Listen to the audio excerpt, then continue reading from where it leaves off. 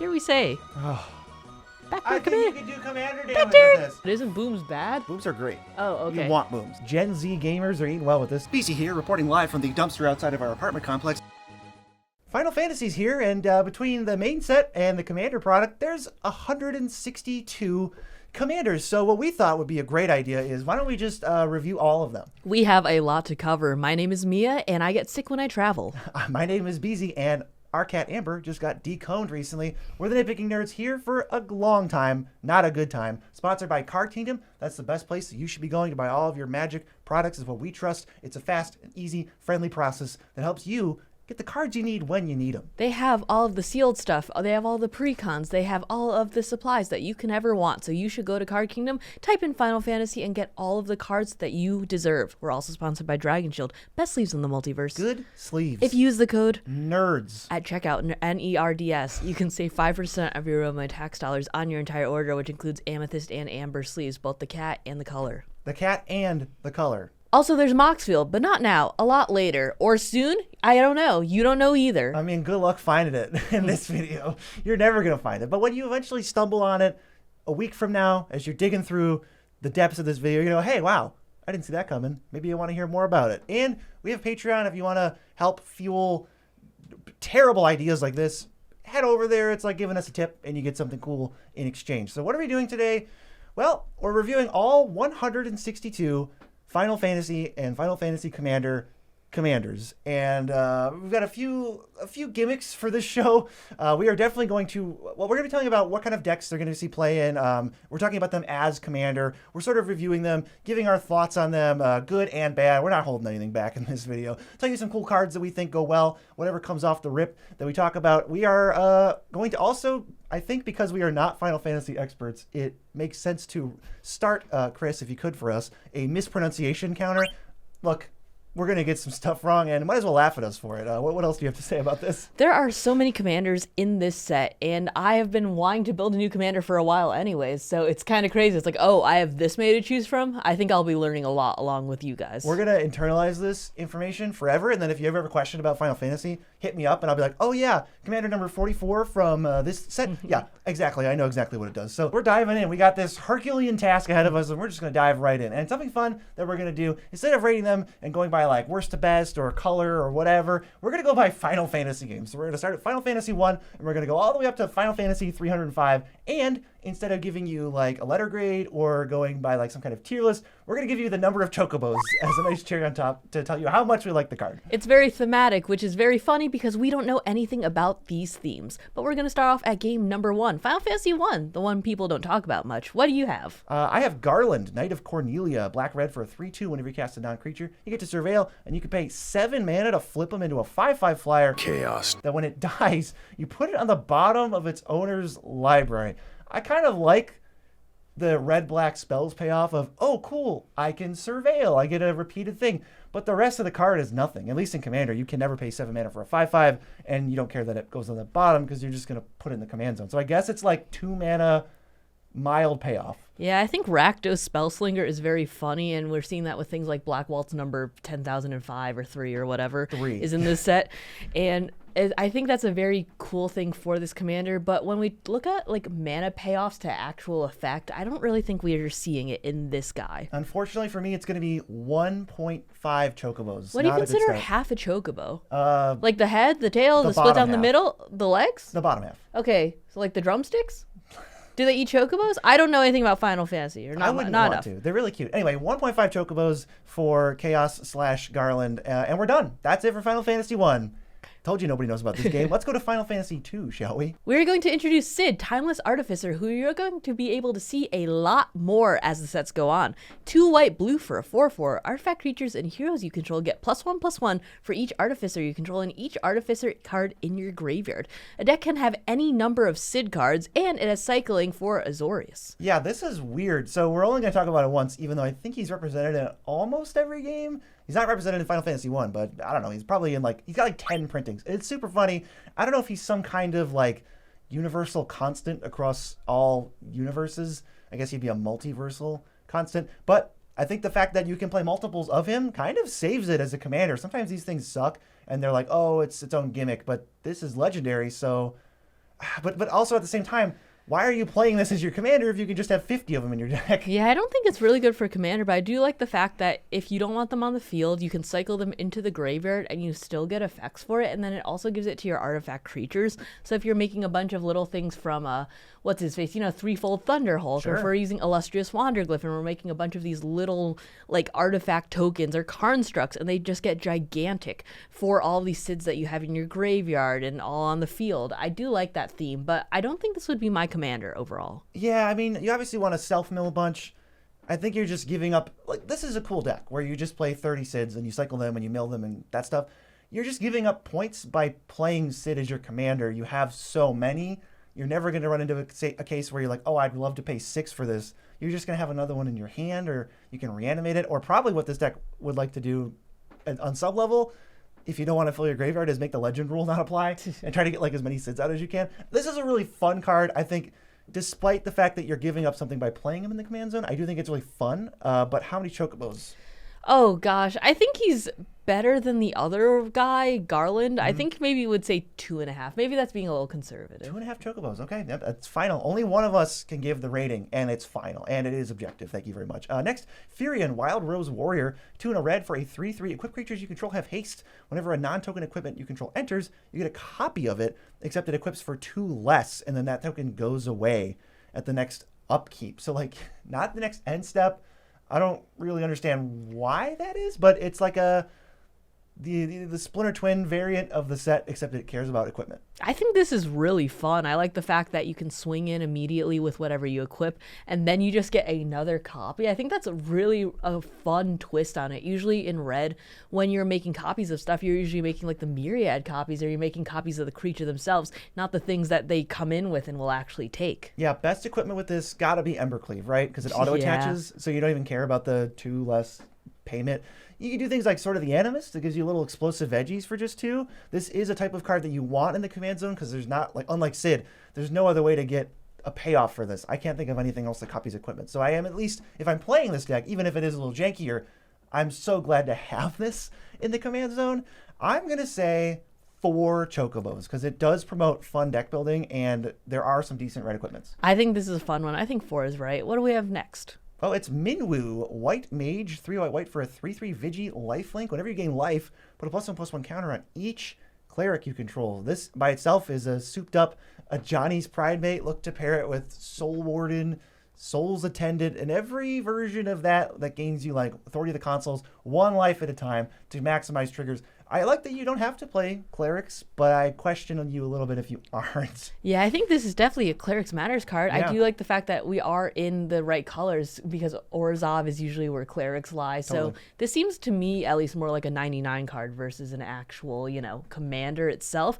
I think it's fine though. I don't think it's the worst one. I mean, I've I ever can't seen. think of another clerics commander. I guess you're right then. Yeah, and I was thinking closer to lifelink, but yeah, I guess if we're going only clerics, then yeah. I feel like this is a pretty sweet commander for clerics. Most clerics just say life gain anyway. So I'm gonna. Well, how many Chocobos? Because I get the last one. Okay, I think this is also 4 Chocobo. It's like a little niche. It's a solid 4 Chocobos. And something I'm realizing is that I didn't know this a ton, but your phone is like way bigger than mine. It definitely is. How do you like our setup? I feel like we did a really high-tech setup for this one. We're doing the best we could, but yours matches your shirt. It does. Maybe you can't even see it because they're both orange. Anyway, we're on to Final Fantasy 3 now. Is that correct? Yes, it is. What do we got? We're moving on to Cloud of Darkness. This is 2 black, green for a 3/3 with flying. Whenever he enters, target creature an opponent controls gets -X until end of turn, where X is the number of permanent cards in your graveyard. We love milling here. We love the graveyard, and this guy definitely helps with that. Look, I love milling as much as the next guy, probably more than the next guy, but I do not claim this. No. One of the things that you see... One target. One of the things that you see with Final Fantasy and Doctor Who and everything is they want to cram as many references and cool characters in as they can. So most of the time there's like a Legends payoff thing. Same with Lord of the Rings. There was a bunch of Legends. And it's like, how did this draft payoff sneak into our Commander review? Yeah, no, I think that in theory, like, I'm sure that this is very good flavor-wise, but just giving a single target thing -X, where X is the number of permanents in your graveyard, is not a good payoff and not what I want in the command zone. It's just kind of nothing. I mean, what, 1 Chocobo? 0 Chocobo? We can give 0. We Zero can give Chocobo? half. -1 chocobos. 2 drumsticks of a chocobo. So like a third of a chocobo. Yeah. I think that's right. Okay, is it my turn to read? Yes. Okay, we have Zandy, Dark Mage. That is a candidate for mispronunciation. 2 black, white, check, black, blue for a 3/3. It's got Menace. And it gets +1/+1 for each non-creature, non-land card in your graveyard. Okay, here's the card that wants you to fill the graveyard that I'm kind of in for. Because if you have 18 non-creature, non-land cards in your graveyard, it's a one-shot. And having Menace means removal is a little bit more effective at letting him sneak through for damage. I think it's so nice that this actually has a little bit of evasion as a commander. I feel like with a lot of the Voltron commanders, it's like kind of build your own package where it's like, ooh, this has big stats, but you're not able to get that evasion. You'll have to equip something on, or you'll have to cast a spell to make sure it gets through. But this one, it's like, no, I'm thinking about that for you, and you can just cast a bunch of little cantrips, Mishra's Bauble, anyone? And just do that, and then just swing in for 24. You cast your preordains and stuff. Oh, wow, you're speaking my language. I think maybe there's a way to go with this. You could go like auras. Because if you play a bunch of self-mill and stuff and you enchant him with auras and you make him unblockable or whatever, then he's like buffed based on all the dead auras that you have and all the ones that are on the board. Pump him up so that 21 is easier to hit. That's fair, but also you are in Dimir, and I feel like Dimir enchantments and auras are going to be a little bit tougher, which is why I was thinking more of like the cantrip-esque route. Yeah, that's classic. Like cycle whatever. Not Street Street Wraith here though, but we can't cycle. Because it's non-creature. But you could do Mishra's Bauble, Urza's Bauble, and then all the preordains, ponders, whatever. Just don't give in the temptation. You can't play Dig Through Time and Treasure Cruise here because they reduce the count of him. BZ's just telling himself but this. You should actually play all the MDFCs because you can get like an extra 10 spell slots just out of your lands. I think that's actually a really good idea. I know that we say play MDFCs, but I'm talking like instead of 6, you should play like 10. Yeah, okay, I can get behind that. I think that's valid. That gives you some extra oomph. Now we're on to Final Fantasy IV already. Don't worry, the whole set review will not be this fast because some games get more attention than others. What is the first one? The first one is Cecil, Dark Knight. He's black for a 2/3 with Death Touch. Whenever he deals damage, you lose that much life. Then, if your life total is less than or equal to half your starting life total, you untap him and then transform him. He turns into Cecil, Redeemed Paladin. He's a 4/4 with lifelink. When he attacks, other attacking creatures gain indestructible until end of turn. I mean, I feel like I'm going to be seeing this in the 99 of a lot of like the Knights Matters decks, but it's just rough to transform him. You're getting a 4/4. He comes down very early, which is nice, but less than half your life?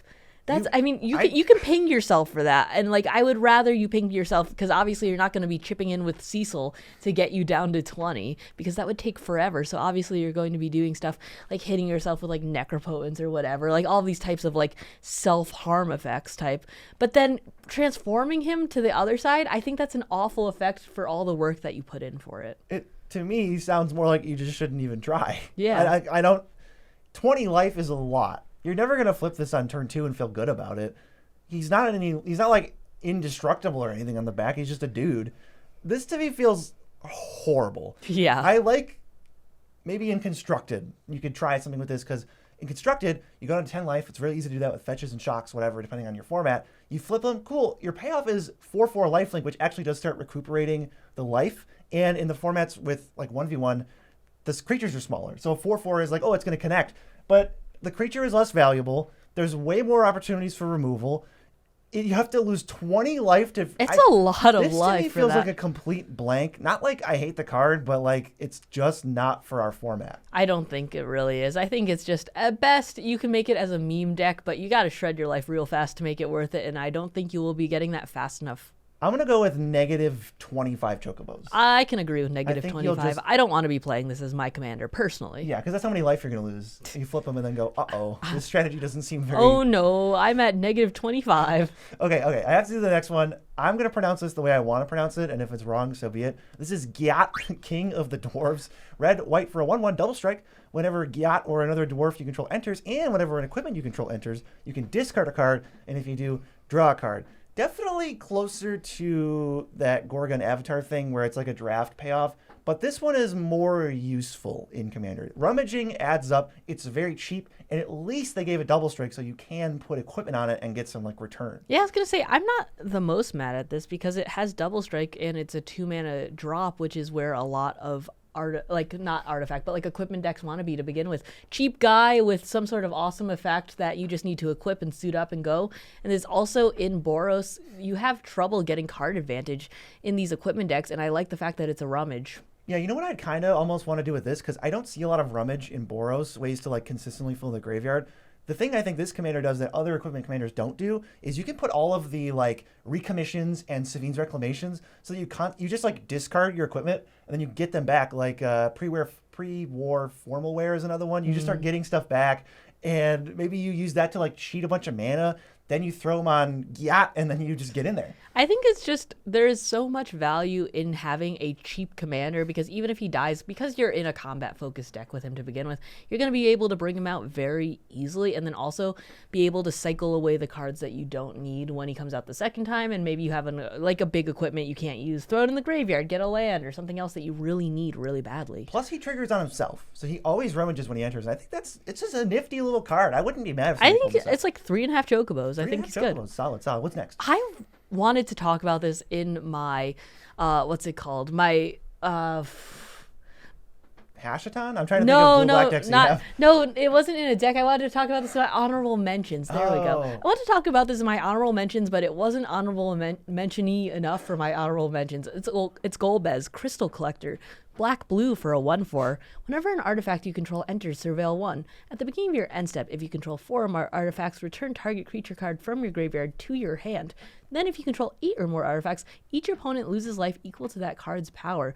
I think that this card is awesome. I think it's a little bit niche because you're going to be needing to play artifacts and then also having some creatures that are worth, making everyone lose life because of its power. But I think that this is so cool. I really like this guy. It works kind of well. Artifacts are really good at mill. There's a lot of ways to mill, even with like Ghoulcaller's Bell and Codex Shredder, cards I've loved playing lately. Like, that's just right up my alley. And you can get a bunch of artifacts down that mill you, Mesmeric Orb, so that you can have a good chance to get back something huge. Off the top of my head, I don't know if I can think of a ton of artifacts that have like a stupid amount of power. I did just notice that I have like a booster pack wrapper on my arm from our earlier Whatnot show, so that's fun. But that's the type of, we're just going into this video, okay? But I think there is a lot of artifact mill that you could pull off. I think getting 4 or 8 artifacts is not that tough. Your deck is built around it to begin with. There's so many cheap ones. And then if you get a treasure, clue, or food from anything, it is easy to get to that 8 point, where if you have a big creature, you could just bring it back and have everyone lose a bunch of life. There are so many artifact creatures that just do that, or just colorless creatures. We're thinking about the ones I run, like Sylvala, like the Phyrexian Soul Gorger or World Gorger. Like the 3-mana 8/8? Yeah, or you're running things like, not literally this, but like Bronze Guardian, the types where it's like star, I was just thinking that star. There's one. It's like Shambling Suit or something. It's a random uncommon from Throne of Eldraine, I think. Yeah. And it's like a star 3, and the star is the artifacts you control. So if you just go through the plan A with Golbez of having a ton of artifacts out, you go end step, get this back. You guys could lose like 12. Yeah, I think that this is viable, and the fact that he comes out very cheaply, and he also gets effects before you even get to that 8 point. So he doesn't seem that scary in the beginning. It's just a little bit of recursion, and then when you get at 8 point, you're like, oh no, maybe we actually do need removal for this. I kind of like what I'm seeing from Golbez, but how many chocobos do you want to give it? I want to give him like 6. I think he's a very cool guy. 6 chocobos. All right, next is Kane, Traitorous Dragoon, 2 black for a 2/4 jump. During your turn, it has flying, and when it deals combat damage to a player, find out, it gets a little risky. That player gains control of Kane, and if they do, you draw that many cards, create that many tapped treasures, and then lose that much life. So you want to maybe put counters or equip him or put an aura on him. Maybe auras is the better way to go. You have to be playing some kind of group hug for this, right? You could suit him up, hit somebody for 5, get a bunch of mana for the next turn, lose a little bit of life. It's not that big of a deal. Draw a lot of cards, but then they have it. So are you punishing them for card draw, or are you maybe just going to kill it? I think this is such a weird one. I'm trying to think of that myself, because obviously I would try and goad it.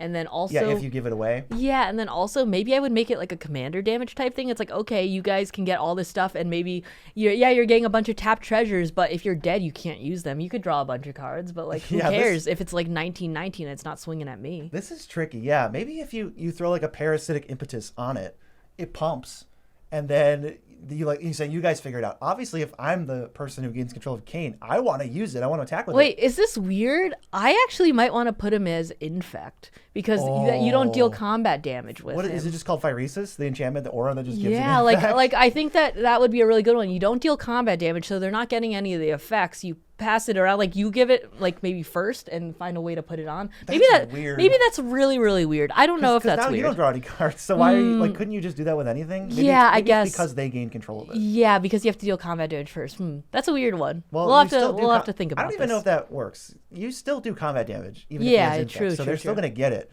but I don't know if you still get the cards off of it. If you do get the cards off of it, I'm ready to go infect with Kane. That's super cool. Maybe you could even if you don't go infect, right? You just suit him up with some impetuses. You hit, you pass, knowing that person is maybe it's goaded. You know that person's going to come at someone else. Then you tainted strike it. Yeah, So I think that could be really funny. Even if you're not dedicated infect, I think that's a little wacky. I think it's a little fun. How many chocobos do you give it though? I expected to give it 0 chocobos, but it did make us laugh a little and get us thinking. So I got to give it 3 chocobos. Okay, that's good. Up next is Rosa, Resolute White Mage, 3 and a white for a 2/3 with reach. At the beginning of combat on your turn, put a 1/1 counter on target creature you control. It gains lifelink until end of turn. I think that this is just kind of feels very drafty. It feels like something where it's like, ooh, this might be nice in the pre-release. Yeah, this card's busted in draft, I think. I don't know how you're supposed to beat it. But when you're talking about what am I doing? I mean, I get that you can put like Walking Ballistas and Hangerback Walkers in your deck, but you're just putting 1 counter on them. Walking Ballista with lifelink is cute, but like you ping for 1 at a time. This just doesn't seem... This, like, at least Kane is like crazy, and he's like, if you can handle this, build a deck around me if you're ready.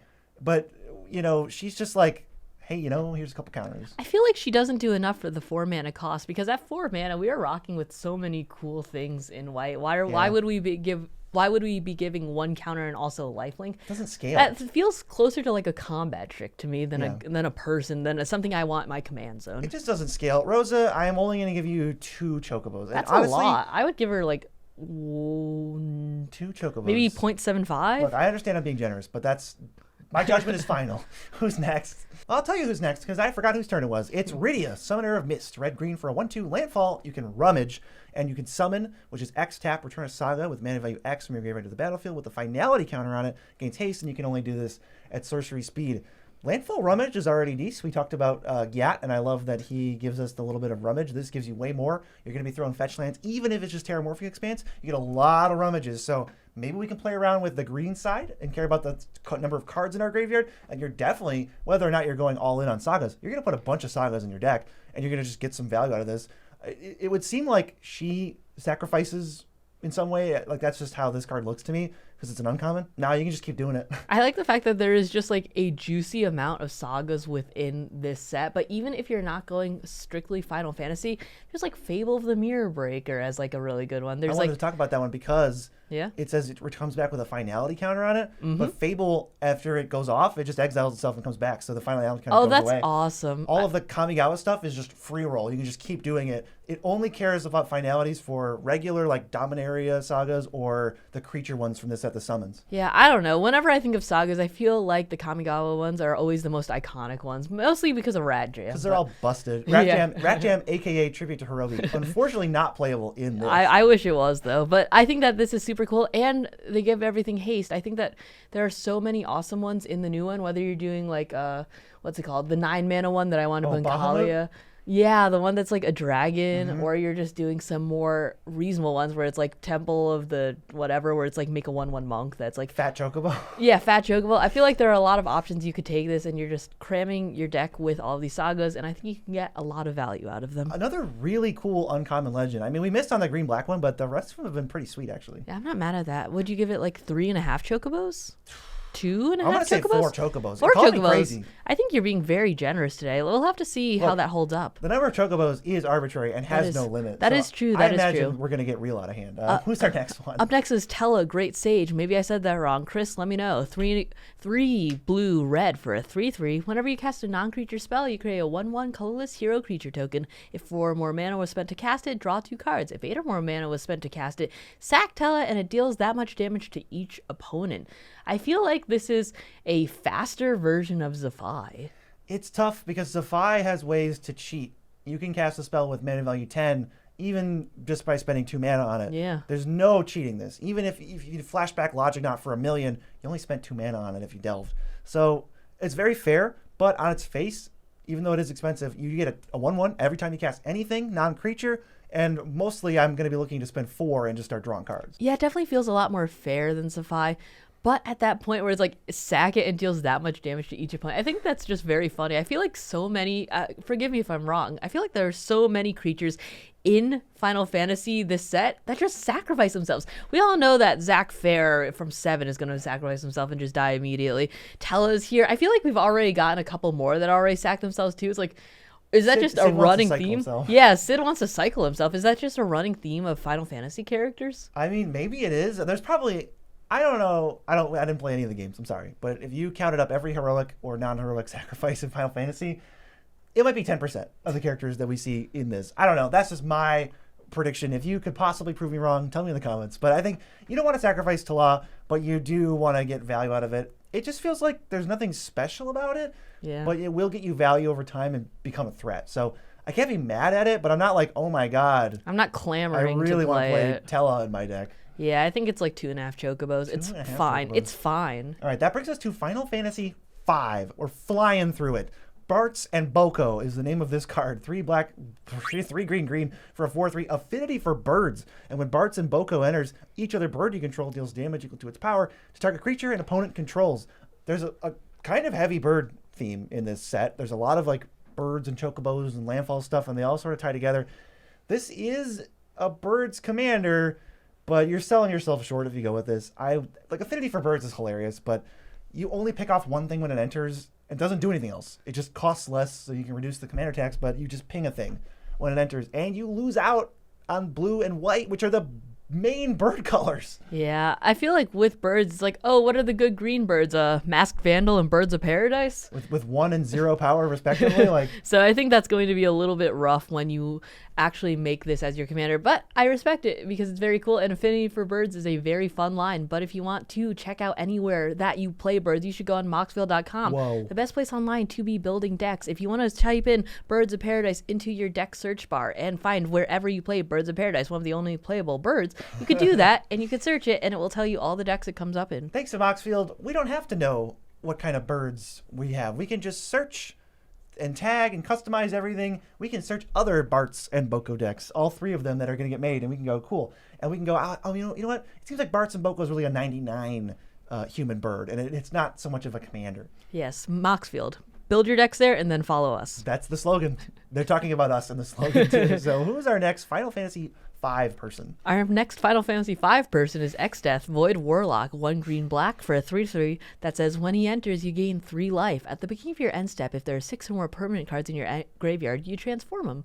It transforms into Neo Exdeath Dimensions End. It's a star 3 with trample that says his power is equal to the number of permanent cards in your graveyard. This can get gigantic very quickly, and I love the fact that they give him trample. Yes, it is at least a payoff, and commander damage can start to be relevant, but the amount of like badassery that is just radiating off of this card, you're like, oh, his name's Exdeath on the front. Well, what's his name on the back? Can't get cooler than that. Oh, it's actually Neo Exdeath Dimensions End. That sounds like me when I was 12, where I'm adding like XX to all of my like XX underscore. Yeah, XX. yeah, like, so this sounds like that. This but is like his backup Xbox account where he has to get another username. He's like, Exdeath is taken. So he's like Neo X Death Dimensions End. That's where I'm coming from. I think he's very cool, but also, I don't know, he gives me like Abomination of Llanowar vibes, you know what I mean? Yeah, a little vanilla, and you do have to work for it a little bit. What does he want? You want 6 things in your graveyard? That's honestly really easy to do.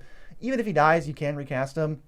Look to make him lethal, but ultimately this is kind of like underwhelming, but it can do stuff. I don't want to give it 0 chocobos. How many chocobos are we thinking? 2. 2 chocobos. But Like, I feel bad for you. I mean, all the Golgari ones, which is your main slice of that color, you know, the guilds or whatever. they let me down with the uncommons. You're already hurting a little bit. Look, we got like 1,000 commanders left, so I'm sure I'll find some more graveyard nonsense as you read Gilgamesh. Gilgamesh, Master at Arms, 4 red for a 6/6. Whenever he enters or attacks, you can look at the top 6 of your library. You can put any number of equipment cards from among them onto the battlefield. Put the rest on the bottom of your library in a random order. When you put one or more equipment onto the battlefield this way, you can attach them to one of them to a samurai you control. How many samurai are you running? I'm not really sure. He's definitely one of them, though, that you can attach to. Look, I really expected this to say, like, sacrifice them. Maybe it's because we just read the other guy. Or, like, you can only pick one or one of them goes away. They all just stay in play. If you give this haste, you're looking at, 12 cards and you get all the equipment? Plus, there's equipment that are creatures because they come with stuff. So it's not like you have to really compromise your creature count. This looks sick. I think this is fun. I think that red is getting big upgrades if you're in the Equipies version of it. Yeah, you know what? One of my problems is one of the go-to equipment commanders is Godo.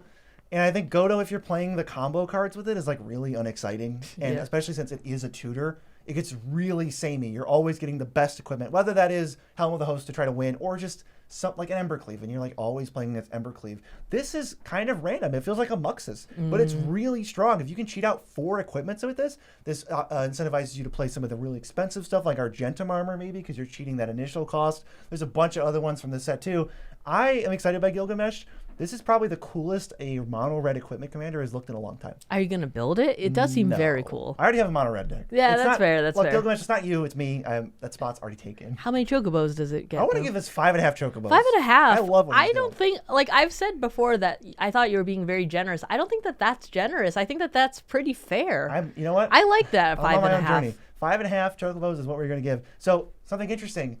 The next game, through Googling and Wikipediaing, Final Fantasy VI, I was told by the internet that this was the darkest Final Fantasy. Apparently, things go down in here, so we wanted to pay our respects by changing things a little bit. Okay, now I think things are sufficiently dark, spooky, scary. I think I can't see much, but my eyes look like sunken devil eyes. I think that's perfect. Final Fantasy VI, we're here for you. I don't know anything about you, but I'm here to match your energy. We're going to go to our first commander. It's Banon, the Returner's Leader. This card was actually sick. If you watched our gameplay of Final Fantasy Precons with Reversal Wizard and Joel, this was way better than I thought it was. Put in so much work there. It's red-white for a 1/3. It's got Prey. Once during each of your turns, you may cast a creature spell from among cards in your graveyard that were put there from anywhere other than the battlefield this turn. And whenever you attack, you can pay 1 and discard a card. If you do, draw a card. What is it about the red-white legends in the set that I just want to rummage? I mean, I think that when I was playing like Baloth and stuff, one of the things that I was having the most problems with in Boros and in attacky decks were finding cards and like getting card selection or just cards in my hand. And I think it's amazing that there are more ways to actually get cards in hand with this set. This is basically like giving a card madness once a turn, even if you're not casting it right away. Like you're just going to cast it after, and you have full control, so you're always going to pitch a creature to this.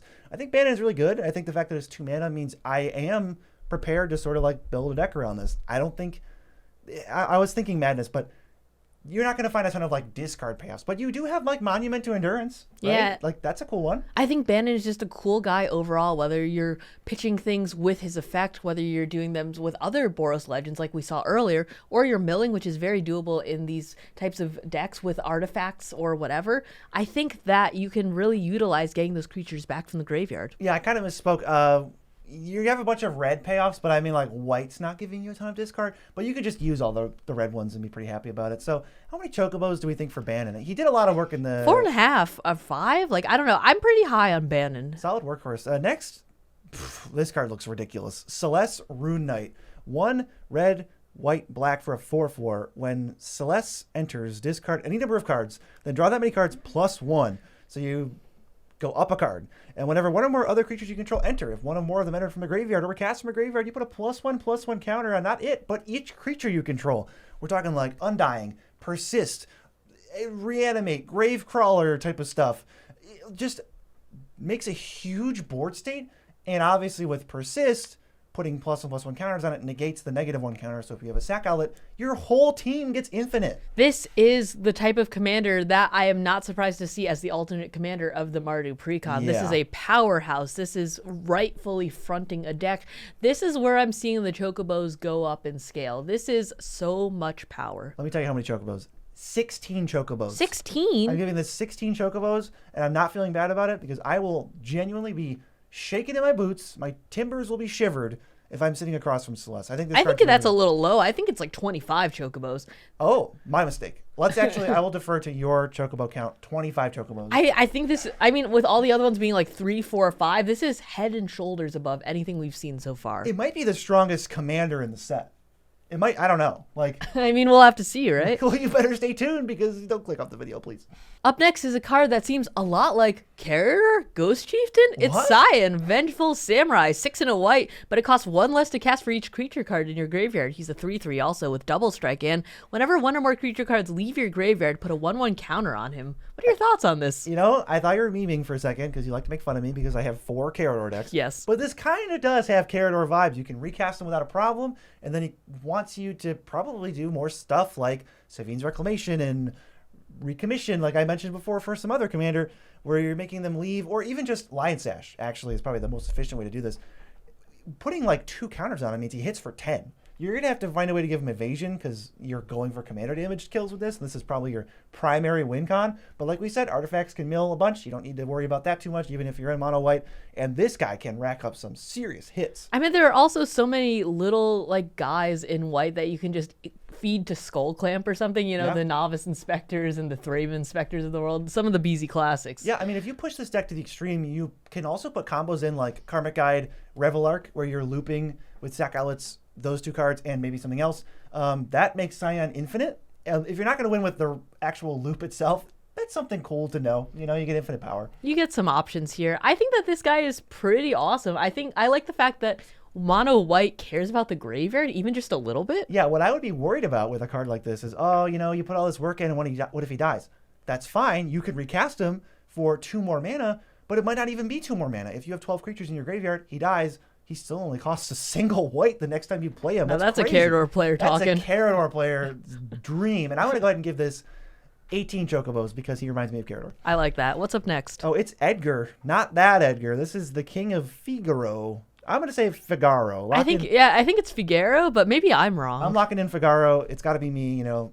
4 green, 4 blue, blue. Why have I gotten every mana value wrong? 4 blue, blue for a 4/5. When he enters, draw a card for each artifact you control. Already pretty sick. Do you want some extra text that means almost nothing? Well, here you go. The first time you flip 1 or more coins each turn, those coins come up heads, and you win those flips. That is relevant for the coin flip deck, but I look at this like an artifact commander that you just want to blink a bunch, right? Yeah, I think I would just be playing this for the artifact point because 6 mana in the coin flip deck, I don't think I want to be paying because there's better things to do in those decks. But 6 mana, if you can cheat that too and you get a bunch of cards for it, it doesn't say non-token or anything. It just says all artifacts. Maybe you could draw like a good chunk of your deck with this. Edgar seems to me like a gambler, and I want to get him out of the casino because he's really proficient at just doing one thing. Like, if he just got a career, you know, if he sat down at a desk job, I could draw a lot of cards. So we'll get him out of the casino. We don't need to worry about flipping coins. Just sit down and do your annual reports. Yeah, maybe if you want to play into that just a little, you throw in a boom pile just for fun. You throw a boom pile so you can always wipe the board at instant speed. If you want. There's a telegraph card for you. All right, why don't you read the next one? It's very similar. It's another Edgar. It's Edgar, Master Machinist, 2 blue, 2 white, red for a 2/4. You're rubbing off on me. I'm doing it. Once during each of your turns, you may cast an artifact spell from your graveyard. If you cast a spell this way, that artifact enters tapped. Whenever he attacks, it gets +X/+O until end of turn, where X is the greatest mana value among artifacts you control. I mean, good thing artifacts have such a great way of just like reducing themselves by X amount of artifacts you have, or this costs 1 less for whatever. Well, we have our favorite legendary creature, Michael Synth Golem. Michael who costs Synth, a lot. comma Golem? That's his name, Michael Synth, Golem. And- He's got 1 million. His mana cost is huge. Yeah, and it really gives a lot of recursion for those artifacts where it's like, oh no, well, my, inspiring statuary is in the graveyard. Well, don't worry, we could bring that back really easily. I like Edgar. Gives me Oscar vibes. Not Edgar vibes, though. Or the other Edgar, even though he's Not similar. Edgar 1, not Edgar 2, Osgear. You remember him?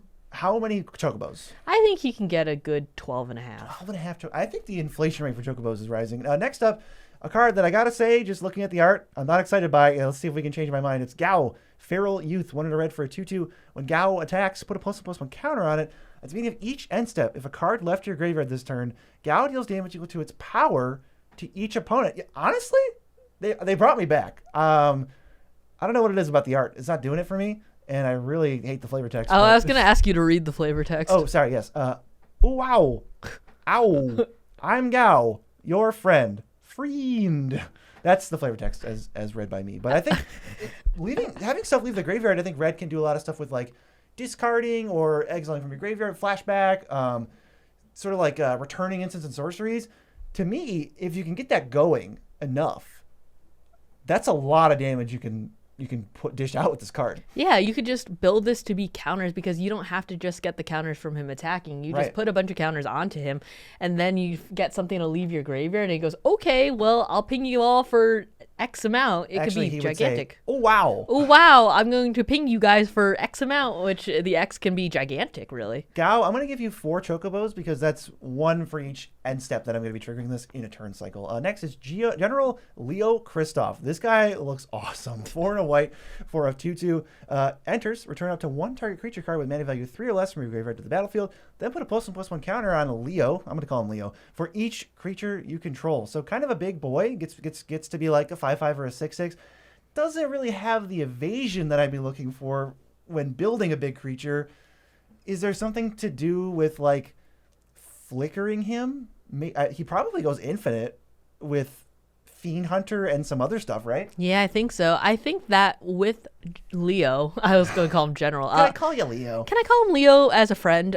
With Leo, I think that he's closer to a 99 flicker target for me personally than an actual commander. Honestly, pretty scary that he has combos, but I'm not like, why are you playing him over something else? I guess I feel like there are better, especially for 5 mana. Yeah, it doesn't feel like you're getting too much bang for your buck. I'll give him 3.9 chocobos because infinite combos are scary. Yeah, I'd say 3.5 because like at 5 mana you can also be playing like Abdel or something. That's true. Abdel is the superior combo machine. How about Go-Go Mysterious Mind? What does this do? Go-Go is 3 in a red for a 2/2. At the beginning of combat on your turn, you can have Go-Go become a copy of another target creature you control until end of turn, except for it is Go-Go. If you do, he and that creature each get +2/+0 and gain haste and attack this turn if able. This is for sort of like getting around only having one of a legendary creature. Yeah, I think that Go-Go is like, it's just a second copy of whatever creature you want it to, but I think it's pretty relevant that it gains haste too. The main thing you should be looking to do with Go-Go, I think, is get extra copies of Legends while still controlling both. It's kind of like, because he's not named Kiki-Jiki, you can have Kiki-Jiki and Go-Go out for all of your nefarious mono red deeds. So many nefarious mono red deeds. Yeah, that's why I was mentioning where it's like having haste really matters. I feel like so many things are just like tap to XYZ, and usually you're worried about that summoning sickness. Nah, man, you just slap down the thing that you want and Go-Go. It'll give them both haste. Go-Go is really great, extra great, I think, alongside creatures that can just slam in for a bunch of damage. But I've the cards I'm all thinking of is like, oh, like Aurelia, it's really good with that. It's like, oh, other stuff, maybe like Metalmai, you can get an extra turn when you hit with them both, even though it still can't attack with that during extra turns. That kind of thing, and he's like malleable. But in mono red, I feel like you're restricted a bit, and I don't get that same level of holy crap, because I think you start with picking a commander that hits really hard, and then I think you look at Go-Go and go, ooh, I'd love an extra copy of this without getting weird with the legend rule, just being able to play it and get in right away. But with Go-Go, I don't know how many other creatures there are in mono red that are legends, or maybe not legends, that just like have this crazy trigger. There's probably something. I'm probably missing something. You know, maybe like Combat Celebrant would be pretty sweet. I'm thinking about like the Slicers of the world, and whichever one from Assassin's Creed is another version of Slicer, but unfortunately, it doesn't transform. It transforms back into Go-Go at the end step, so you can only really hit once. But it does give a little bit of extra power and haste. Slicer might be the worst possible. Well, no, that like you give him away, and then he just becomes Go-Go, and you never get him back. That's what I'm saying. I mean, that's why I'm saying like it's awful. But like those types of creatures where it's like they're gigantic, you know, and like you want to be swinging with them. So find a Slicer minus the giveaway part, and then maybe put Go-Go in there. But how many chocobos? 5.5. I think he's cool, but I think the deck itself is not very cohesive, though. Okay, next up we got Interceptor, Shadow's Hound, 2 black for a 4/3. Don't name your dog Interceptor. That is like a pretty lame name. I think he's a cool name. I think you should always name pets something that you can never, that they're not a human name. I think Amber's a bad name for a cat. Look, Spoiler alert. I agree. And I wanted to name the next cat Ruinous Effigy, but no one's gonna let me, I guess. To me, Interceptor is like the name that like a sad divorced dad gives his dog, and he would get like a big, what is this, like a Doberman or something, or a Rottweiler or whatever. He would get like a big scary dog, and he would name it Interceptor. It's like, Dad, Please stop posting on Facebook. Anyway, this is a 4/3 with Menace, and assassins you control have Menace. And when you attack with one or more legendary creatures, you can pay 3 and return this from your graveyard to the battlefield, tapped and attacking. Now, this is a pretty, it was pretty uninteresting, but tapped and attacking does kind of save it a little bit. This will chip in a lot. You don't care if it dies. You can sacrifice it. You don't necessarily have to even care about assassins. There are a lot of mono black assassins that are legends, but this maybe is just kind of like a weird beatdown commander. I don't know. I also feel like it's weird with this one because when it says one or more legendary creatures, all of the legendary creatures that I see in mono black are not ones that I usually want to be attacking with. So that goes, where do I go with this? The answer is, are you going with the ring tempting you to make something legendary? That's kind of cool. You could definitely do a ring tempting. I think there's just a million legends in black though that you could just. But like Gonti just has death touch. Yeah, I guess. I was just thinking about the fact that's I don't usually want to swing with a ton of the utility legends that I have lying around. You know what I mean? What we're missing is a way to make Interceptor larger that doesn't conflict with the fact that we want him to die and come back a lot. Maybe if there's some way to have creatures enter with something. Yeah. Based on some other statistic that you can build your deck around, maybe we're there. But until then, I think Interceptor, you got 2.5 chocobos, buddy.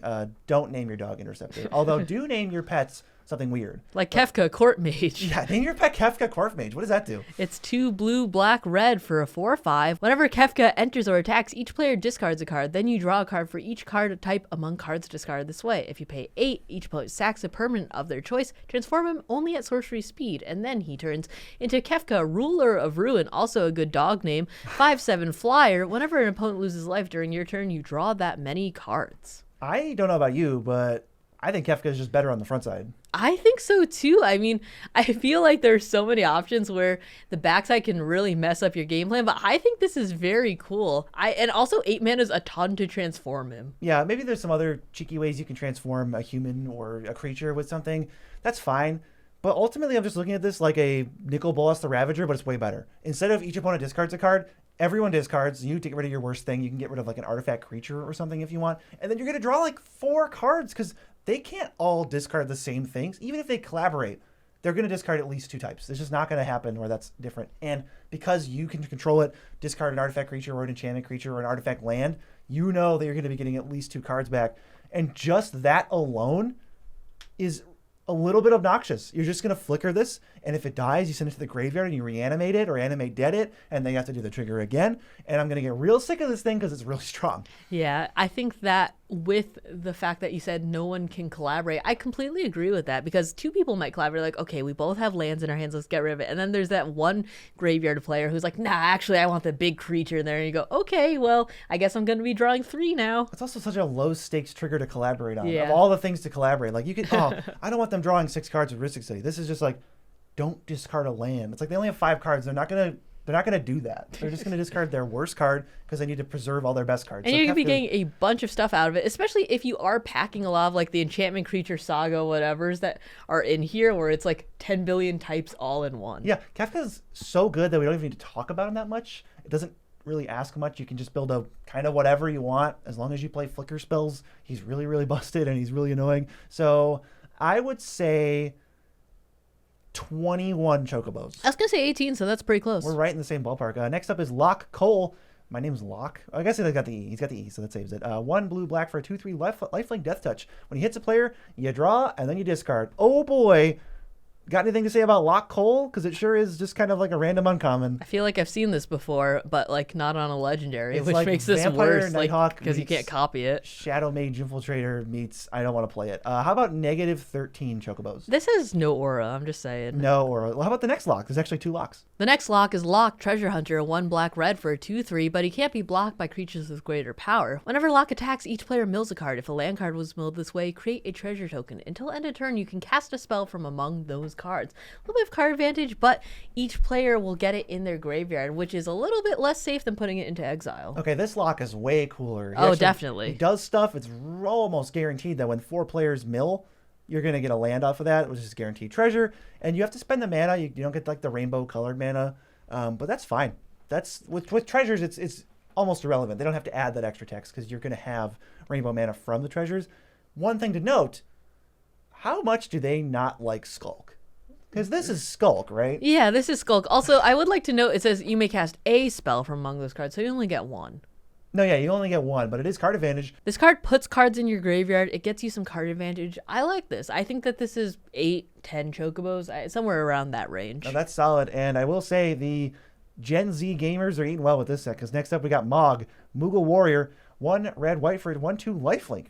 At the beginning of your end step, each player may discard a card. Each player who does draws a card. If a creature card was discarded this way, you get a 1/2 white Moogle with lifelink. That is what every Moogle is. They are always the same. And then if a non-creature card was discarded, put a counter on each Moogle you control. So that'll be him and presumably the one you just made. And then it sort of goes off from there. This is only 3 mana, and it's hard to... This is a hard trigger to decline. The stakes are low, and you know other players are going to do it, especially the person who controls this. So they're already getting either a Moogle or a counters on all their Moogles. So it's not like you're gaming the system that much by saying, oh, no thanks, I'm not discarding. You're mostly just missing out, which makes this a great trigger because you're going to get both all the time. Yeah, it's so good because it doesn't trigger off each, so each one feels like less impactful because there's always one person doing it. It's perfect. So it always feels like you don't have that much choice because it's like, oh, can you get one other person to do it with you? Okay, you get both then. Easy. I would do this every single time, and I would never negotiate otherwise. Again, how many Boros commanders are going to be rummaging? Because this is like the 800th one. I'm happy about this. I think Boros needs more respect, and I'm happy it's finally getting it. Granted, I wish it was a little earlier than Final Fantasy in the year 2025, but I am happy that we're getting some respect for the Boros clan. 9 chocobos. Mog, you're really, really cute. Next up, what is it? The next one? It is Sabin, Master Monk. This did a lot of work in our game, too. It's 4 and a red for a 4/3 with double strike, but with Blitz, 2 red, discard a card, and you can cast this card from your graveyard using its Blitz ability.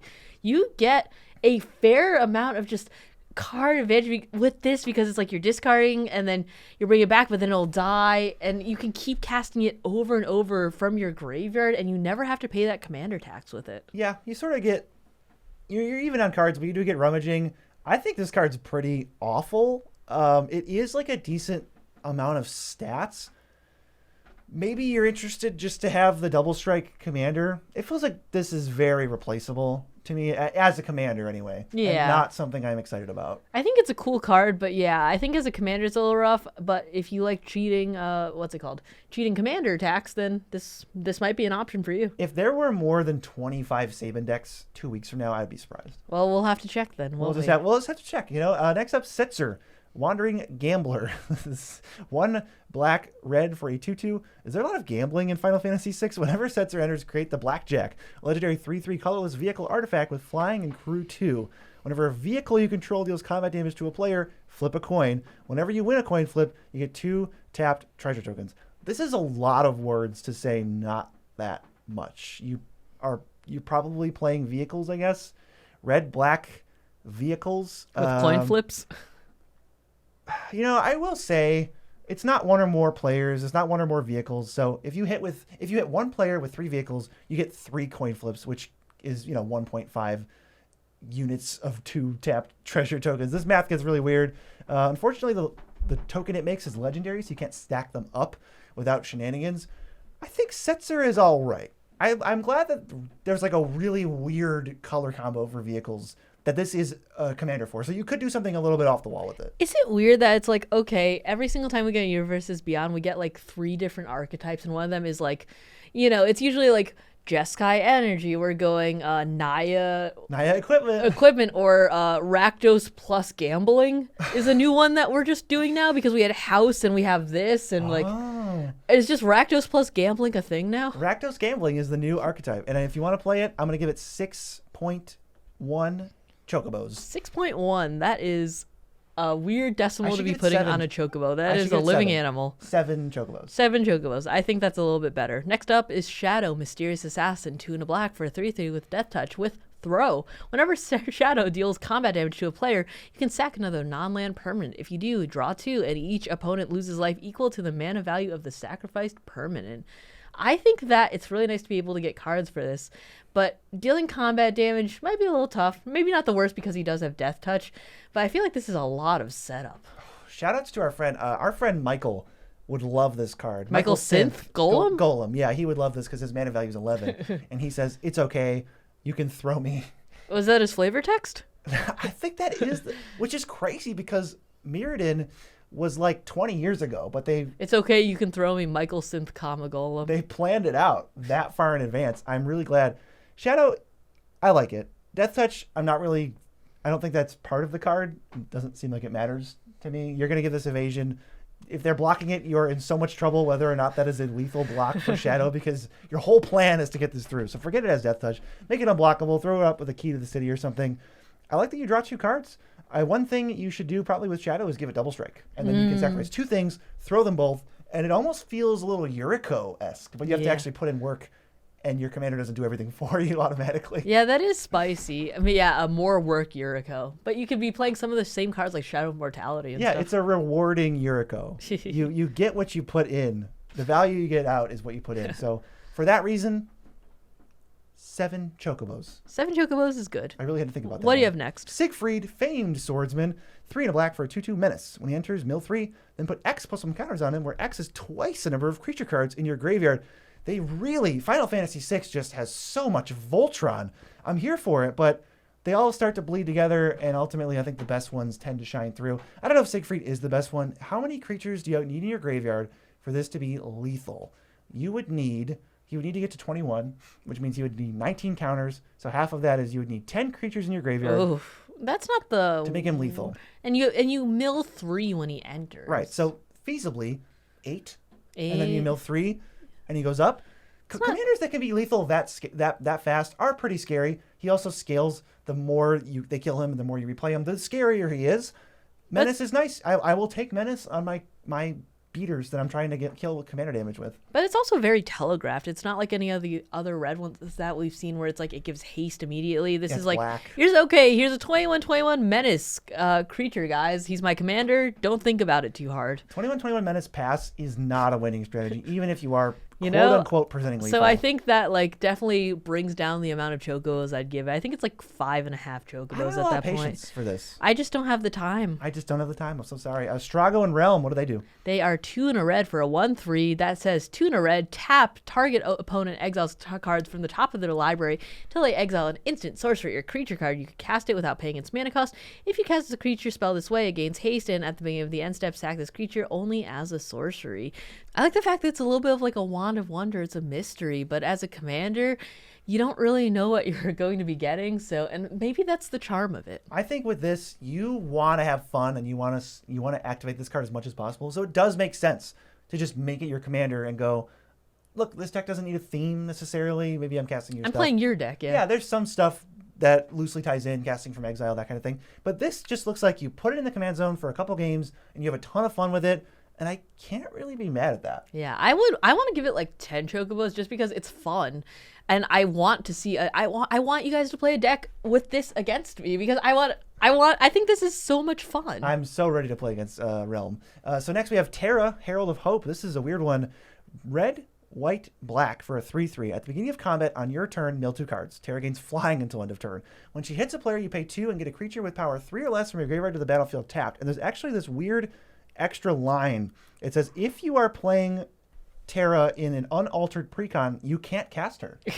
That's okay, so weird. okay. I'm just saying, when I played the Terra deck, I just did not have a lot of targets for Terra in my graveyard, and so I never thought that it was... That's because you didn't cast her, so she can't mill 2. Yeah, okay, I get it. Hey, she's pretty good, though. And Terra's a good card. I think that she is good, and you're going to be making your deck all of these creatures that are power 3 or less to begin with, so it's just going to trigger off everything. And there's so many utility creatures in Mardu colors that you want to be getting back. Like, if I got Terra and I got, what's it called?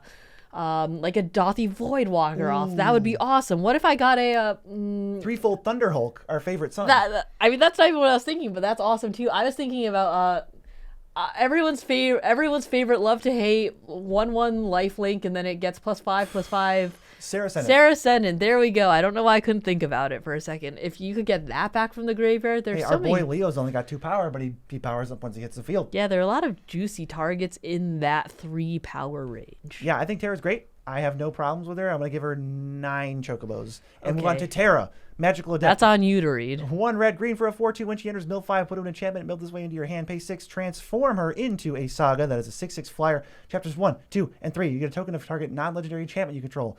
It's got all of the same normal text you'd expect, except if it's a saga, you get up to 3 lore counters on it, so you get all that stuff right away. And then chapter 4 is you get white, white, blue, blue, black, black, red, red, and green, green. And then you flicker her to the front side where you will once again mill 5 and get an enchantment. So she draws a card right away. She's kind of beefy, 4/2 stat-wise. Doesn't have any stipulations other than pay the mana. She does have summoning sickness, so you can't just pay 9 and flip it. But that second mode, especially if you're proliferating it, that's strong. Yeah, and she's a 6/6 flyer on the back too, so she can beat two people's face if like necessary. And they barely were able to fit legendary creature, enchantment, saga, wizard on the There was so much. They shrunk that text to like 8 points. That's like 8-point font. They were stretching for it. I will note that this is not a red-green commander. This is a Wooburg commander because of that ability on the back. Changes the color identity. Just so you know, I don't want to burst your bubble at all. This is going to be a little bit good stuff soupy, but at least it's got an angle for you. You want to go enchantments. And you want to specifically go sagas. Look, there's so many awesome non-legendary enchantments. Maybe we're doing sagas, or maybe you're giving my boy Colossal Sky Turtle some love. Who knows, Colossal really? Sky Turtle. You could do it. It's I would fun. love if you did. He's cool. So this Terra, I think, is better than the other Terra. So let's go 11 chocobos. I think 11 chocobos is good. All right, next. Have you ever wanted a little bit more out of your chromatic lantern? Because I would introduce you to... I always want more on my chromatic lantern. Everyone should. This is the Warring Triad. 3 mana for a 5/5. It is flying, trample, and haste. Isn't a creature if there are fewer than 8 cards in your graveyard, and taps to mill a card and have target player add 1 mana of any color. I think more mana rocks should say target player because they're funnier and they create some extra moments every once in a while. Yeah. Even though it doesn't come up most of the time. But like, what is going on with this card?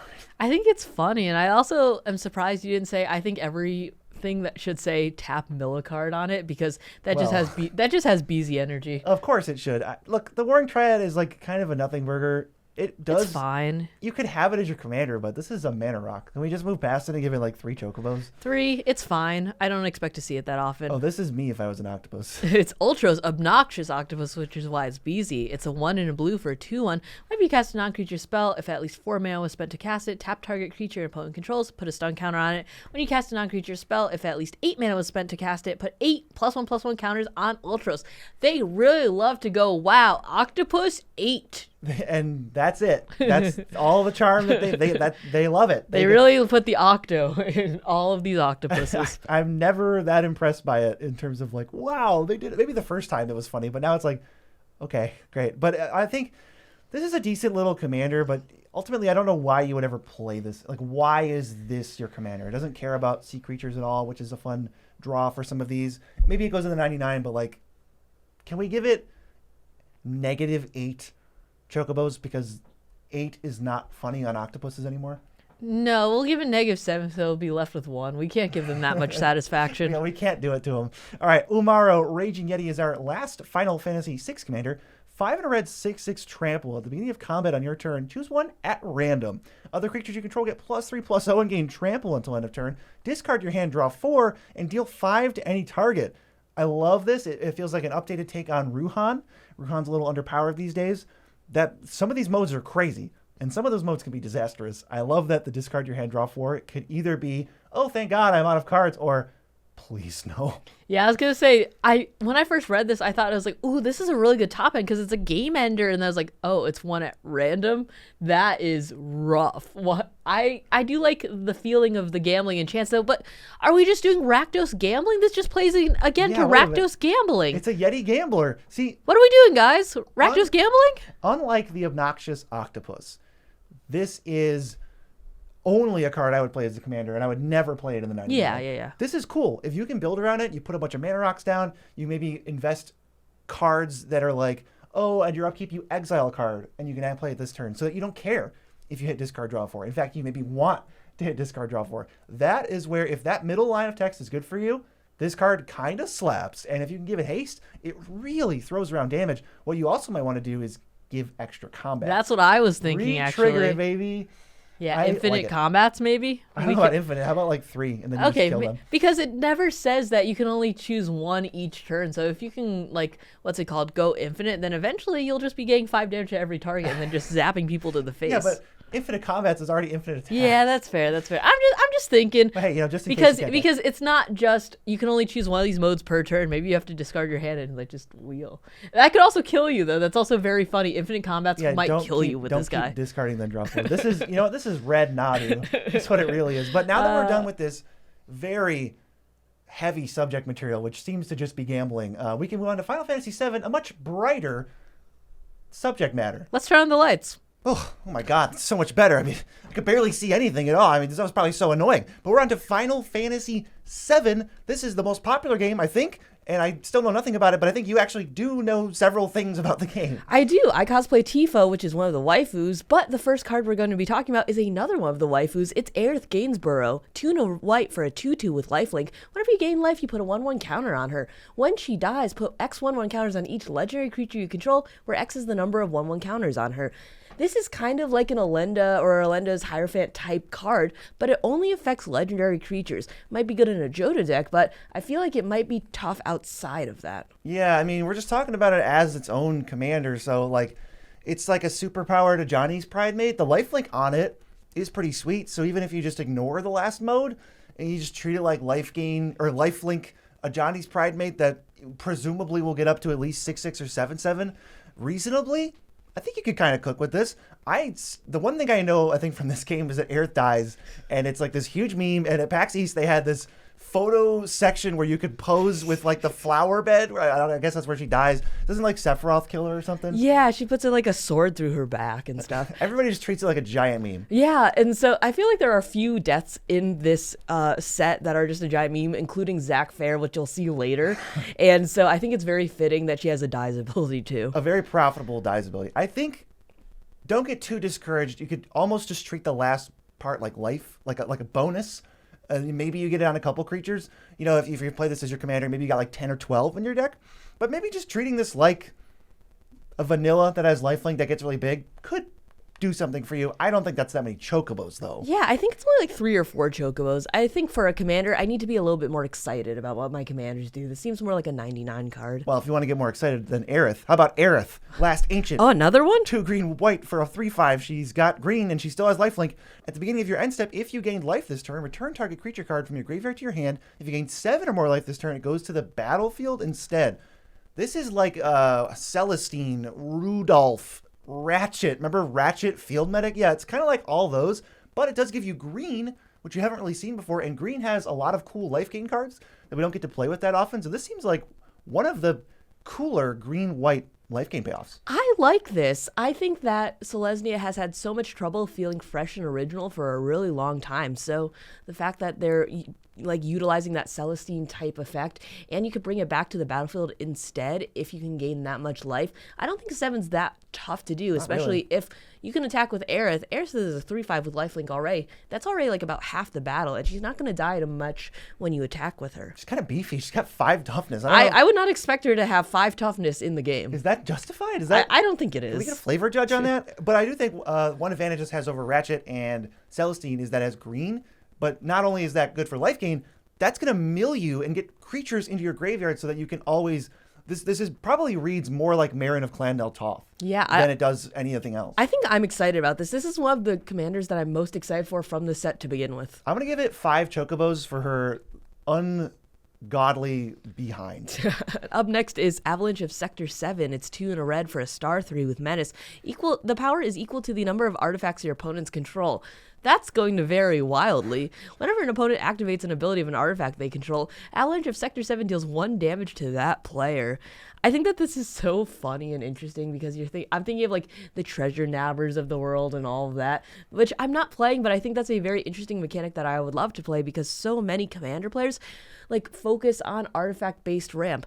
I think that the pinging is much nicer than that, though, because there's so many artifacts that they sack, like treasures and stuff, where it just goes away and it doesn't matter if you can get it. But now that this is dealing a little bit of damage, I think that we can get somewhere. I'm trying to think of what the coolest things to do with this are. I mean, The only artifact you can give out at a reasonable pace is treasure tokens. Yeah. And when they sacrifice them, they take 1 damage, but you're giving out mana. Like, these are lotus petals. These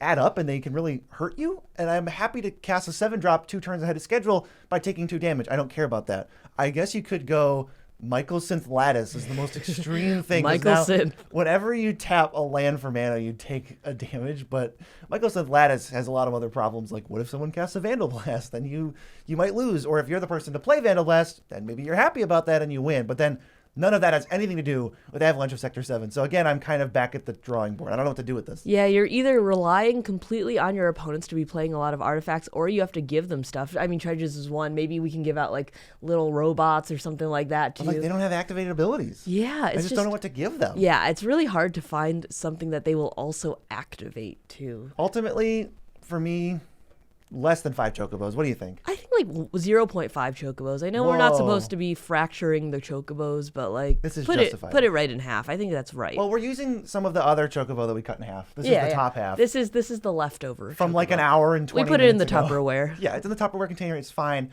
We're going to go to Barrett, Avalanche leader. This guy looks like Blade. Definitely has Blade vibes. He's cool. He has a Blade's robot cool arm. too. I don't know if Blade has a robot arm. So I might Okay, have well that this over. guy does have a robot He arm. does. He's It's cool. 2 red green for a 4/4 reach. Avalanche. Yeah, I bet he says it like that too. Avalanche. He Whenever an does not. equipment you control enters, create a 2/2 red rebel creature token. At the beginning of combat on your turn, attach up to 1 target equipment you control to target rebel you control. He's always a rebel, so that's nice. This kind of feels like it's straight out of Phyrexia All will be one because it makes the same like rebel tokens. And I'm now realizing that I think I might be the worst choice to voice act Barrett. That might be the Avalanche. worst. Is that one? Avalanche. Yeah, you're making him sound like a surfer, bro. Like a loser. I'm not a surfer, bro. I'm a nerd. Barrett is... I think that Barrett is very cool as a commander. I know people didn't like as much when I was talking about taking him out of the cloud deck because I think that... You fool. I think he's better as his own deck. I think that he can make like a very big army of rebels very fast. I think he will be very good at that. I do like the fact that he can attach stuff to himself because he is a rebel, and that you can be swinging in very fast and very hard with him too. To me, the rebels feel more like chump blockers and like, you know, they're on like Field of the Dead level where they're very incidental and you can maybe attack with them or maybe like play an overrun or something. But Barrett's going to just be suited up. You could throw like an Argentum armor. I hate that card normally, but when you can cheat the equip cost and save 6 mana, you can literally just go Barrett turn 5, Argentum armor turn 6, auto attach, hit, destroy something, and you're like off to the races. The audio attach is just so important. I feel like my biggest gripe with equipments is the fact that you have to pay so much to attach them because it's like, oh, the sword of X and Y. Well, if it costs 3 and then 2, that's 5 mana, and is the effect worth 5 mana? Well, if it's worth 3 mana, maybe it's a little bit better. You know? Yeah, because like no sword of X and Y except Feast and Famine is worth 5 mana. You have to get more triggers later, hopefully without re-equipping. And it gets a little dicey. But Barrett's a cool commander. Red-green equipment is nice. We haven't seen that since, like, Chishiro from, like, the modified stuff in Neon Dynasty. Yeah, usually they mix white in there to make it Naya equipment. They can't resist. This is only here because I think at this point we've seen every combination of Naya equipments in the set. So we're bound to get a red-green one. Yeah, up next is another Barrett. Wait, how many chocobos? Oh, sorry. I think he's like 6 or 7. Like, I think he's a cool guy. I think he's a fitting commander. I feel like a lot of the legendaries here are not fitting commanders. They feel like 99 plus. Yeah, probably. But this guy's a commander. He commands, he commands Avalanche. He commands Avalanche. He commands your deck. I think he's fitting as a commander. Yeah, but next Barrett Wallace, probably the card you were talking about where it's like, yeah, maybe you play this in your deck. Maybe, but you're not playing it as a commander. It's a 4-mana 4/4 reach. And when it attacks, it deals damage to the number of equipped creatures you control, just a defending player. So, like, what's the best case scenario? How many equipped creatures are you having, even in an equipment deck? They're mostly going on the same 1 or 2 things. So you're like pinging for 1 or 2. I really have nothing else to say about Barrett other than like 2 chocobos. Yeah, 2. He's not what I'd put at the helm of my deck. He'd be a support piece at best. You kind of suck, buddy. You gotta go to your red-green version. We like that better. Up next is a Manadoric Plus. It's Bugenhagen Wise Elder, 1 and a green for a 1/3 with reach. At the beginning of your upkeep, if you control a creature with power 7 or greater, you draw a card, and you could tap him to add 1 mana of any color. Not the most inspired commander I've ever seen, but I guess card draw is nice consistently. Genuinely, I will be so curious to see in a week from now, or maybe when this video goes live, how many Bugenhagen Wise Elder cards, how commanders there are. Like, Probably 4. What if I had to makes you guess. see this and want to play it over any other thing? I love that it's a neat little mana dork for the 99. If this video was for the 99, it would be an extra 3 hours long. And we don't have time for you, Bugenhagen, so we're going to give you, how many chocobos? 1. 1. You're lucky to get that. He is lucky to get that. I didn't have any more in the fridge. Up next is Kate Sith, Fortune Teller, 3 and a red for a 3/3. At the beginning of combat on your turn, you scry 1, then exile the top card of your library. You can play that card this turn. When you exile a card this way, target creature you control gets +X/+O until end of turn, where X is that card's mana value. I do like the fact this is a little gambling. His ability's called Lucky Slots, and he seems like a friend. Well, it says specifically, I'm a friend to one and all. Oh, I didn't Thanks to even my read crystal that. ball. Are you kidding me? You didn't see that? No. It kind of seems like a friend. Well, boy, have I got some flavor He's tests for you. just friend-shaped, okay? Definitely friend-shaped. This is, if you remember Tavern Brawler, almost the exact same card. They tacked on Scry 1, and that alone makes me a little hesitant to play this, because like that's an enchantment, and I don't need Scry 1 that bad, and you can play another whole commander with that as your background. But if you want to stick to mono red, and you want to have a gambling something, there's no gambling involved in bar fights. This has gambling. But we talked about this. Rakdos gambling is now a thing in just every single Universes Beyond. Also, I don't know if this is important, but I think it's worth mentioning the fact that Kate Sith is also an artifact, and so he's susceptible to artifact removal too. Oh, Kate Sith is a Moogle. I didn't even realize that they were a cat Moogle. Are Moogles and cats compatible that way? They are now. They are now. How many chocobos does he have, though? I'm just going to give it like 3 chocobos. It's cool to maybe try to like put Dracos in your deck and get +16 and maybe do some kind of like commander damage thing. I don't know why every Final Fantasy commander has a commander damage backdoor potential. I don't know why that is. They just want to make sure all of them have some sort of strong way to beat face, I guess. Or is it just that there's 162 of these and I'm losing my sanity? I think that's a little bit closer That to could be where we part are. of it. What's up next? Oh, it's Sid, but not the one that got 14 different printings. This is Sid Free Filer, 1 and a white for a 2/2. Equipment and vehicle spells you cast cost 1 less. During your turn, he has flying. A lot of that going around in this set too. And you 2 tap and return target equipment or vehicle from your graveyard to your hand. Nifty little fella. I don't know how he stacks up against the GOAT, SRAM, Senior Artificer. The rampy part is nice to have.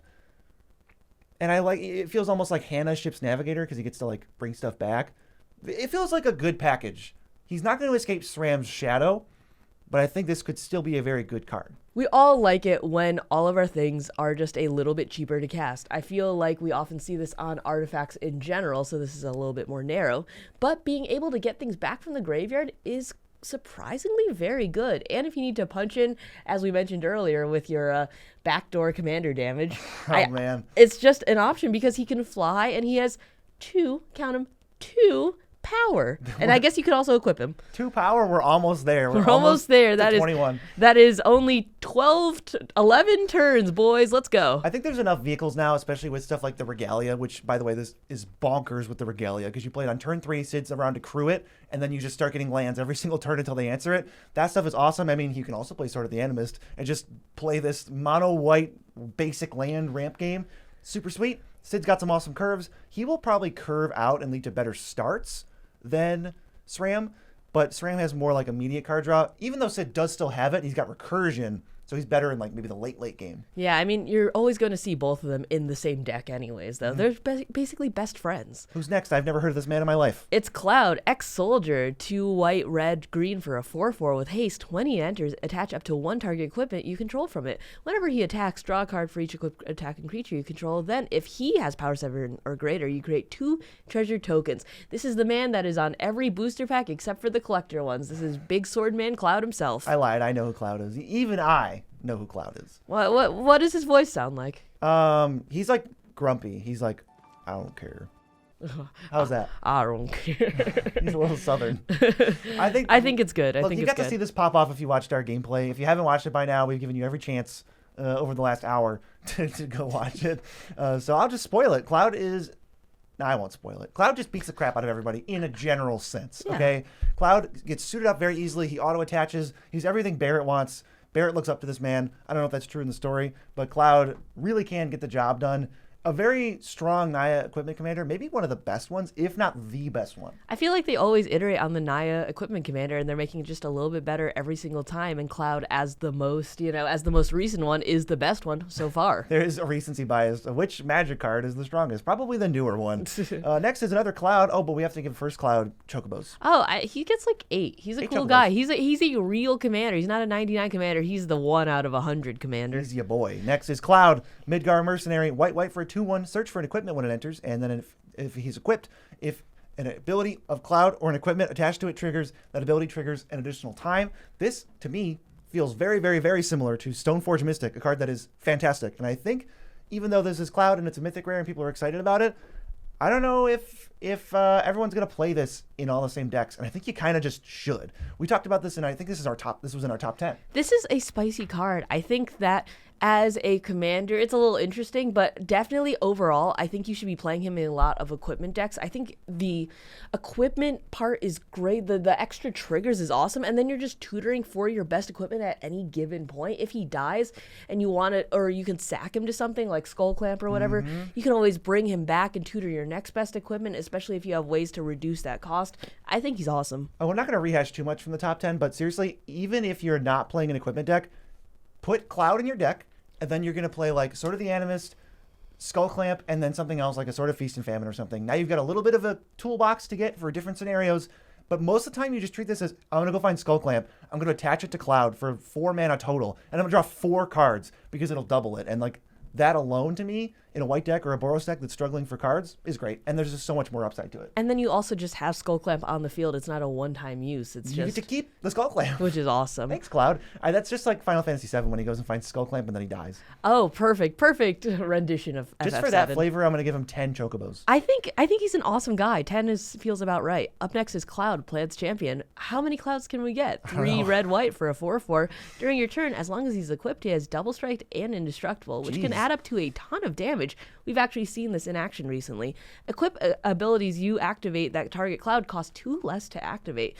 I feel like this is one of those things where it's like you let them sit for it a little bit too long, and then boom, you just can't really get rid of it. It's one of the building. It's like it's not as easy for it to sneak up on you like some of the other ones like Barret and Cloud, where it auto attaches and then you can swing it immediately. It doesn't have haste, but the equip costing less is very relevant, and there's so many things that give it haste that can make it very scary very It's going quickly. to save you a lot of mana. And I wonder if there's weird shenanigans you can do where you start like moving equipment around a bunch. There's not equipment that like trigger when you equip them to something, but it's something to consider because maybe you can like attack really quick. You have like other stuff to move it to on defense. I don't love, like, the Indestructible looks scary, but I don't think it's actually that big of a deal. It doesn't make me go, oh my god, you can never kill this, because as soon as they pass, you just kill it. Yeah, it's only on their turn. right. Only if he's equipped too. So if they move to equip, you can just, snipe into response. Yeah, and a lot of the common spells that you see all the time, like Reality Shift, Resculpt, Swords, Path, Soul Shatter, Flare of Malice. I don't want to list 2 for every single color, but it's not impossible, but it is nice to have. Obviously, it's just better for it being on there. If you can get to the first turn where you equip Cloud and he's safe with some kind of protection, you're off to the races. And these decks will play a lot of the, like, single white protect my permanent because Cloud is just so valuable. So you're definitely going to kill people. You're definitely going to get a bunch of equipment on this. Just got to build your deck around it. Make sure you don't skimp on the, like, I don't want to say counter magic, but the protection spells so that Cloud can survive. This is definitely a just you wait until I untap deck. And I'm not mad at that, though. I can't be mad at that. That's not going to be too I think impressive. that's like 6.5 or 7 chocobos, right? I think we'll round up to 7 just for the Chocobo's sake. Okay. Next is Diamond Weapon. A card- Carador-esque. Yeah, very Carador coded. It's 7 green for an 8/8, but it costs 1 less for each permanent in your graveyard. It has reach and prevent all combat damage that will be dealt to Diamond Weapon. This falls closer to the little uncommon build-arounds than it does to, oh my god, I'm so excited. But at least this reduces tax continuously. You'll probably only ever pay 2 mana for it as the game goes on, because permanence is even more generous than what Carador offers, and Carador is cheap all the time too. You can just play fetches, enchantments, artifacts. The way to build this is open-ended. You just need to play all of my favorite self-mill spells, Satyr Wayfinder, Cash Grab, Malevolent Rumble, the new one, the Town Guy. I don't remember his name. I'm sorry. Town Guy from Final Fantasy that mills 4. You can put a land in your hand, and if it's a town, you gain 2. That card I think is basically just Satyr Wayfinder, but maybe better. I guess slightly better because of the town thing. But there's a lot of stuff to do with this. It could be one of the more fun uncommon-y, commanders. Yeah, I think the uncommon ones are a little bit uninspired, but this one is very, very, it's beefy too. You play it for 2 mana, it's already an 8/8 with reach, and then if you can give it haste or just can swing in with it very quickly, then it's just, it doesn't even matter what damage is dealt to it.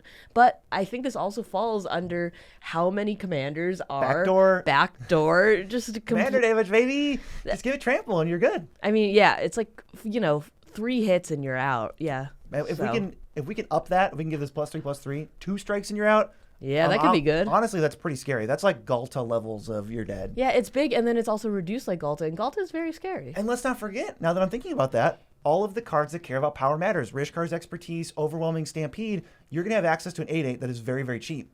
So, you know what? I forget what I said about this being underwhelming. This actually just kind of looks scary. It looks like a different version of Galta that you can build to focus heavily on the graveyard, and you finish with those power matters things and just kill people. Goodbye, Galta. Hello, this guy for I don't know if I Beezy's go deck. that far. I don't know. I'm going to give him... I'm biased, so I will give him 9 chocobos. 9? I was going to say 6.5. He's just cool. He's cool. I agree. He's cool. Well, you can give chocobos as you see fit. You 6.5. Yeah, well, no, it's actually 9. No. You can give chocobos to Elena as you see fit. Okay. Elena, Turk recruit, 2 and a white for a 1/4. When she enters, return target non-assassin historic card from your graveyard to her hand. That's most of them. Whenever you cast a historic spell, you put a 1/1 count on her because, of course, we need to have a backdoor commander damage. I feel like this is just a little bit of a recursion spell, and then if you blink it, you can get a bunch of your artifacts, legendaries, sagas are all historic, just as a reminder. I'm just thinking of this because I'm just looking at the art right now. Yes. And honestly, this is the most boring card I've ever read in my life. It seems pretty good. I don't really want to talk about it. What I do want to talk about is this might win an award. The award being the most normal looking Magic card. Yeah. There is, as far as I can see, nothing in this art that is not possible or doesn't exist. This is just a woman who's gonna fight you. Yeah, I think that's very funny.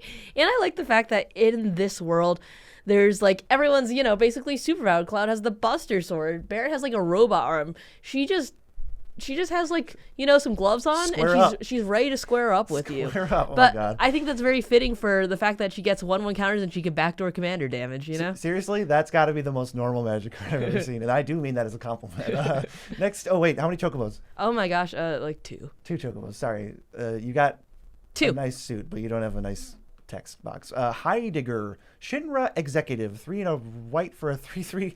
At the beginning of combat on your turn, target creature you control gets +X/+O until end of turn, where X is the number of soldiers you control. He's a soldier. Backdoor commander damage. At the beginning of your end step, create a number of soldiers equal to the number of opponents who have more creatures than you. That is awkward. If we're playing soldiers and we're going wide and we want to have a lot because that's what the first line encourages us to do, then you have to know that you're not going to get that many soldiers. And that's okay. Don't treat this as a card with that much more text than, hey, care about the soldiers you get, give something +X/+O. I am almost maybe thinking about this like a catch-up mechanic where he's good no matter, I'm not going to say no matter when you play him, Honestly, but if you don't have a board and you don't have the mana to play Call of the Coppercoats, you're going to get a couple soldiers. And then if you do have the mana and you already played Call of the Coppercoats, you can make something really, really big. I think he's okay no matter when you're slapping him down. That's fair.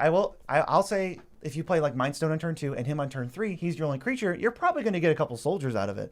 After that, don't expect much, but it is nice to know that you don't have to play him last. You can actually play him first too and get some soldiers.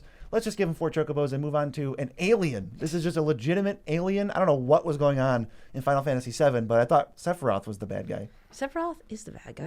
What is Genova Ancient Calamity doing? She's 2 black-green for a 1/5 at the beginning of combat. On your turn, put a number of +1 counters on equal to her power on up to one other target creature. That creature becomes a mutant, and that's relevant because whenever a mutant you control dies during your turn, you draw cards equal to its power.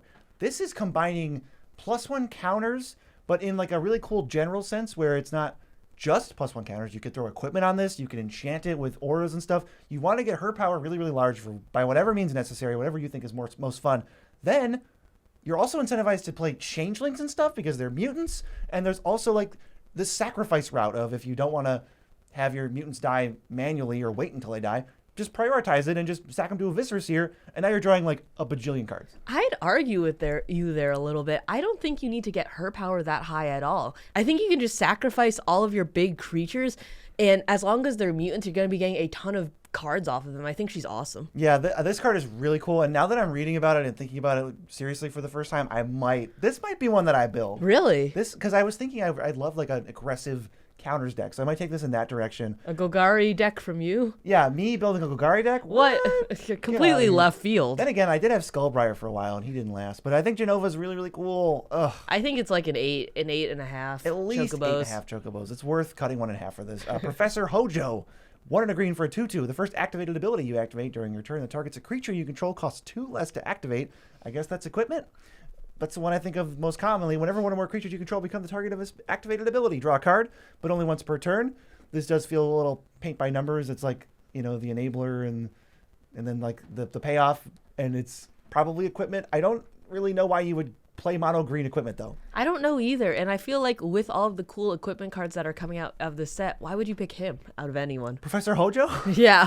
Do you remember what he did in the game? No. Me neither. No. I think he got 3 chocobos and then we moved on. Okay, up next is Red 13, Proud Warrior, 1 red green for a 3/3 Vigilance Trample. Other modified creatures you control have Vigilance and Trample. When he enters, return target aura or equipment card from your graveyard to your hand.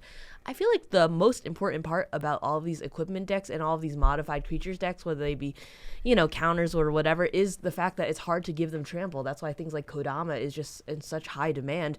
And bringing in a splash of red to these modified creatures, punching in, and vigilance too for the same mana cost, I think that this is an awesome commander. Yeah, I'm not excited in any universe by this card, but I think it does put a lot of the pieces together. If this is a cool character, if you didn't like Red 12 and you're like, finally, Red 13, an upgrade that makes sense, totally go for it. And trample is one of the most important sought after things for these equipment decks or counters decks. I like that it's open-ended, so you can go auras or whatever. I'm kind of sick of just reading equipment over and over, so I do like that. And the recursion's nice, so they are kind of disincentivized from killing him, so he can probably stick around a little bit longer. I think he's like 6 or 7 chocos. I think he's very solid. I will defer to you. Next is Reno and Rude. I don't know if I'm saying that right. 1 and a black for a 2/1 menace. When he hits someone, you exile the top card of their library.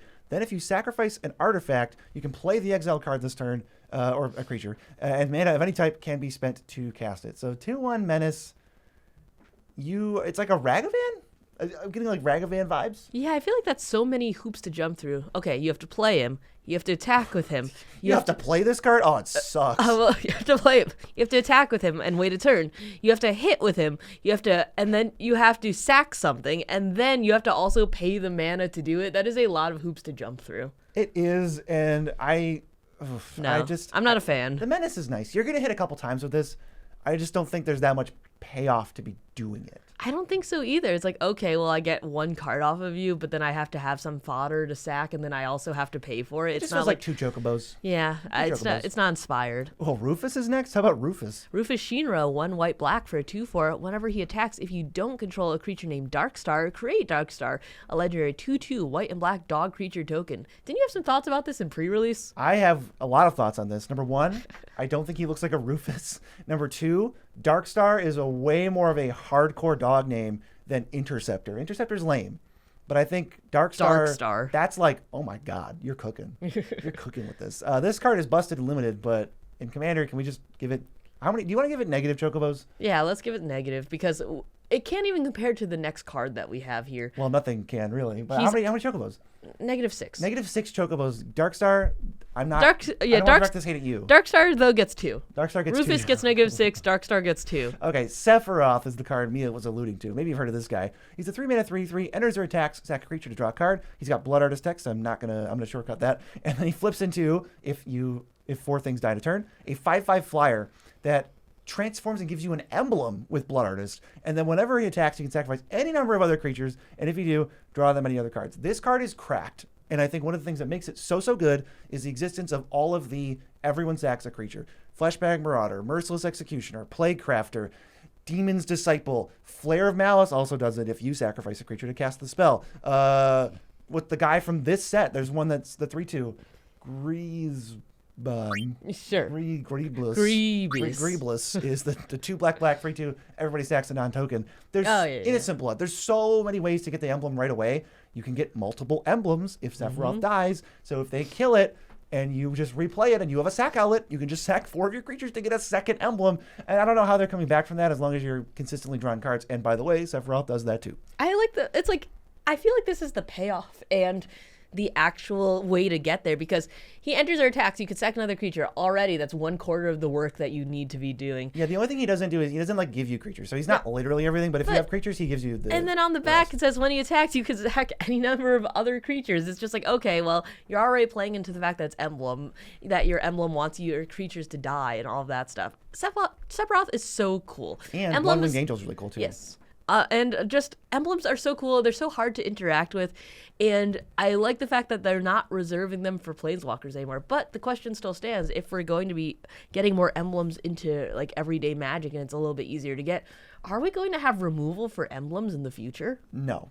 There's nothing good. Like it'll if it exists, it'll be as good as Sun Cleanser. Remember Sun Cleanser? Probably not. It'll be that good, I think, because it's just so niche. There's never going to be that many emblems that killing them is worth a card. I will probably give him, though, 33 Chocobos. Oh, 33, yeah, I He's think a that's 3/3. right. He's perfect. He's a perfect man. He's a perfect man. Number one. And I hear he was a fallen hero, though. Yes. Up next is Sephiroth Fallen Hero. What happened with that? 3 and Boros for a 7/5. Whenever he attacks, he can put a cell counter on target creature. Until end of turn, each modified creature you control has base power and toughness 7/5. And if you can pay 3 sack a modified creature, you return this card from your graveyard to the battlefield tapped. Jeez. That is I think that part is very good. It's so easy to get disposable creatures in Boros, and then you could just bring it back, and he's gigantic. So he just never dies. This card never dies, and it's 7 power. So it's 3 strikes, you're out. I don't want to block this, but I don't want to not block this. I guess he's just going to get chump blocked. And if you can give him trample or some way to dodge that, they should be really scared of this. Yeah, and the fact that even if you just have a bunch of other creatures, he's just like, okay, well, I'll give you a cell counter. It doesn't really do anything, but that'll be a 7/5 while I'm around, or while I'm attacking at least, and that's crazy. I mean, I wasn't expecting to think this card was as awesome as I am. I think it's like, cool. I was like, oh, this is the backup Sephiroth. You know, this is the one you can open at rare and go, ooh, cool, Sephiroth. But this is like really cool. It's not as good as the other one. Nothing can be. I think that's the best card in the set, and it also happens to be the best commander in the set. But I love this. This is just a lot of cool things going on that sort of like makes it stand out from the other 87 red-white equipment cards in the set. I think this is a cool guy.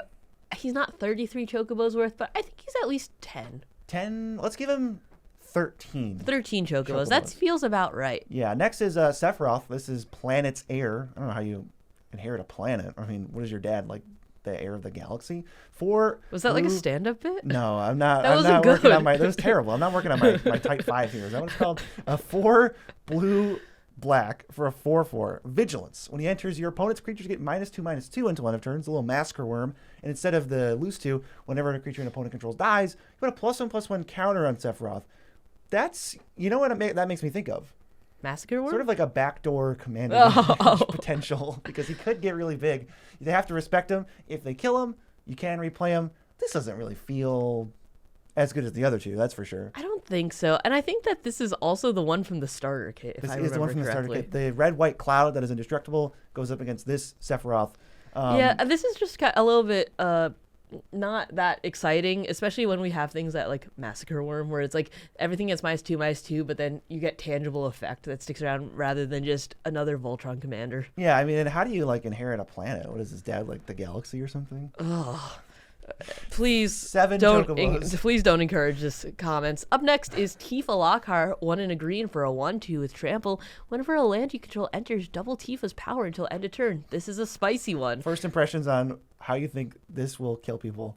Do you think maybe commander damage? I think it might be commander damage. I have actually heard from my friend who has built it that you can get a turn 3 kill with this, he has been killed on turn 3 by this card pretty recently with fetches and combat tricks. This card's ridiculous. This card, as a commander, this card is obscene. It's awesome. I think turn 3 kills, turn 4 kills, not uncommon. Very, very possible. We look at the really, really cheap combat tricks. Scale up for 1 mana makes this a 6/4, and then a fetch line turns it into 12/24. That's it. Game over. You just killed somebody. And it's trample too, Yeah. so if your mana dork can't block that. Even with a couple blockers, it's still game over for somebody. And that's, you spent 1 card, and then you fetched. Okay, on to the next person. I didn't even do anything. And then there's also like Invigorate, which is 0 mana to give +4/+4. Then you go fetch that, and you're at like 20, and then anything else will do it. This is just a pushed Magic card. It doesn't do good. anything by itself. You have to get multiple triggers. But that is so easy in green and Commander that this, I think, if I saw Tifa at the, in the little command zone party hangout where they go backstage before the game starts, I would actively mulligan differently. I would have to go, Yeah. I'm not keeping a hand without removal. I simply will not do it. And Tifa's too cheap good. removal too, because you need to be able to make sure that if this is coming at you, you just go, okay, that's going now. Yeah, this card is also going to be hard to kill because if I have a commander that kills people on turn 3, I'm going to want to back it up with Blossoming Defense and Tameo Safekeeping and all that crap. So pack Soul Shatters against this. Soul Shatter, Flare of Malice, make this card embarrassed to be around, and she will just go, all right, guys, I'm going to head out. I mean, I don't think Soul Shatter is very good against this because one, this could be.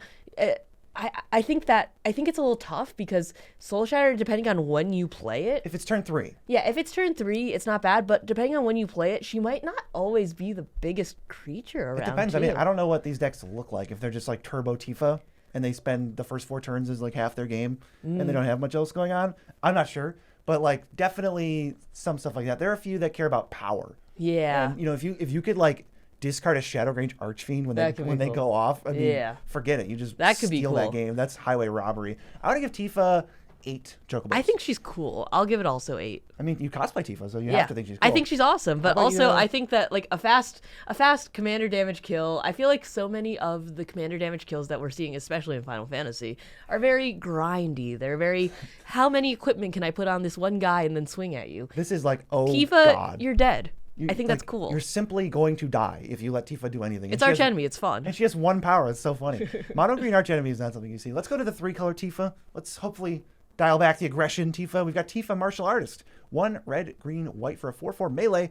Whenever one or more creatures you control with power 7 or greater deal combat damage to a player, untap all your dudes. If it's the first combat, you get an additional combat. So you can get up to 3 combats. Is that right? Whenever deal combat damage to a player. No, because No. like it says if it's the first, so you Yeah, can so only you ever could get get 1. one. But you can untap your dudes 3 times. I mean This is just an aggressive card that gives you extra combats. extra combats are hard to come by. Yeah. Usually we're seeing those things on like 4 and 5 mana things, so the rate isn't that bad for this. And this is a little bit more hoops to jump through because you need power 7 or greater, but it also helps you get that with melee. And green gives you an extra color that most of these Boros decks don't have access to. Maybe that's something cool. There's probably a few attack triggers that you're interested in. This stands out as one of the better extra combat cards. It's not up there with Aurelia. Yeah. Not yet, but let's give it some chance to breathe. And, how many Chocobos? I think it's also just easier to get out than Aurelia too because it's Yeah, less mana. It's way only cheaper. 4 mana. And she can be 7 power by herself because of melee. Can I also say 8 Chocobos? I think she's a solid commander. She's cool. 8 Chocobos. I will accept that suggestion and move on to, I'll just read the next one too. Vincent Valentine, 2 black for 2/2. Whenever a creature an opponent controls dies, he gets a number of +1 counters equal to the power of that creature. That's This crazy. thing, what is That's happening? crazy. When he attacks, you just get to transform him. No expenditure required of any resources. He turns into a 3/2 trample lifelink, and then when it dies, it just comes back tapped, ready to start over.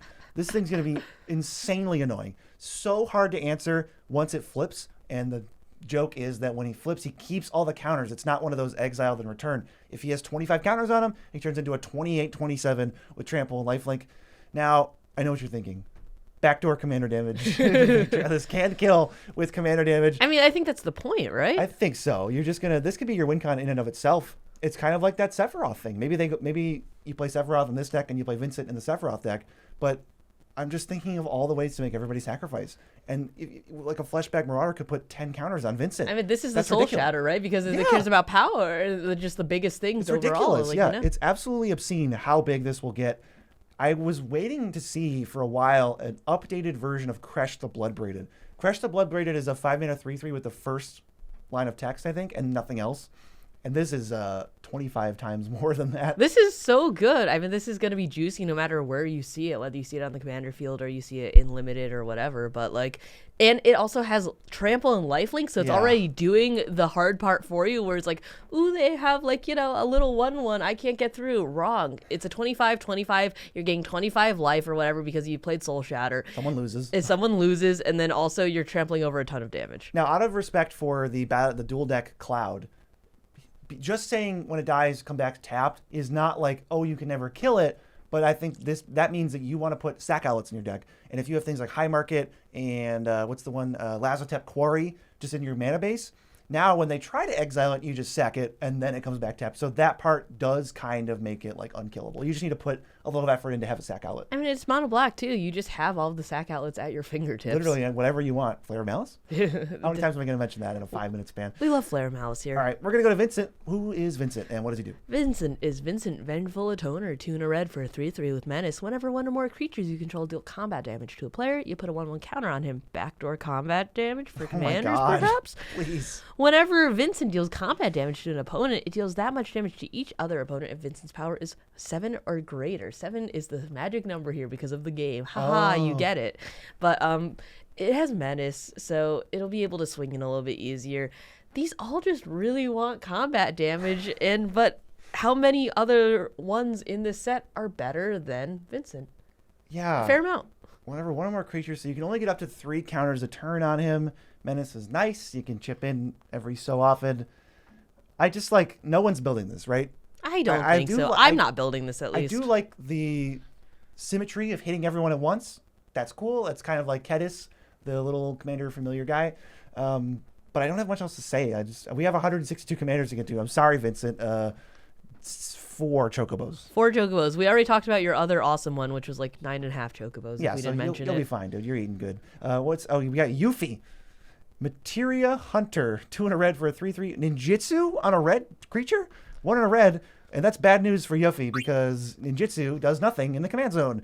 And when she enters, gain control of a non-creature artifact for as long as you control her. Then you can attach an equipment you control to her. Well, that's awkward. You can still just play it and still take something. You take a soul ring?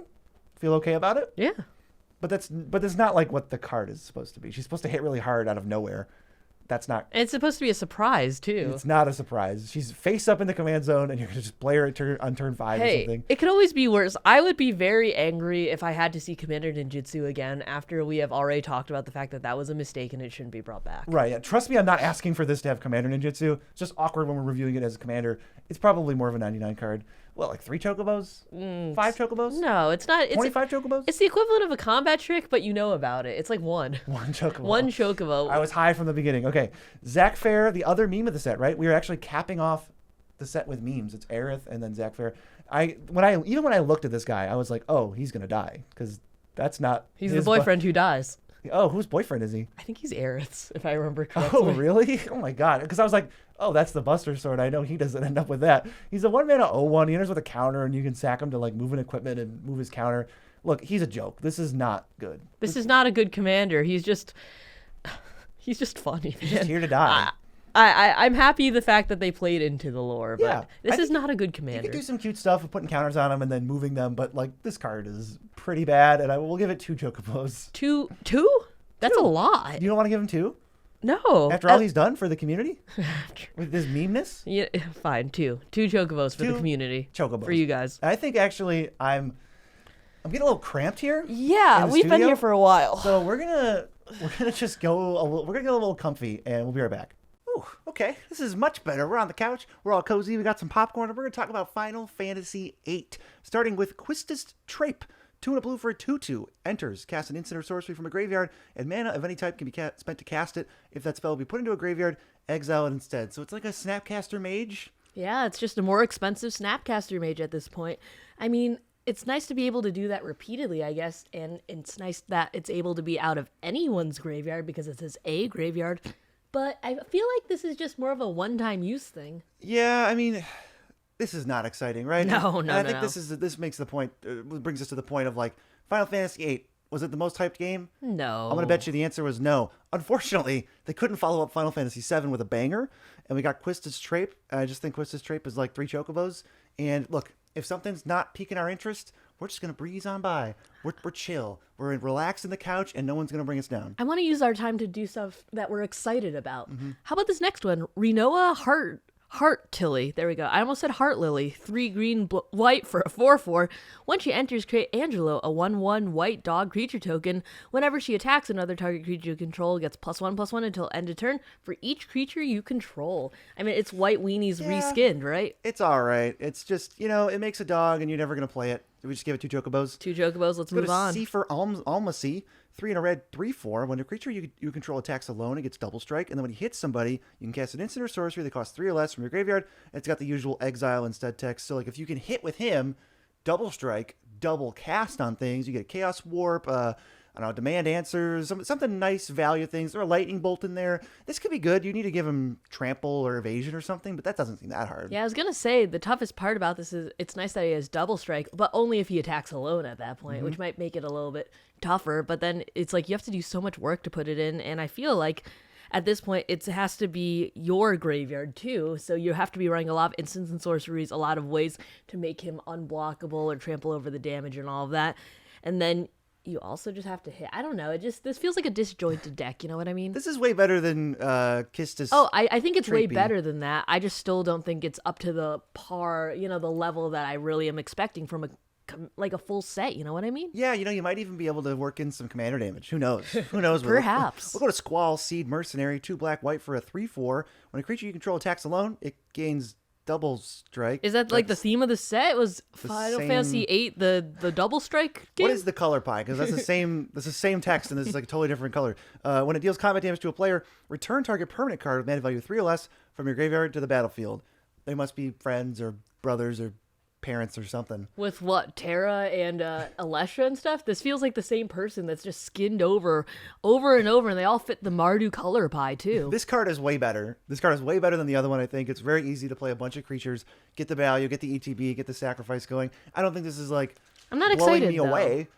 It's fine. It's fine. It's fine. Squall, you're fine. 4 chocobos? 4 chocobos? 4 chocobos and 2 baby chocobos. Okay, that's cute. Ultimisa, Temporal Threat, 4 blue for a 4/4. When she enters, tap all creatures your opponents control. Whenever a creature you control deals combat damage to a player, draw a card. Now we're talking. I mean, we like that bottom text a lot, but for that alone, we're usually looking at about 4 mana. Now, this is also really nice because you're able to get those actual hits in. Everything's unblockable the turn you play this. So, but are we willing to pay 2 extra mana for that? Maybe if you can flicker her multiple times, but still 6 mana might be an expensive rate for that. I like it. It's like a blue beatdown commander. You can play it when you have a couple creatures. That's great, and then they're going to hit, and you get your value. Or late game, if this dies, and you want to pay 8 mana for it, that's finisher territory. You have enough creatures in play, you can kill somebody. I'm not saying you're going to, like in mono blue, you're not going to kill everybody. You don't have that much power. But you can probably kill one person, tapping everything down, draw a bunch of cards, maybe play a few little blockers. This deck plays all of the favorite 1/1 for 1 flying, 1/1 for 1 unblockable, that stuff. I mean, at least with mono blue, I feel like there were a lot of uninspired mono blue commanders in this set, so I feel like this is one of the better ones at least. I give this like five big chocobos, maybe like 1 baby chocobo. I'm happy with that. But we've never given a big chocobo before, but this gets 5 big chocobos. We're like the Costco boys of Final Fantasy. 5 big chocobos. 5 big chocobos. Up next. Ultimecia, Time Sorceress. Now I'm realizing we both said that differently, so one of us must be wrong. 3 blue, Or both 5. of us. Oh, yeah. For a 4/5, ETB your attacks, Surveil 2. At the beginning of your end step, you can pay 8 mana and exile 8 cards from your graveyard to transform it into a 7/7 menace that gives you an extra turn after this one. That's cool and all. The one thing that I was looking at with this card when it came out, I was like, oh, can this go infinite? If you just keep flickering it or transforming it, the answer is no, because you have to exile 8 cards from your graveyard. So it's intended to give you a one-time thing. Maybe really 2. really expensive. You have to spend 13 mana. Is that worth it? No. Can this be powerful? Sure.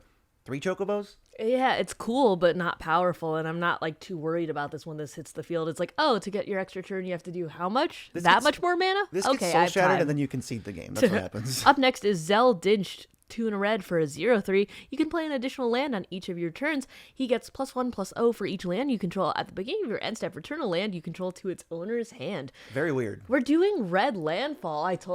I've talked about this a little bit earlier. I think that's funny. I think that's cool, and I like the fact that we actually have a guy for it. The most that we've been delving into red landfall lately is Yuma, and that was a couple years back at this point. This card's really good with Poo Poo UFO. It's really good with Walking Ballista. That's the name. I don't know. I know. I'm just saying it's funny that you say poo poo UFO. It's good with the Poo Poo, and you can put out really, really cool things like Talon Gates. If you just play Talon Gates with this every single turn, And you play it can on your phase turn. stuff out. He bounces it at the end of the turn. End step, you flash it in with the Poo Poo again, and now you're locking down creatures, which is something red can't usually do. If there's an 8/8 dragon or something, red is kind of like, oh, I hope someone else kills it. But now it gives you weird ways to interact. This card looks I think unexciting, it's cool. but it's actually kind of cool. Also, is it confirmed that we are calling the name of it Da Poo Poo? I think it is Da Poo Poo. The UFO, of course, not this guy. Because the Prismatic Piper is Da Pee Pee. So of course this guy has to be Da Poo Poo. They How have great many synergy. how many big and little chocobos are we giving it? I'll just give it 5 big chocobos. 5 big. I will also give it 5 big booms. And No, that's bad. Isn't Booms bad? booms are great. Oh, okay. You want booms. Sorry, And- I don't know that much about the Costco boys. and Is booms that is what- they is only that have their- booms. Is that their name, the Costco boys? That's all they have is booms. They can only give out booms. And 5 baby chocobos also Okay. for that. That brings us to Final Fantasy IX. Not one of the prime Final Fantasies, but we're still going to talk about it. Like with Adelbert Steiner, 1 and a white for a 2/1 lifelink. It's got +1/+1 for each equipment you control. Does this guy look like a Clash of Clans character to you, or Clash Royale? Please look at him Like, very what- closely. I want to see this guy without any armor on. looks Like, what like does he look what- like in a t-shirt? Well, that guy looks like small angry prince, but grown up. Oh, Is- that's the prince. Or the little prince. Yeah, I was like, he plays more than I do. He kind of does look so- like the little prince or something. From Grown up, Clash. yeah. But, okay, it's another equipment commander, except you don't have to suit him up with it. You just play the equipment. I just feel like there's been so many equipment commanders. I I'm don't know if I have bored. it- I have 2 gas in big the tank for this one. chocobos. 2 big chocobos. Beatrix, loyal general, 4 white for a 4/4 with vigilance. At the beginning of combat on your turn, you can attach any number of equipment onto target creature you control. It's like That's a- a lot of mana for that. It's like an overcosted Arden. Yeah. Which bums me out a little, but let's not. Comparison is the thief of joy. 2 big chocobos up I next. think you could still get a lot of mileage Okay. out of playing this after you've played all of your equipment, then moving it to 1 creature at once. It does save you a lot of mana. It is cool. Perhaps backdoor commander damage. 2 big chocobos. And next, Black Waltz number 3. A very simple, but kind of a cool card. It's, oh, hi, Misa. Oh, hi, buddy. That's It's- not for you. Get out of the popcorn. It's 2 black-red for a 2/2 flying death touch. Whenever you cast a non-creature spell, it deals 2 damage. The number 3 is right next to the number 2. That's dangerous. Deals 2 damage to each opponent. It's just flying gutter snipe. Let's not give this too much attention, but it is cool that black-red has a little bit of like a spell sling theme. Oh my god, Miso, you're literally the cutest person I ever. love him. What a little guy. Oh my god. This was not scripted. I mean, how do we script that? I love him so much. Black Waltz number 3 is cool. Oh, sorry. 3 chocobos. Yes, 3 chocobos for Black Waltz number 3. And then there's Choco, Seeker of Paradise. 1 green, blue, white for a 3/5. Whenever one or more birds you control attack, you look at the top that many cards from your top of your library, one in them into your hand, and he lands onto the battlefield tapped to rest in your graveyard. Whenever a land you control enters, he gets +1/+0 until end of turn. Birds, man. Here, this card This more is than this any, is the bird guy. This card more than any other card is sort of like secretly asking us, are you really not going to give me extra chocobos? My name's Choco. I love him. No, I like him, and he's one of the most popular commanders of this set too, which I would not have expected. Also, there's a little Moogle in the back. He looks very excited. He does. I think that If you if you can get a lot of birds, you can get a ton of lands off of it, which is really cool. Yeah. But it's tough to get that many birds. But this is at least, we were talking about some of the other commanders lacking all the colors. This is every bird color. I've been very annoyed at the fact that it's like, oh, mono green birds, blah, blah, blah, blah, blah. At least they're giving me more colors with Choco. I like him. I'm going to give him 5 chocobos and 1 baby Moogle. I know that's not even part of the ranking, but Is that better or worse? You'll have to find out. You'll just have to keep watching. Next up is Freya Crescent, red for a 1/1 that is flying on your turn, and it taps for a red, but only to spend equipments or activate equip abilities. no, Like, this is a kind of a cute card, it's fine. but like this is never going to be your commander. That's so we'll not just my give it 1 chocobo. 1 chocobo. Garnet, Princess of Alexandria, green-white for a 2/2 with lifelink. When she attacks, you can remove a lore counter from each of any number of sagas. Put a 1/1 counter on her for each lore counter removed this way. You want lore counter and you want backdoor commander damage, I see, because you want to be swinging in with her. Look, I don't know about that. This She's removing lore counters from your sagas so you can trigger stuff over and over again, or get the same modes. I should say. Yeah, you probably want to combine this with Proliferate because it works with the +1 counters on her, and then you can just sort of re-trigger the best chapter of all your sagas. Probably pretty good with some of the read-aheads that have lackluster chapter 1s, and you just skip to chapter 2 and get all the banging stuff out of it. So I think Guard is pretty cool. There are other green-white saga commanders, weirdly. Yeah, like Satsuki and stuff. Yeah, I always forget her name, but you, for some reason, remember that card exists every time. And then we have like Narcy if we're going in the Abzan Yeah. territory and all of that. So it's ground that has been treaded on before, but I love the lifelink body. If someone pulled this out, I would be excited to see it. So I want to give her 4 chocobos. 4 chocobos. A respectable amount. For excitement. Yeah. Next up is Kuja, Genome Sorcerer, 4 mana, 3/4. Beginning of your end step, you get a tapped 0/1 black wizard that pings people. That's and then if juicy. you have 4 wizards, and she is 1, so you really only get 3 of the 0/1 black ones, to flip into 4/6. If a wizard you control would deal damage to a permanent or player, it deals double that damage. Here is your like de facto create 0/1 wizards. This deck is going to have a hard time with it, but you can populate. There's like the enchantment, something about Aclazotz from LCI that does populate. Other stuff like that. There's obviously a million commons and uncommons from this set that make 0/1 wizards. I'm excited to see this one. I mean, there's also just wizards in general. Yeah, you know, you don't have to make the wizards off this one. Like, I'm pretty sure Gutter Snipe, that might be a shaman, but there are plenty of wizards in that space. Yeah, there are a lot of wizards. I mean, we see blue-red wizards happening all the time with things like Kaza and stuff. And where you play Patron Wizard, why don't you just take some of those red wizards, put them into this one, and you have a new twist on wizards? I'm not mad at it. I want to give this like 10 chocobos. 10 chocobos is cool. It's not busted, but if you can keep it around, you're going to get a continuous stream of things. And it does give you that non-combat angle to win the game. You only have to have 2 wizards because this is a wizard.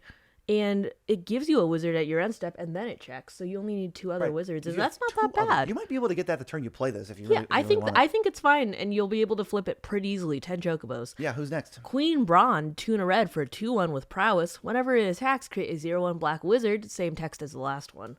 This is going to be spell slinging, punchy. You give it unblockable, I guess. But how many wizards can you really hope to get out of this before someone Probably just like, all right, not I'll that kill it? many. I feel like I'm more excited about the wizards that she's making more than the commander itself, which should probably tell you that I'm not that excited about this commander. Yeah, the wizards deck is cool, but is it cool enough to support this mediocre mono red card? Probably not. 3 chocobos. Kina, Ku, Gourmet. I like this card. Maybe not for the number 1 slot, but the 99 slot, I'm pretty excited. So stop sniffing that. Go away. Your time is up. Bye. You had your 15 minutes. It's 2 and a green for a 2/3. If 1 or more tokens will be created, you get that many plus a 1/1 green frog. And for funsies, you can sacrifice a frog. I guess you eat them. That's pretty sad. To put a counter on Kina. Like you said, it's got the Peregrine Took thing of like, oh, I can just make a bunch of tokens, get a bunch of extra stuff. I mean, that's sick. And I've seen some Peregrine Took decks, and they go off really, really hard. They're just very powerful when you see them because they're just spewing out permanents left and right. It's like, oh, you know how easy it is to make a token? What if I just made extra ones too? It's nice. It's solid. It's not busted.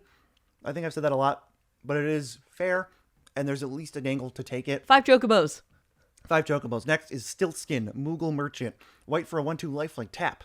And 2. Target opponent gains control of another target permanent you control. If they do, you draw a card. So you can't sack it, I think, is what that says. I don't really know what to do. This is cute, and it seems fun to play. Or very nasty, because you can give... There's like Steel Golem. It's like 2 mana, 3/4. You can't cast creature spells. Play that. Give it away. Hey, buddy, great. I draw a card, and now you can't do things. You have to kill your own thing. Yeah, I feel like it's kind of tough in a mono white shell as a commander, because when I think about giving stuff away, you think of like Zedru and stuff, or you think of like things with like, you know, donate, harmless offering, or you think of like demonic offering and all of that stuff. And that's all out of the color pie of this. So I'm struggling to find a ton of things that I'd want to give away in white. Okay, Brain Blast. Yes. 9 lives. 9 lives. Give that away, and then they're just going to lose. Okay, that's pretty funny. So there is some stuff to do. But yeah, you'd have to tutor for it. That seems, it's like, it's tough, but Enchantment, I would... though, white does tutor for enchantments very easily. That's fair. I think that you'd have to, this is pretty linear in that aspect then, but I think that it's fun and you could take it and two chocobos maybe. I want to give this like 6 chocobos. 6 Can I meet in the middle and chocobos. say 4? Okay, 4 chocobos. Because you can also, like, if you just have crappy permanents you don't care about, if you make like blood tokens or something, you go, here you go, I'm going to draw a card. Okay, that's fair, that's fair.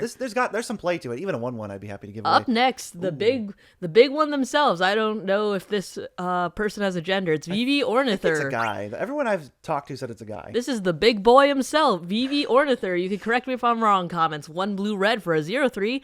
0 mana to add X mana in any combination of blue or red, where X is its power. Activate only during your turn and only once each turn. Whenever you cast a non-creature spell, put a 1/1 counter on Vivi, and it deals 1 damage to each opponent.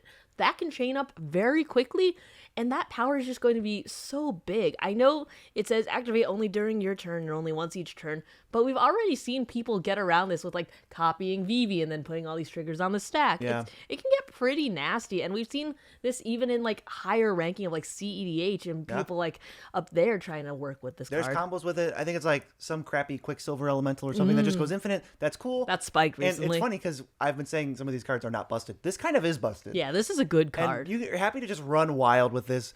Make a bunch of mana. You don't even have to activate it that many times. If you get this up to 5 power, just throw some crappy combat tricks at it. Bump it up to 5, 6, 7, 8 power. Play a gigantic thing. Take an extra turn maybe. Start chaining those. There's so many crazy things you could do with Vivi. It's like trivial. It's like just how do you want to win once you have 9 mana when you barely spent anything on it? I mean, this is like 12 chocobos. This is like exciting. This is new. This is fun. This is the new hotness. You forget we still have a fair bit of chocobos left. I want to give this 30 chocobos. 30 chocobos. Okay, 30 I chocobos. knew I wanted it to be a high amount, but we've been aiming a little bit low, so I think 30 is fine. We've been stingy. Okay. So I want to... That's okay. It's okay to be stingy with the chocobos. We never know. We don't want to end up at the What end. if I want to give $1 million to someone else? What if I want to give $1 million to Zidane, Tantalus Thief? I don't think so. Okay, we'll have to see. 3 red white for a 3/3. When he enters, gain control of target creature an opponent controls until end of turn. Untap it gains lifelink and haste until end of turn. Whenever an opponent gains control of a permanent from you, you create a treasure token. This isn't $1 million chocobos. Let me preface that. It's a fixed Zealous Conscripts that cannot go infinite with Kiki Jiki. It's very fair. It's very face up, though, is the problem. Your opponents know, hey, if I play some big dumb 8/8 with trample, they might just come after me. Overall, I feel like this effect is best when it's just a surprise, and this is never going to be a surprise. Maybe you can flicker it and you get a couple of things, but it's only till end of turn, too, so there's a lot of hoops to jump through just to get something that has lifelink and haste, and at that point, I don't want that in my command zone. I want something bigger, splashy, or punchy, or something that's worth even 500,000 chocobos. We're not going to get there. Well, it's not this one, and I'm going to give it 4. I think there is fun play to be had, like you said, with flickering, and you add sack outlets. Now it's like destroy target creature. That's pretty cool. But we're going to go to Final Fantasy X now. I can't believe we're on 10 already. Oron, Venerated Guardian, 3 and a white for a 2/5 Vigi. When it attacks, put a +1/+1 counter on it. When you do, exile target creature defending player controls with power less than his power until he leaves the battlefield. Holy crap, this is unbeatable and limited. Aside from that, it's boring and it's temporary, and we care about the good commanders. We want to give you guys the good info. Also, This is not good. we don't like O-rings to begin with. I don't want a more susceptible O-ring. This thing is so dead. Like, 2.5 this guy's screwed. 2.5 chocobos are 2 big, 1 little. I'm surprised you even gave him a positive integer of... Fine, -5 chocobos. 3 big and 6 little. Up next is Gata and Luzu, 2 and a white for a 1/1 with flash. Is that how you say it? Don't do that math. You're like 5 chocobos, 6 big ones and little ones. Whoops, you know what? It happens. This has flash, and when it enters, choose target creature you control. If damage would be dealt to that creature this turn, prevent that many damage and put that many 1/1 counters on it. This is like a combat trick in the command zone, but it's face up, so everyone knows about it. That's awkward. That's really weird. Also, I don't like it. 2.5 chocobos. Jekt, Reluctant Guardian, 3 to black for a 4/3 menace. When it deals combat damage to a player, you can flip them into a saga that's a 7/7 menace. That's big. Chapters 1 and 2 are each opponent discards a card and you draw a card. Chapter 3 is each opponent sacrifices 2 creatures. All you gotta do is hit with this, which is pretty easy. He already gives you the menace. That alone, if you untap on turn 5, someone's probably gonna be open. But again, this deck's all built around him, so that's pretty trivial to connect. And it really rewards you with giving you a pretty sick thing. This is a card I wouldn't be super jazzed to recast, but if we're black, maybe we reanimate him. Yeah, I was just thinking about the fact that so many of the other flip commanders will just bring it back on the other side. I'm very surprised to see that this one doesn't. This just dies. Yeah, Clive gave you the reset on it. Yeah, I mean, I like the third option a lot, and I like the fact that it's very easy to get that, but yeah, recasting it seems a little bit rough. It's like a 10 for 1 if you can do everything and get it done. Yeah, that it's not means you're hard. going to take 4 turns for it because you're going to play him and maybe you can give him haste with like we're going to Reeves or something. proliferate. Any saga that's adjacent to the command zone, you know the deck's going to be full of proliferate. Well, yeah, no, I was just thinking about how many turns this is going to take, and it's going to take at least a couple, right? Because you 2 need at least, yeah. play him, you're going to need to attack with him and also connect, and then you're going to Then need you can to start power proliferating. through all this stuff, Yeah. and then he's going to die, and you're going to have to do it again.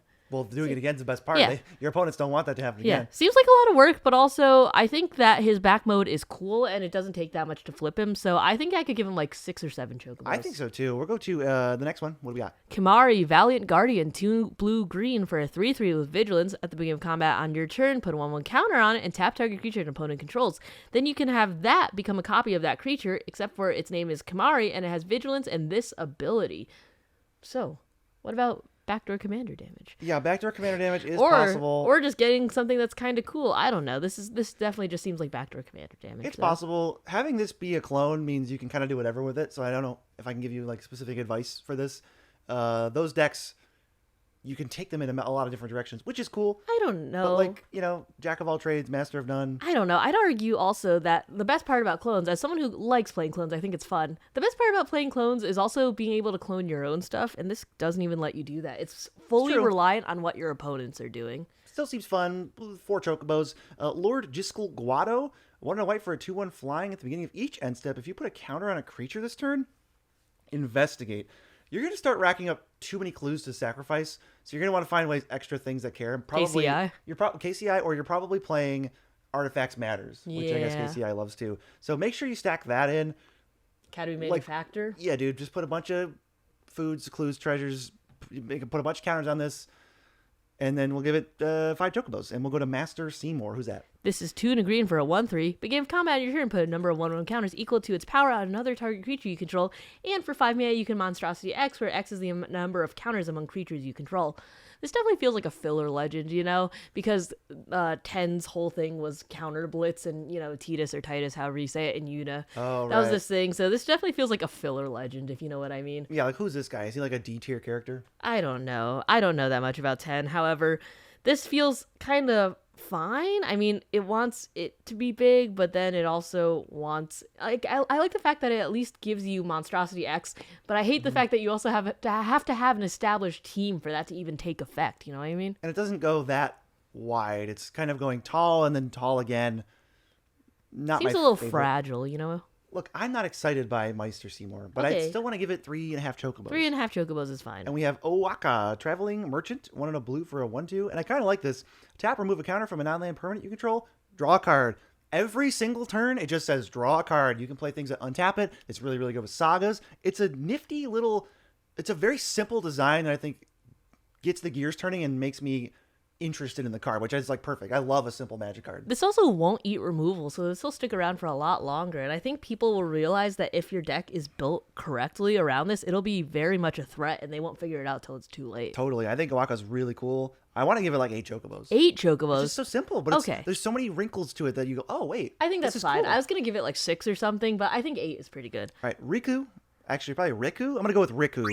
Resourceful Guardian, 2 and a blue for a 2/3. Whenever you put 1 or more counters on a creature until end of turn, that creature can't be blocked by creatures your opponents control. Steal. 1 tap, move a counter from target creature and opponent controls on a target creature you control. Activate only as a sorcery speed thing. I don't care about that bomb ability, but the top one seems awesome. Okay, I'm putting a bunch of 1/1 counters on all my stuff. They and then get I'm, bigger, yeah. And I'm punching in, and they can't do anything about it except for remove them. The That abilities seems go very- nicely together. That seems super cool. And I think as like a last-ditch effort, if they have a counter and you don't for some reason, cool. I'm happy to steal Yeah. it. But this does look like a solid little mono blue beatdown And commander. I like to see more mono blue beatdown. I feel like mono blue can get so stale. Mono blue gets kind of dirty. So I'm very excited to see mono blue beatdown and something that's very tangibly like accessible. Ooh, okay. This is related to Owaka.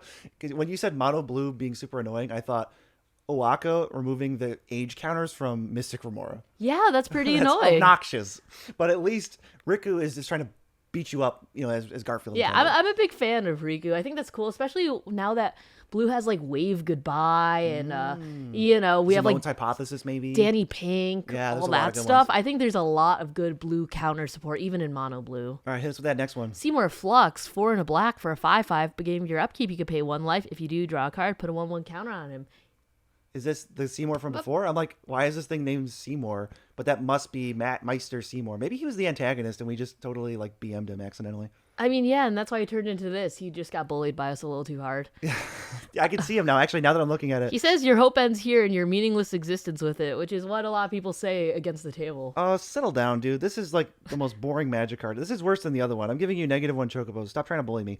Shalinda, Yvonne Acolyte. Green-white for a 2/2 lifelink. I feel like this stat line is very common.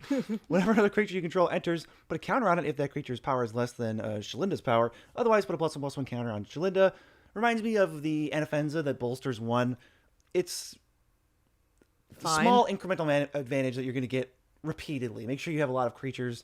It doesn't care about tokens versus non-tokens. So you make 7 tokens, you get a lot of stuff happening. Yeah, it's fine. I don't Totally. know. You want to probably proliferate. You want to. This is a deck that wants 1 counter on everything and then proliferates Big. a bunch to go over the top. Yeah, I think this is just fine. I feel like all of the Selesnya legends are just blending together at this point because they're all 2/2s. They all have life. How many They all come creatures? out counters or something. Like I don't know. I think it's fine. Give it 3. Move on. How many 2-mana, 2-power creatures in this set have lifelink? Oh God, just- at I'm just least talking about at commanders. least at least 20. At 3. least 20. I think 3 from this alone. We're going to go to a giant commander. One of the first ones spoiled. It's Sin, Spira's Punishment. 4 black, green, blue for a 7/7 flyer. When it enters or attacks, exile a permanent at random from your graveyard. Then you get a tapped token that's a copy. But if you hit a land, which is like a miss, instead you just repeat the process. So there's plenty of opportunities to fudge the types in your deck so that you have a bunch of instants and sorceries that mill you, a bunch of big beefy boys, and a bunch of lands that you're fetching with so that you continuously spin the wheel again, hit like 6 lands and a big thing.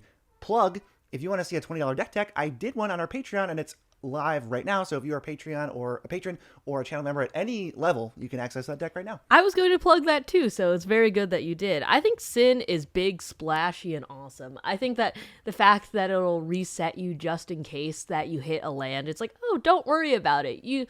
There's so many things that are like, not free rolls. The Chaos Warp when you hit like a sorcery or something, like, oh man, like I really would have liked that. It's like, oh no, don't worry, there are no dead draws here. Just do it again. There really are. I think this is one of the cooler. Oh, hi, Amber. It's the other cat. Hi. She has her cone off. I don't know. I don't think anyone's seen her yet without the cone. She's back, baby. She's back and better than ever. Sin is really cool. I love the idea of... That was short-lived. I love the idea of controlling what's in your graveyard, getting the big things out, and then playing like a second harvest and copying all of your land tokens and then copying whatever big thing you got back to. That's pretty cool. Up next is Sin, Unending Cataclysm. 5 green blue for a 5/5 flying trample. When he enters, remove all counters from any number of artifacts, creatures, and enchantments. That also counts your opponents and stuff. It enters with X 1/1 counters on it, where X is twice the number of counters removed this way. When he dies, put its counters on target creature you control, then shuffle this into your library. It's big. It's big, and then it'll make something else big if it dies. Maybe you want to be a little bit more proactive so this doesn't get accidentally exiled or, shuffled in or bounced back to your hand so you actually get those counters. Make sure you have Lazotep Quarry and High Market in this deck for sure. Yeah, and make sure that you can actually have counters on your stuff that you want to be absorbed, because you can't rely on all of your opponents having counters that you can take away. Ooh, Altar of Dementia would be amazing in this deck, because Sin could be like a 50-50. Yeah. I think that's very possible. I think so too. And you just one-shot somebody with mill. Yeah, or you can just, this is going to be very big, very fast. You're going to be running things like, Last March of the Ents and Rishkar's Expertise and all of that. I mean, that's just like draw your deck almost. It's just going to be really juicy. This thing's going to be gigantic. And can we say backdoor commander damage, flying trample, and gigantic? But keep in mind, there's a window where they can kill it that you don't want to remove counters from your thing. If you watch our Patreon game, or our Precon game, you will know about that. I like it. 6 chocobos? He's a cool guy. 6 chocobos. Did we give the first Sin chocobos? 10 chocobos for that one. If I didn't give it chocobos. Okay. I don't think we did. That's fine. Titus, Blitzball Star. Is Blitzball like soccer? It's Quidditch without the brooms. It's 1 blue, white. I just said something. Okay, I didn't see Harry Potter. I just made that up. 2-1. Whenever an artifact you control enters, put a counter on him, and then when he attacks, tap target creature and opponent controls. Do you know what this makes me think of almost? Is a backdoor commander damage type of kill. Okay, I mean, counters. Because you can also tap something. So if they only have 1 blocker, you could just tap it, Yeah, I think that's another uncommon that makes me happy. I feel like I'm getting more positive responses reading these uncommon legends than I am like the 3-color 500-word ones. Yeah, I don't know. I mean, I think that this is... I really like... what's it called? I like Azorius Artifacts, Are you going to put him in Mendicant Core? No. Maybe not. He's not. I'm not going to, actually. But that's his biggest downside, is he's not an artifact. And yeah, he's not an artifact, and he cares about artifacts, and then you can only tap one thing he controls. It's not like he has evasion or anything. Yeah. I feel like there's a lot of work you have to put into there, but I'm not mad at him. Good foundation. Also, he looks like he's playing soccer. He looks like he's having a good time. 5.5 chocobos. Excellent. 5/1 baby. Titus, Yuna's Guardian, green, white, blue for a 3/3 at the beginning of combat on your turn. You may move a counter from target creature you control onto a second target creature you control. Cheer. Whenever one or more creatures you control with counters on them hit someone, you can draw a card and proliferate, but only once. So even if you do hit each player with one thing, you only get to proliferate and draw a card once, but that's still pretty good. Yeah, I think so too. I think that that's very spicy, aggressively costed. Yeah, and in those Bant colors, there's so many little like flyers or unblockable things that you can just kind of sneak in with, or you could just make a very big board so you're able to just get in and chip in there. Yeah, I like Yuna. I just got a text. From our editor, Chris. Hi, Chris. Editing a different part of this video, and he says, when you're 3 hours in and BZ introduces baby Chocobo. Sorry, Chris, but this is actually still part of the video, so we're getting very meta. But Titus, Yuna's Guardian, is really cool. I think I'm going to give him, 9 Chocobos? 9.5 chocobos. Really, you can rack up counters with it. It's kind of cool. And there's other stuff like with Arwen, you can move her indestructible counter over on something else. That's pretty sweet. I would love that. Up next is another creature with, you guessed it, a counter sub-theme. It's Trommel, Seymour's Butler. 2 and a green for 2/3. Each other non-token creature you control enters with an additional +1/+1 counter on it. 1, tap, proliferate X times, where X is the number of non-token creatures you control that entered this turn. I like having that little static on it. I feel like that is just a very good stack buff to have in those counters decks. I'm trying to think of what's the best way to have a bunch of creatures enter at the same time. There's Birthing Pod you can do that's only 1 mana to get it enters. I guess you can do like Last March of the Ents or the Big Galta. Yeah, I was thinking Big Galta. But you just win at that point. Or you're just able to just slap a bunch of things down. You're making a bunch of mana, and then you have like all the dorks or something. I don't know. Yeah, Seems like a lot of work though. I will say this: if somebody comes up to your game and they see that there's 2 commander damage marked down, Yeah. they would say, "What happened?" And then you would say, "The butler did it." And we can give him 2. No, I'll give him like 12 baby chocobos, but no regular chocobos. Okay. All right, next, Waka, Devoted Guardian, 2 white green for a 4/4 reach, trample. Weird combination.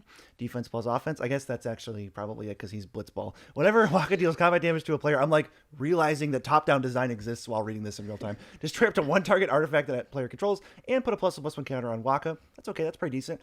If you're end step, if a counter was put on him this turn, put a counter on each other creature you control. I think that's good.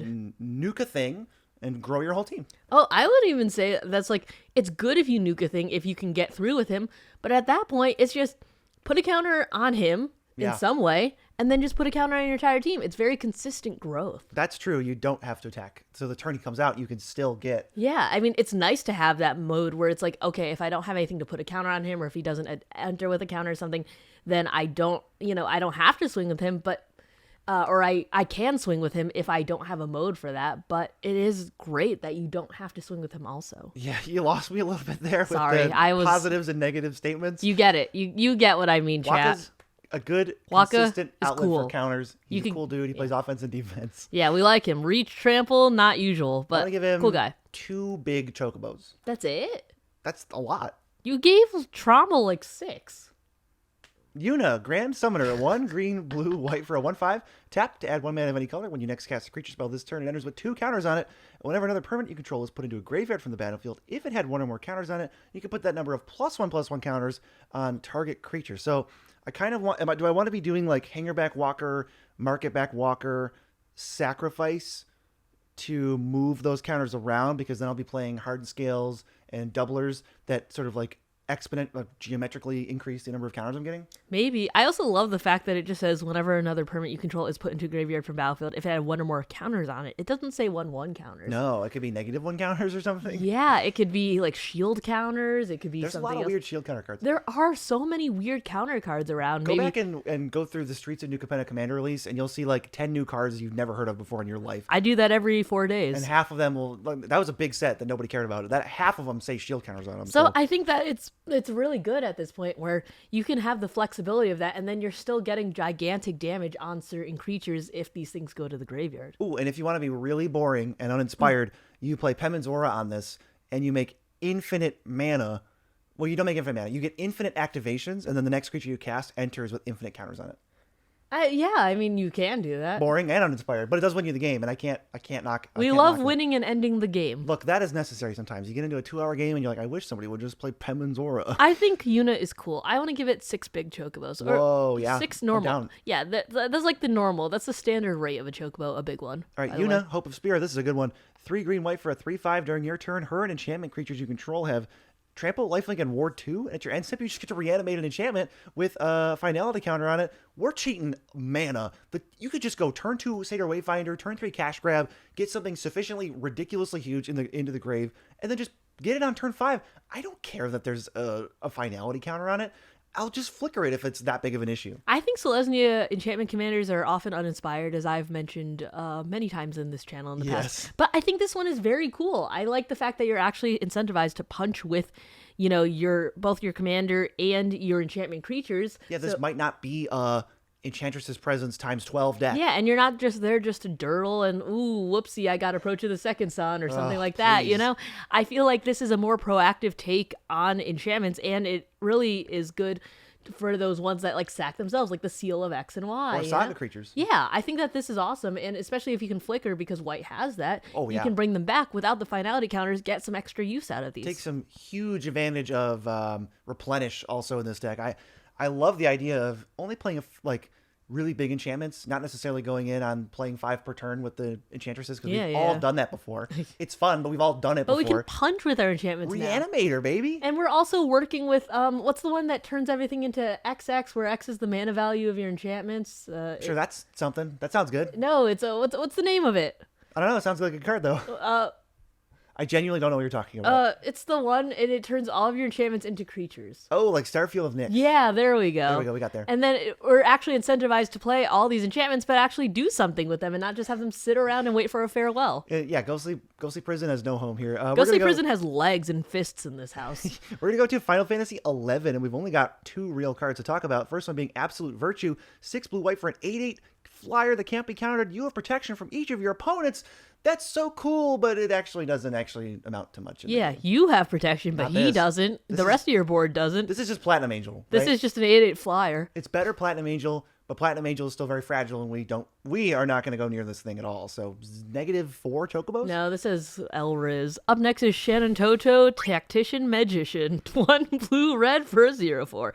Whenever you cast a non-creature spell, it gets +X/+O until end of turn, where X is the amount of mana spent to cast that spell. If X is 4 or more, you draw a card. Can we say backdoor commander damage? We really could, and I'm wondering if that's going to be a theme, but the fact that you get cards back means this commander is actually pretty real. You can't really cheat any of the mana, though, because it says the amount of mana spent to cast that spell, not the mana's CMC or mana value. It's different. You have to actually fairly spend it, but this has the Levon vibes. Yeah, it's Levon, also got some butt, too, so it's not like you're punching in with like a 10-1, you know what I mean? It's got a lot of butt. It's just got some butt. Another uncommon commander that I'm happy with, and I'd love to see somebody build. I'll give it 25 baby chocobos. 25 baby chocobos. Chris, hope you're keeping track of the babies. We don't have conversion rates, but if you at home could do it in the comments, let us know. Up next is Final Fantasy 12. This is going to be 3 cards total. First one being Ash, Princess of Dalmasca. 2 and a white for a 3/2. Whenever she attacks, look at the top 5 of your library. You can take an artifact among them, put in your hand, rest on the bottom in a random order. Small potatoes, ultimately. Yeah, you have to attack with her. It's not like she's even backdoor commander. They didn't even give her menace. They've given everyone else menace. And then I just get an artifact, and then what do I do with these artifacts? Well, that's for the rest of the deck to decide. You cast them. One big chocobo. Yeah, fine. You're lucky to get that. Standard rate. Balthier and Fran is 1 green-red for a 4/3 reach. Vehicles you control have that +1/+1 and vigilance in reach. And when a vehicle crewed by it attacks, if it's the first combat, you get 3 mana to get an additional combat phase.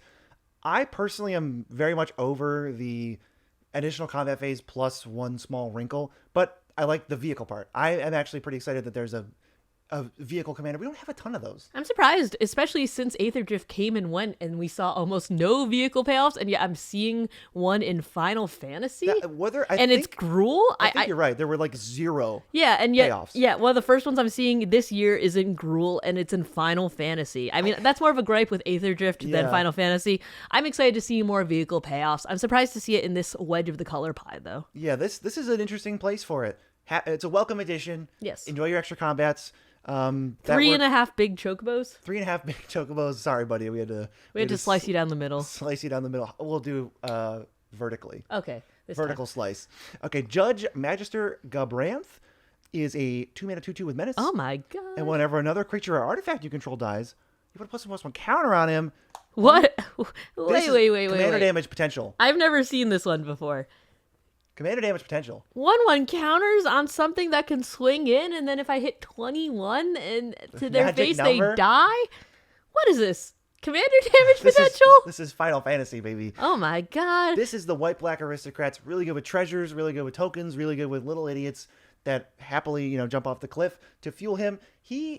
Don't put all your eggs in one basket. I would treat this more like a gradual build-up than trying to fireball someone and getting blown out by a free removal spell. But if this just ends up being a 12/12 in the middle of the game, I'm happy with that. I think it's very easy to do, especially since you're running things like, Smothering Tithe and all that. Yeah, it's a simple card. There's not, I'm grasping for what I can, but ultimately it's very simple and you're not going to just blow people away with this 2-mana 2/2 menace. Before we leave the couch, I just want to say, if anyone in the comments wants to give us a percentage of how many commanders can do backdoor commander damage by the end of this video, I would love to see it in the comments because I feel like it's like 1 in 3. You know what? Let us know too what you think of the couch set. Maybe we'll bring it back if people like it. We're gonna get back to the studio though. Okay, I feel so rested now. We can move on to so much better. Final Fantasy 13. If you've stuck with us this long, you're a real one because we're going for quite some time now. I don't even know how long it's been. We don't have windows in our house. We're gonna go to the first commander, which I'm gonna count as 2. It's Fang, Fearless, Ilse, and Vanille. You can play either one, but you're playing them because they have meld. So I'll read Fang when you read Vanille. Sure. And then we'll tell you why that Vanille is not the card you should be playing. Fang is 2 and a black for a 2/3.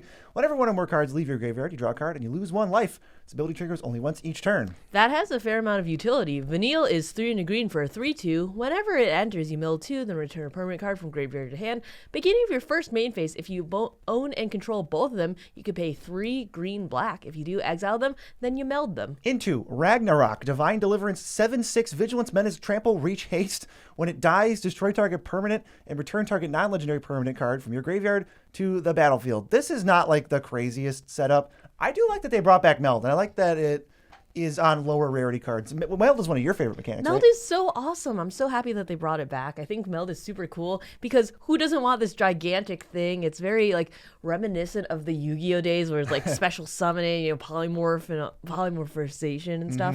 Like that's cool. I'm excited. It's great with polymorphization. Yeah, I messed that up. So Fang and Vanille might look unplayable, but they are both Golgari colored commanders because they have the 2-colored thing on the back. So their color identity is Golgari for either one. And that means which one do you play? I would suggest Fang because it has a much more unique text box that works with a lot of what your deck's going to be doing anyway. Vanille's fine. I just think Fang is the one I'd rather play.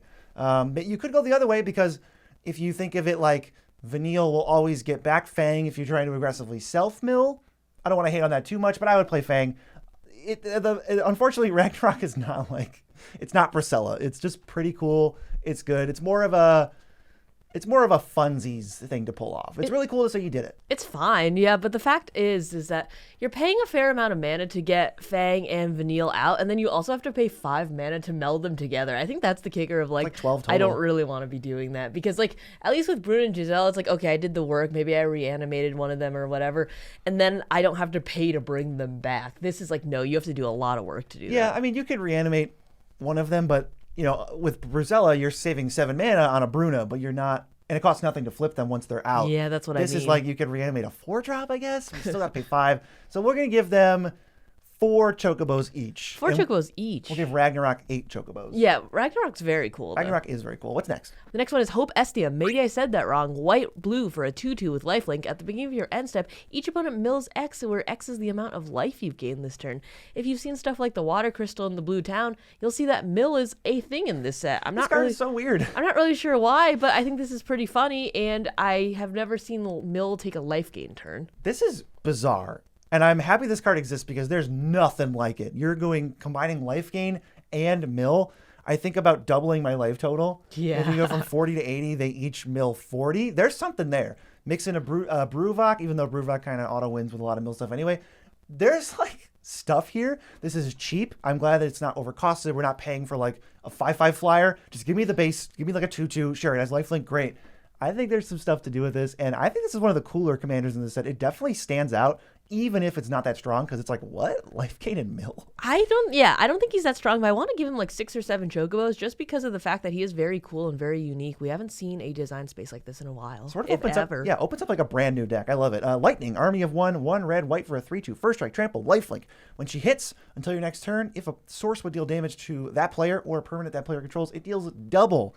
Weird stuff going on. This comes down cheap and hits pretty hard.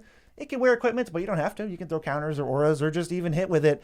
When you hit, she has first strike. So that trigger goes off. Then all of your other creatures that are maybe hitting hit after first strike. So they will deal double. And this was worded in the best way. It's worded like Gisela, the original, where now anything else that hits that player for the whole turn cycle gets doubled. That is awesome. No, actually, yeah, it's the turn cycle. So until your next turn. So it's like if your opponents are pinging with anything, if it's like they're swinging in, it really incentivizes them to be able to hit them or just make one target out of someone because it's so much more value. I like this. I thought this was a little uninspired to begin with because I was like, okay, we've already seen damage doubling. We've already seen like hit with your commander type deals. We've already seen like smaller, comes down pretty fast, trample. You get the deal. But the first strike and the fact that it has trample, I think really puts it over the top, and I'm like pretty excited about it. I would lean into, at least if I was building this, the political aspect. Get everybody to gang up on somebody or say like, hey, you could attack me, but it's twice as good over here. Sometimes that's Sometimes that's enough to deter an attack from you. I don't know if that's the most fun way to build this in terms of like for the table, or if you're going to, maybe they'll just turn on you at that point. But I think Yeah. it is a very good way to be able to build that. Once they realize, okay, who's next after we bully this person? Yeah. It's not the lightning player, so you just go after the lightning player. I would say 6 chocobos. 6 is fine. Next is Lightning. Again, Lightning Security Sergeant. 2 and a red for a 2/3 with Menace. Whenever she deals combat damage to a player, exile the top card of your library. You can play it for as long as you control her. Well, whatever, man. Sure. Like, Sure. honestly, I like your whatever, man. I don't know what else It's to say. Like, fine. this is It's the so most fine. red card. Like, don't play this. This is not the most optimal mono red commander. It's only okay, but it's also just like 0% inspired. If you So like Lightning, play the other one. That one's cooler. that one's great. We just read it. It was amazing. 2 chocobos? 2 chocobos. 2 chocobos. There's nothing there. Saz Catsroy. 3 and a green for a 3/3. When it enters, search for a basic or a bird and reveal it, put it into your hand, then shuffle. When it attacks, put a counter on a creature, then double the number of counters on that creature. Mono green birds. I love the text box because finding any bird actually does get pretty sweet when they start printing more birds and they factor in changelings and stuff. But when we were like locked into mono green, green does not have like crazy birds. Zaz's Chocobo is a card. It looks really cute, but it's not good in Commander. No, I don't think so. And then when we're thinking about birds, it's like we're going back to like the Masked Vandal. We're going to the Birds of Paradise. You know, the same like few that we talk about with every single other bird thing that we see, and it's not that good. I mean, it's great to find a basic. How do we just feel about let's almost ignore the bird And we're looking part. at the counters part. Yeah, like you go get Birds of Paradise or land to play that turn, and then you go like, give them haste maybe. I mean, doubling's so strong in terms of just like a base thing of doubling is strong. However, when we see things that are doubling, what can I do for 5 mana and double? Like, I don't know, Bristly Bill perhaps, that we're also locked in mono green and we want to do counters? He doesn't look the best when you compare him to other things. Saz is like a suboptimal choice. I think that if you're going for fun or flavor, he's fine, but if you want to get spiky, he's never going to even be in the top 10 counters cards, commanders. or even in the top 10 mono green counters cards. Like, and that's a pretty narrow band that you're like going to already. Give me a Chocobo count. 2.5. He was still better than that Lightning. Okay, next up we have Sarah Farron, 1 green white for a 2/2. First legendary creature spell you cast each turn costs 2 less to cast. That's pretty cool. At the beginning of combat on your turn, if you control 2 other legendary creatures, you can flip her.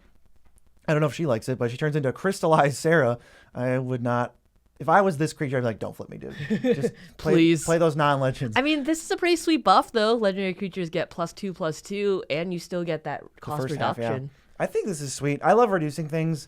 Maybe you go like the cheap 2 mana like artifact creatures. They're free, but probably like 2 and a green, 2 and a white. That's a sweet spot where you only pay 1 mana for these things. And the buff, assuming you're playing all legendary creatures, is very real. Yeah, I mean, it's just the fact that it's just all legendary creatures. That might be a little bit tough to get to because. But we just assume you're playing only legendary creatures. Yeah, but at that point, it's pretty awesome with that buff. I mean, Joda, they just got printed with SpongeBob in it, so that's just the party right there. It's good with SpongeBob, Joda. It's other than that, though, you might struggle to play this card. It's on rails and it's pretty good. Let's say 3 Chocobos. 3 Chocobos. I think that's right. It's a very fine card. Yeah, I'll say 4. Okay, that sounds good.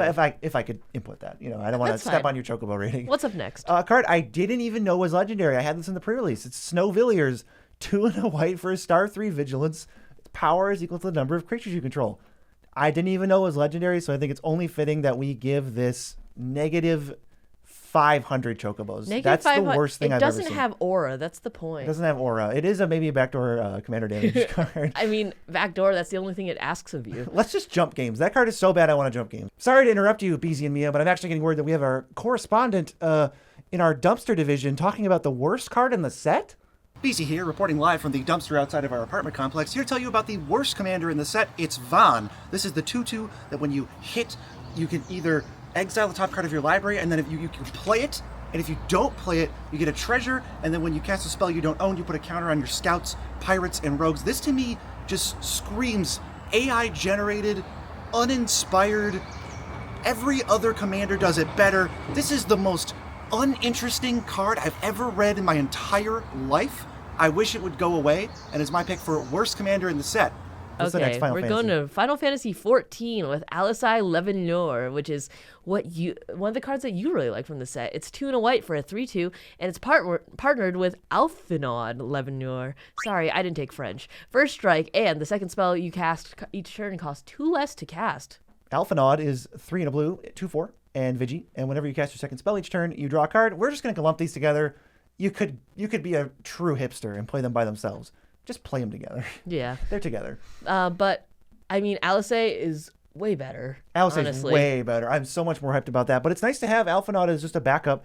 I think these cards are not necessarily commanders that are so annoying that they're going to catch removal every 5 seconds. And the fact that there's 2 of them means you can factor that into your first couple turns. Turn 3, you're always going to play Alice. And turn 4, you're always going to play Alphanaut. So it's a nice little thing to know that your curve is kind of filled in that sense. And then when you play Alice, you're of course going to play a 2-drop for free. So I love this duo. I'm not going to build them, but they are some of my favorites. I also think that it's a little bit nicer when you see this roll up to the table because so many types of Azorius builds are permission based. And you're like, no, I'm double spelling. And you probably catch a lot less removal, as BZ mentioned, because of the fact that it's like, ooh, second spell. You could build it pretty sweaty because of that. Cantrips, instant speed stuff. Yeah, but I think that it will not be as threatening when you roll up at the very beginning, at least. Yeah, I mean, even start putting like instants in your deck that are like 2 and a blue. And so you can play Alice, then you play a second spell, play Alphanaut, play another second spell, draw a card thanks to the reduction, pass turn, and maybe go 1 mana cantrip, 3 mana cantrip for reduced cost, draw another card. Yeah, or you have the Frantic Search as your second spell, so you're actually untapping lands. You know, I guess, there's some really spicy stuff. Yeah, if it's your first spell, it'll always guarantee a second spell, or it could be your second spell, and then you untap lands for the next turn where you're going to cast 2 more spells. Okay, I gotta stop or I'm gonna talk myself into building. You should this build deck. it. You don't have an Azorius deck right now. I do, and it's a Oh, very. do you? It's the Ojutai deck. Oh yeah, I forgot. And Sorry, that's you said that deck is a cop deck. Yeah, it is a cop And deck. this deck would not be.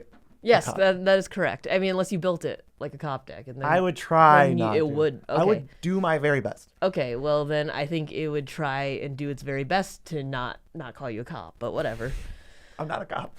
Okay. Up next. Wait, I want to say 7 chocobos for Alice and 3 chocobos for Alphanaut. That's fine with me. I think that they're cool. Alice carries though. Emmett Selk of the 3rd seat. What does he do? He is 2 blue-black for a 3/4. Spells you cast from your graveyard cost 2 less to cast. Whenever 1 or more opponents lose life, you can cast target instant or sorcery card from your graveyard. If it would be put in a graveyard, exile it once only each turn. Doesn't only say on your turns though, and it does give you that nice reduction. This is kind of cool. I love the spells you cast cost 2 less because I'm like, oh, it's not. It's Maybe not, that's just the blanket. It's not restricted by things, but then the second ability says only instants and sorcery, so I'm a little sad by it. No, I wouldn't look at it like that. I would just look at it at 4 mana, spells cost 2 less from the graveyard, and then you just happen to maybe get it with losing life. I don't think Well, that's you're that gonna great. make them lose life all the time. Yeah, Like, yeah. you don't even have to. Even if you didn't build around it, they're gonna like fetch and stuff. Yeah, I think that's pretty cool. I was just trying to think of him. I'm not sure if I'd love him as a commander, but he seems like a really good support piece for the graveyard decks. Yeah, as a commander, you can go pretty hard with like Yawgmoth's Will and stuff like that, and you just say, forget the last part.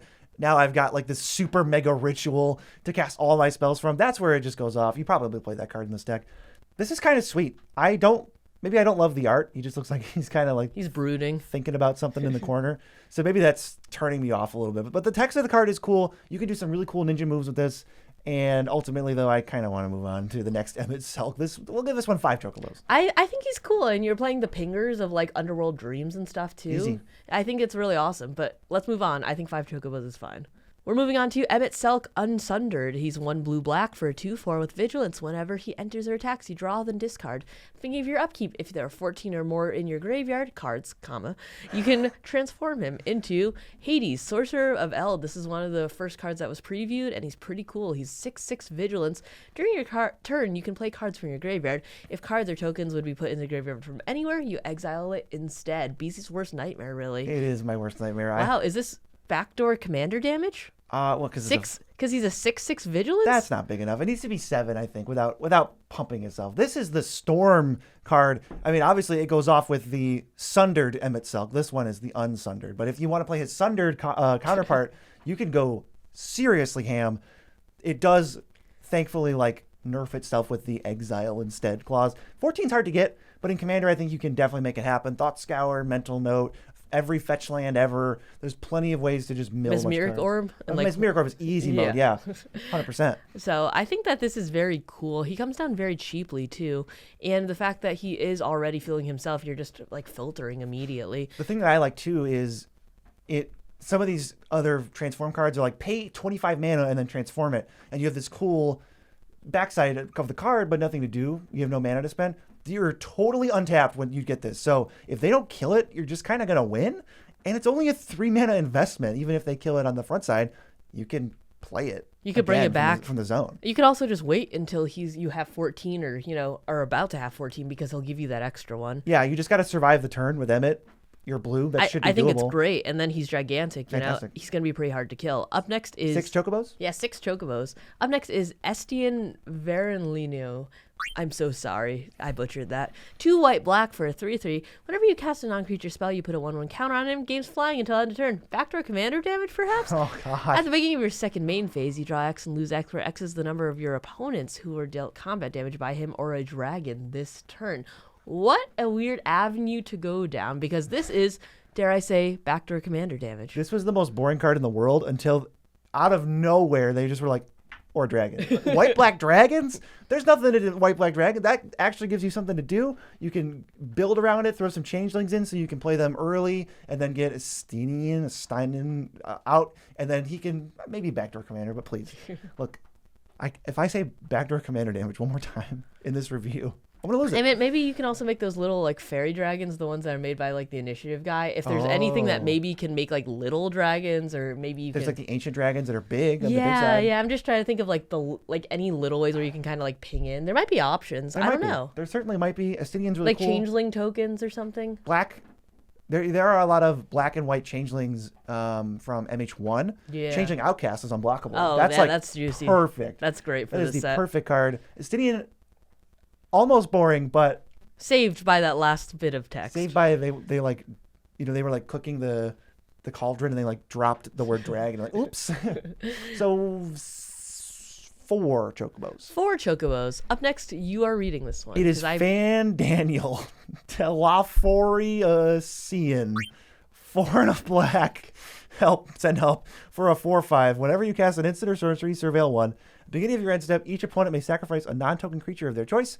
Each opponent who doesn't loses 2 life for each instant and sorcery card in your graveyard. I love that the punishment gets more and more brutal, but the front side is too easy. So once it gets to the point where you guys are going to lose 10 life, they go, no, I'm not. I'll just sack my birds of paradise. Yeah, it's just non-token creature of their choice. You're going to have to be constantly board wiping, basically, and just making sure that they don't have anything. And then it's very predictable. I mean, it's very telegraphed, I think is It's the also right word I 5 was looking mana. for. 5 mana, and if they kill it... It's just oh. So you're going to have to cantrip a bunch in the beginning, wipe their board, and then bring him out? I'm here for 1 chocobo.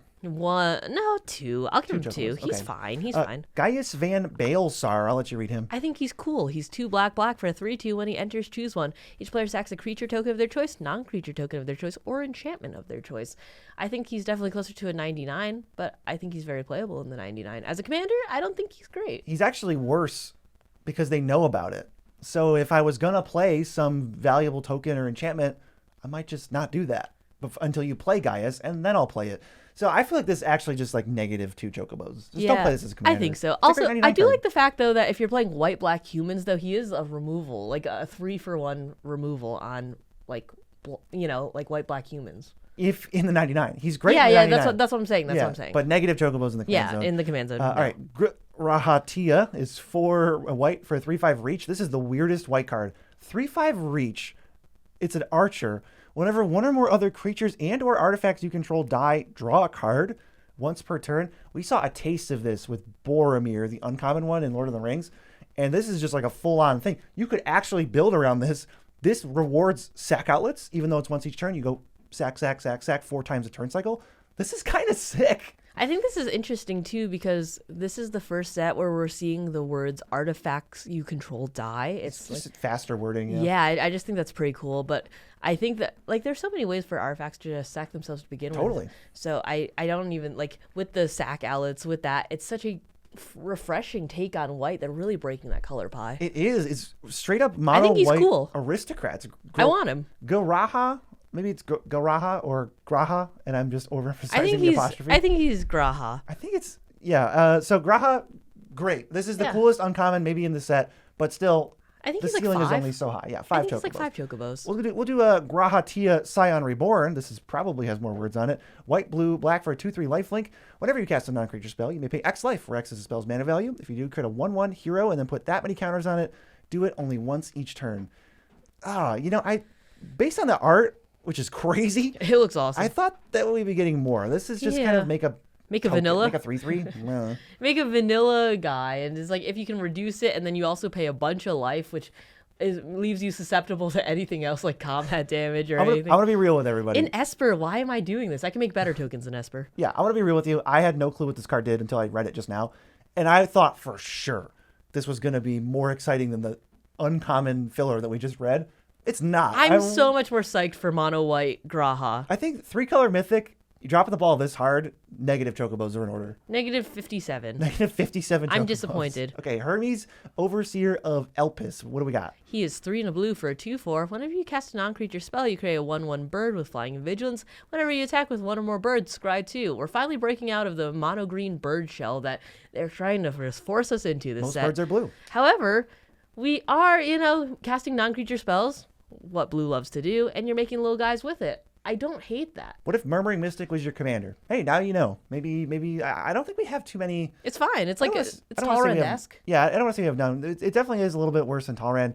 You'd probably have to justify why you are playing this over Talrand. Because you liked Final Fantasy 14. I think at that point it would have to be bird related. So we would maybe only look at this as a bird commander, or maybe you just don't want as much heat. You're like, I'm not playing Talrand, guys. Yeah, I was This playing only Hermes. makes 1/1. Yeah, I think that maybe you're in it for the love of the game. Final Fantasy 14 being the game. That would be the game. Okay, Hildebrand How many Manderville. chocobos? Oh God, sorry. Like four? Four chocobos. Hildebrand Manderville is a 1 and a white for a 2/2 that pumps your tokens by 1. And when it dies, you can cast it from the graveyard with the adventure side, which is disappointingly just 2 and a black, make a 2/2 zombie. This is a white-black commander, so it does open up a little bit more stuff for you.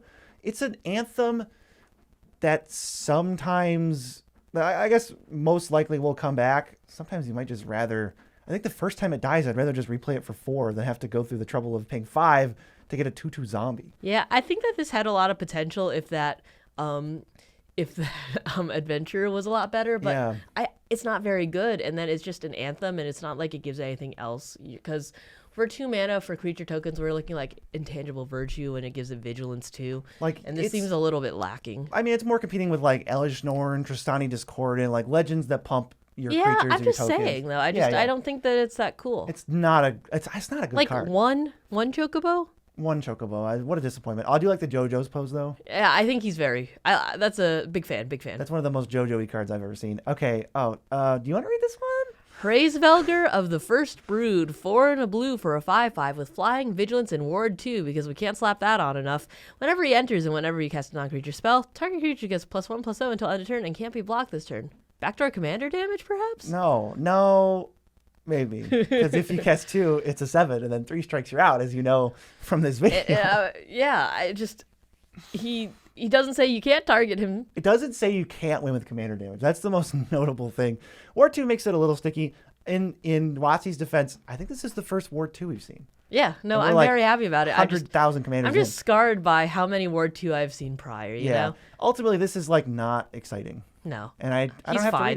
to tell you any more strategy if I'm not excited by He's it. fine. 1.5 chocobos. Yeah. The drumstick. Cryol Baldesian, white, blue for a 2/1 lifelink. Loving the blue-white lifelink creatures this set. Whenever you cast a non-creature spell, you can return a creature card with mana value equal to the spell's mana value from your graveyard to your hand. Do this only once each turn. This implies a lot of self-mill going on. And blue-white, that's cool. That's a cool little challenge. Again, Mesmeric Orb, shout out. I mean, I think this is weird because you want self-mill, you want a mix of creatures and non-creatures. It's asking a lot. And you're also asking for them to have similar mana values, so you can't just fill it with cantrips because then you're only getting 1-drops back, and your deck can't just rely on 1-drops. So is it asking you to cast all of these and it's also saying once each turn, so you have to have a lot of instants or things with flash. Yeah. I think this is asking too much from you. It's really genuinely. cool. It's going to be a tough build, and that might be one of the reasons to build this is if you want to challenge, try to figure out how Cryol Baldesian works. This is a sweet one. I like this design a lot. Cool, though. I don't think it's a very good card, but there are other things like Frantic Search. That's a 3-drop back, casting a Force of Will or something. okay, that's a 5-drop. Like, is this the deck where you play like Rewind and stuff? It actually might be. I hate Rewind, and this might be the deck where you play Rewind. It actually might be. And then if you mix in with like creatures with flash, then you're getting them back and playing them. Like you rewind something, get back a 4-drop with flash, and then flash it in. That could be pretty cool. Sick. I have a lot of respect for this card, and I think it's going to be a really fun build. 7 Chocobos? 7 Chocobos. Next is Lice Hexed, 1 white blue for a 2/2 with prowess. Non-creature spells you cast cost 1 less to cast. As long as you cast 2 or more non-creature spells this turn, she has double strike. Oh! Backdoor commander damage, perhaps? Yeah, maybe. Maybe it is, okay? This just looks like a reduction, and then if...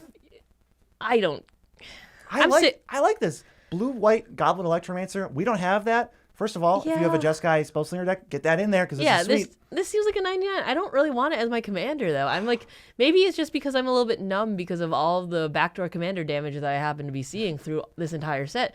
But this looks like a reduction on the 3-cost body, and then I might get commander damage, but I don't know. If I'm doing Spellslinging, I'd rather do something else. There are cooler Spellslingers. We already have Urza. That's a 3-mana cost reducer.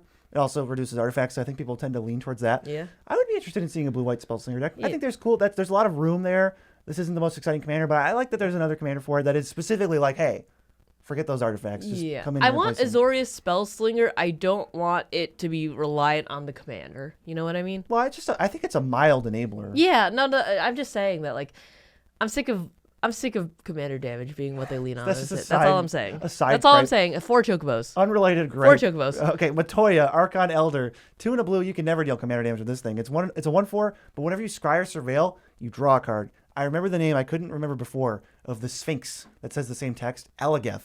You are paying for this stupid 5/6 flyer on that thing. They cut it down to 3 mana, and it works with more cards. And even since a couple years ago, there's way more cards with Surveil because they errated. Look at the top card, you may put it in the graveyard to be exactly Surveil. So this card actually I would be very scared of. It's a super good card advantage engine.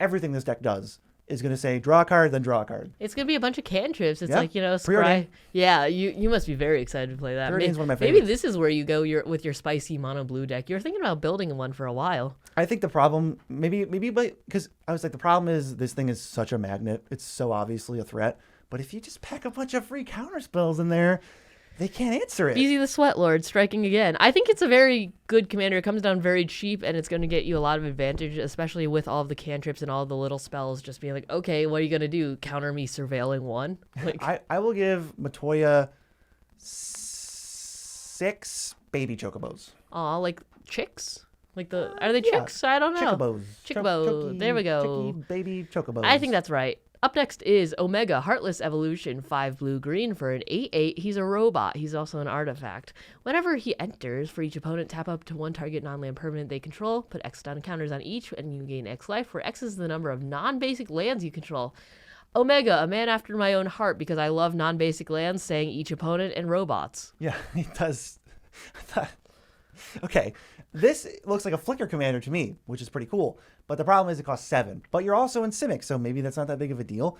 You almost can just play all non-basic lands. That shouldn't be an issue. Yeah. I do that anyway. Yeah, I do too. I think that he's so cool. We have like 6 basic lands in our 2-color decks. We go so slim. I love utility lands. I love duels. Yeah, I think that he's awesome. And when you're ramping so hard in Simic to begin with, I don't think he'll be that tough, especially since, as I mentioned earlier, he is an artifact. If you build this with all the artifact reducers, I think you could power him out on turn 5, 4 even. Maybe like a Geode Golem or something to cheat him out. Maybe that's too cute. I was just thinking about like the Ethereum sculptors and all that, and then you just start reducing and you're ramping, and then you're just... I think you probably want your ramp to be lands, though. Just because then they get more stun counters. Like the thing about this is it just says destroy creatures. You're going to struggle a little bit with creatures that have like good static abilities, but like as far as attacking, you can never attack this deck. It's like, okay, play my commander, put 13 stun counters on your creature. It's like an insulting amount. It's like you have to keep track of it, but they're never going to go away. I think that this is awesome, and I think that this is my pick for most exciting uncommon here. It kind of slaps. I think he's cool. I want like 7 Chocobos for this guy. 7 Chocobos. All right. Papalimo Totalimo is black-white for a 1/2. Cast a non-creature, ping each opponent for 1. 4 tap sack. Each opponent who lost life this turn sacrifices a creature with the greatest power among creatures they control. Everyone loves dying in Final Fantasy. That's a soul shatter, baby. And that means I love this card. It also is a little tiny what do you call this? Like an extort sort of deal when you just play the game, go through the motions, get residual damage on them, which is great. I love having that.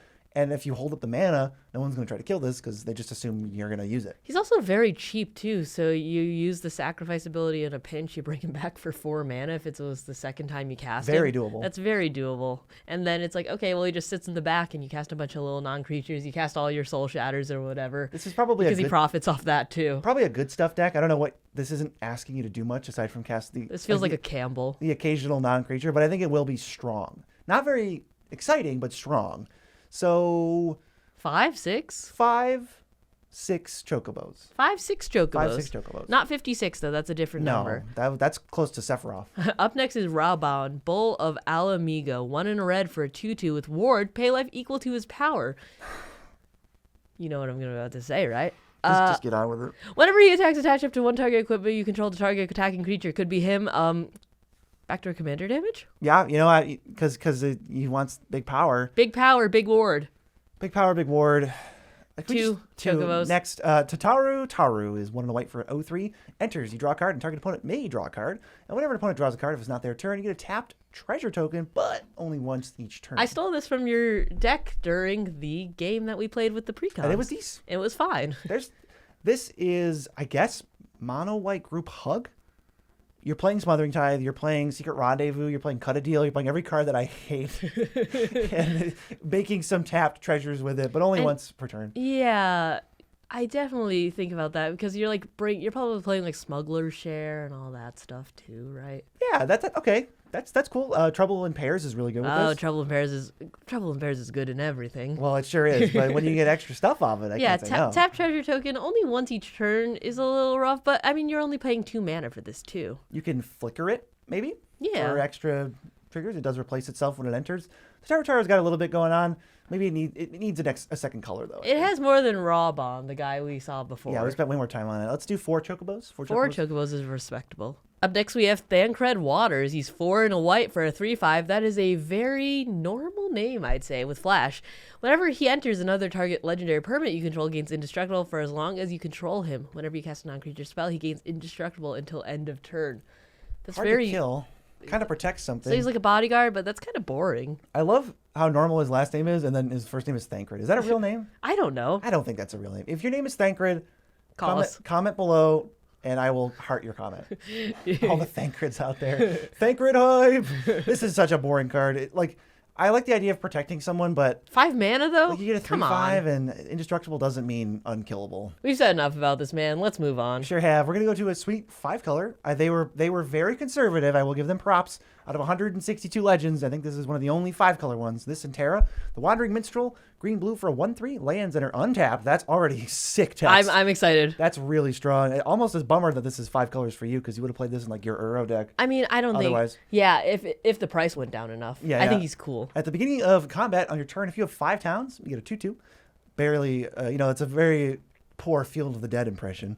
And you pay 1,000 mana, and other creatures you control get +X/+X, where X is the number of towns you control. That is a big overrun. If you're doing the town thing, unfortunately, there's not that many towns, but there are things that make copies of lands. There's Copy land? the technique, the blue technique. There's the card from Final Fantasy's Realm Sketch that makes a copy of a land.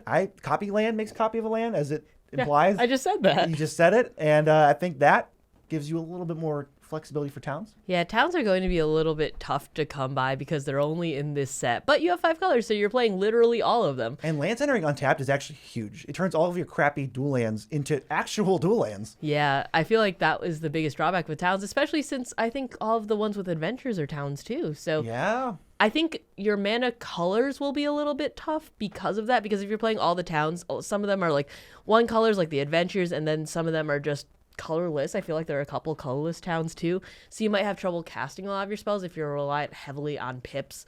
But if you can fetch them and find them, then that's going to be pretty cool, and I think you're going to be able to get this guy out pretty easily because he's only 2 mana. I think this is one of those commanders that is really cool and is an interesting design, but you could build it to be very lame. This is one you got to be careful with. What do you mean? 5 colors, you have access to everything. Yeah. Are you just going to be some land combo deck that cares about the lands entering untapped, or are you going to actually try to overrun with towns? Yeah, like if you go get Field of the Dead or something because That's- everything's going to who be would this do that? different land. That's just- come on. Come on, be a little bit more original than Have that. some decency. I will give him 10 chocobos. 10 chocobos? One for each town. Okay, I like that. 10 chocobos. Orangier all grilled. White, blue for a 1-3. There's a lot of blue-white legends. Am I crazy or is there just a million of them? I mean, I think that Y'shtola was the commander for this precon, and she's Esper. I guess, yeah, I mean, I guess it makes a lot of blue-whites. Whenever you play a land from exile or cast a spell from exile, you gain 2. And you can tap to look at the top card of your library. You may exile it face down. Or you can tap to play one of those cards, and it costs 2 less to cast. I almost feel like this guy wants to be tapped and untapped a lot. Like a Crab Umbra. That might not be a real Umbra. But like Crab a Penman's Umbra. Aura.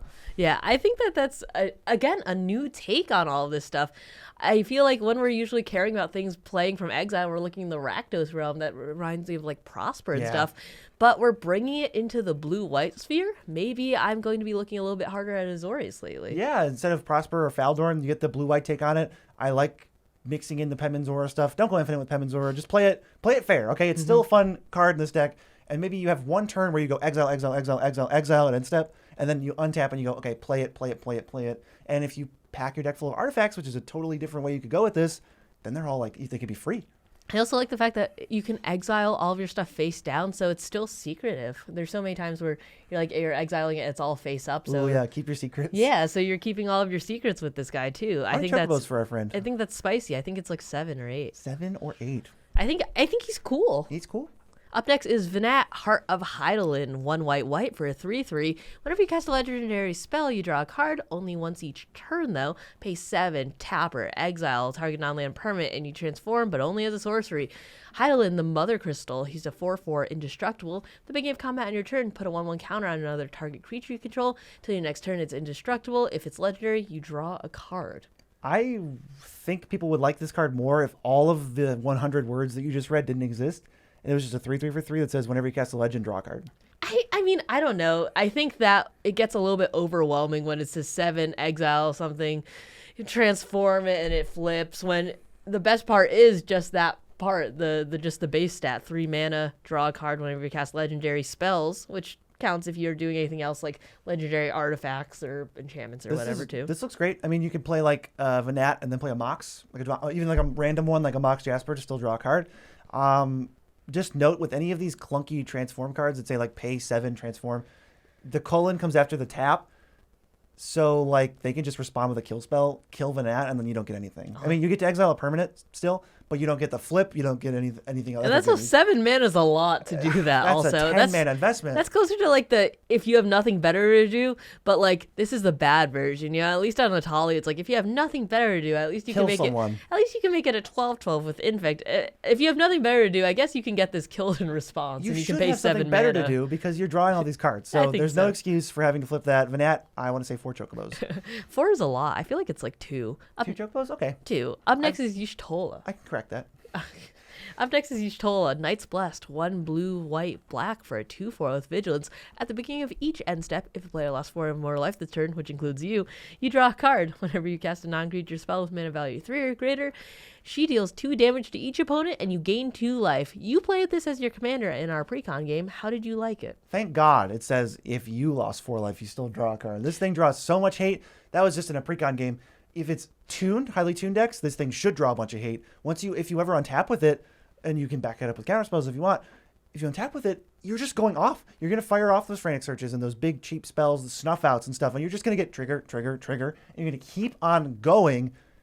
Maybe you start untapping lands, and it just gets obnoxious. I think you can easily deal 10 damage with this, and then of course you're going to start drawing cards. I think sitting across from it, the most annoying / like tough part to deal with is the fact that it just sustains itself so Gains easily. life. Yeah, because it's not like you're just pinging the entire table. It doesn't matter if they're like, oh, swing in free for 8. Okay, well, if you have any of these spells that reduce themselves and you can chain 4 of them together, you know, the frantic searches, the ones that like this cost X less if you XYZ, then you'll just gain that back and then the entire table will take 8. You know, it's just such a big life swing with all these little spells that you can chain together. The scary thing about this commander is you can punish them and you can go like, okay, you know, they're gaining life, let's hit them for 8, but then I'm going to gain the life back, and in your head it's like, yeah, I attacked them, I did the thing I was supposed to do, they got punished, but I'm still at 40. Yeah. And that's That's something you got to watch out for. And then it's also the fact where, as you mentioned before, it's like the snuff outs of the world. You chain, and it's like it doesn't even matter because at that point, it's like if you have any of these things that can make you lose life or something, maybe you play like greed or something, or just anything where you can make yourself lose life too. You can still be drawing these cards, even without casting anything. There's no question this card's great. It's obviously awesome. A lot of chocobos up for grabs. Like 12 chocobos? Yeah, I think that's right. Double digits. How about, I will offer a slight correction. 12 chocobos and 1 baby chocobo. Okay. I didn't know we were offering the baby chocobos too. They've been in play the whole time. We just haven't used them because we're conserving our chocobos. We only have so many. Ishtola, the second one, Rule, 4 blue for a 3/5. You get 2 end steps, and at each of those end steps, you flicker something, and it comes back. It's like a double Thassa Deep Dwelling. You don't have the indestructible, so it's a little bit less safe. It is a creature, so it's a little bit less safe. There's some cool stuff you can do. It's not as good though, right? Because it says return to the battlefield under its owner's control. Right. It comes back right away. Yeah. So then you can do it again at the same thing if you want. Well, I mean, like when you steal stuff with Thassa, it's a little less good, right? I've never really thought that's relevant on the Okay, card. I was just curious. Thassa flickers it under your control, but like how many cards actually steal it in mono blue? I mean, I'm just saying it is something to keep an eye out for. Keep an eye on it. You can't cheese out, with an act of treason. Ishtola, find something that's really, really good. Play it before Ishtola, and then hope to play it flicker. Maybe get like a Riptide Gear Hulk going. That's a really nice engine with this. Yeah, 6 mana is a lot to be getting. This isn't blue-white, so never mind. 6 mana is a lot to be getting that. Maybe you're playing a Torrential Gear Hulk? Yeah, that's a little bit less It's a little less cool, but that is the one in mono blue that you'll be looking for. Yeah, Ishtola's fine. The other one got 12.1 chocobos. 3.5. 3.5 chocobos, but it's 6 mana. 3.5 chocobos, but the half is a baby chocobo. Yeah, it's just 6 mana. 6 mana is a lot. It is. You're gonna feel it. You do get the immediate effect though, so that's nice. Xenos A Galvus, 3 black for a 4/4. My first friend. When Xenos enters, choose a creature an opponent controls until on a turn. Everything else gets -2/-2. And then when the chosen creature leaves, you don't want to do that because he flips into Shinryu, Transcendent Rival, 8/8 flyer. As this transforms, choose an opponent. When that chosen player loses the game, you win the game. That's crazy. I think this is a crazy This text is so box. flavorful. So at that point, it's like you have to just play keep away. It's like, okay, we under no circumstance can we have you lose. And so you have to like guard against that guy losing. What do you feel about an 8/8 commander that really wants one player dead? I think that's funny. Do you think there's some I think that's so consideration to funny. a backdoor commander damage? Yes, and I think this is funny. I think that this is so like, dare I say, gamer? It's like, gamer coded. Yeah, this is like the 1v1 where it's like you against me, bro, till the end. 1v1 me right now, and then the other players are caught in the crossfire. Yeah, catch me on the rift. I think it's just you get a decent immediate effect. -2/-2. That's not terrible. It's going to clean up some tokens. You're going to get some value out of that. That's nice. And you almost want to choose a creature that dies.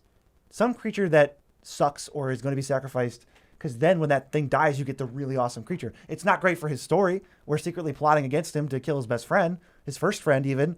But once he does, he's going to be pissed, and that's better for us. he only had one friend. It's fine. It's so sad. Maybe he'll make another friend if he kills everyone at the I'm just table. making up lore right now. Maybe he had 2 friends. I don't know. No, everybody knows that Xenos E. Galvus only had one friend. But I think his TikToks is really funny. I wanna see this, and I want to see how the table reacts. I feel like at that point it's just going to be playing a bunch of keep away with it's like, no, you're not allowed to touch this person. Like, I'll be using my resources to try and kill this thing. It's kind of a meme, but I think it also does have some power behind it, which is the best kind of meme.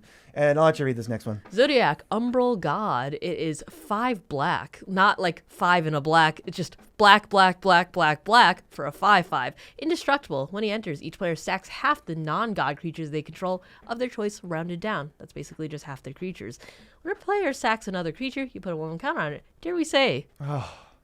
I think you could do commander damage with this. Backdoor commander damage, perhaps. I think you could. Yeah, I think so. I think that's where this is trying to go to begin with. Also tracks you. You could just play Viscera Seer and Woe Strider and sack all your dudes and then get this thing up to be pretty large. Yeah, it doesn't say non-token or anything, too. You're just going to be making it big, and 2 creatures dying just means 3-hit kill. Yeah, he's tough to kill. He's not impossible to kill. I'm not saying indestructible, but it's much, much better, obviously, with indestructible. And Mono Black doesn't care at all about having 5 black pips. In fact, you'd probably rather have this cost 5 black pips because of Nykthos. And let's not kid ourselves. You're playing mono black. You are a Crick?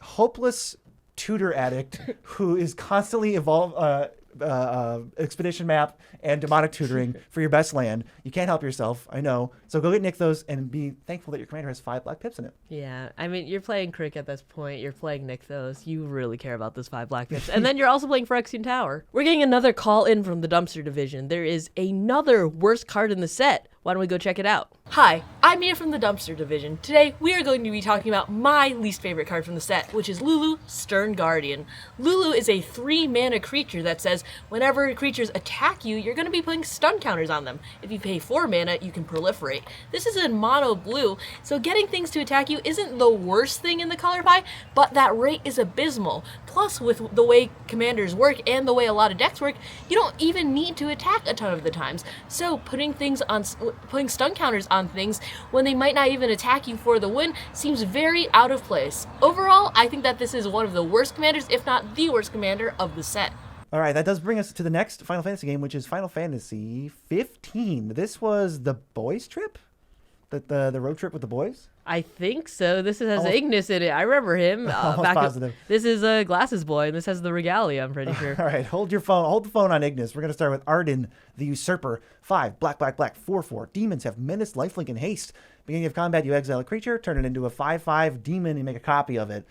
It's like a God Pharaoh's gift, but they have demons, and they have way more abilities. He's fine. Demon's already coming in there. Like, I'm never seeing a demon like, wow, I wish they had more because I'm already paying 12 billion mana for it. Well, he doesn't actually need you to play any demons. He makes his own. No, I guess, yeah. I was just thinking about it. I was like, Demons are really expensive these days. I mean, demons are really expensive these days. This is also just a really expensive human. This is so expensive. This is like an 8 mana, and then I have to wait for, combat on my turn. It's not even immediate. It's not even when he enters. It's pretty close to immediate. I mean, how much sooner could you get? I mean, it's more as it enters. Well, it's more of like there's the window of you can't even get the trigger as he enters if people don't have a counter spell. It's just like, okay, he enters, cool. We're going to combat, kill it. Cool, I spent 8 mana for nothing. Very awesome. There's a lot of Thank risk, you, okay? everyone. But you're going to get back an 8-drop worth of things. You can get a Razaketh off this and hit with it right away. So the upside's there. It's a lot of mana. It's so much mana. I don't think it's worth it. Dare I say you might have to tutor for Cabal coffers this time, Mono Black gamers. So we'll give them 4 chocobos and go to Gladiolus Amicidia.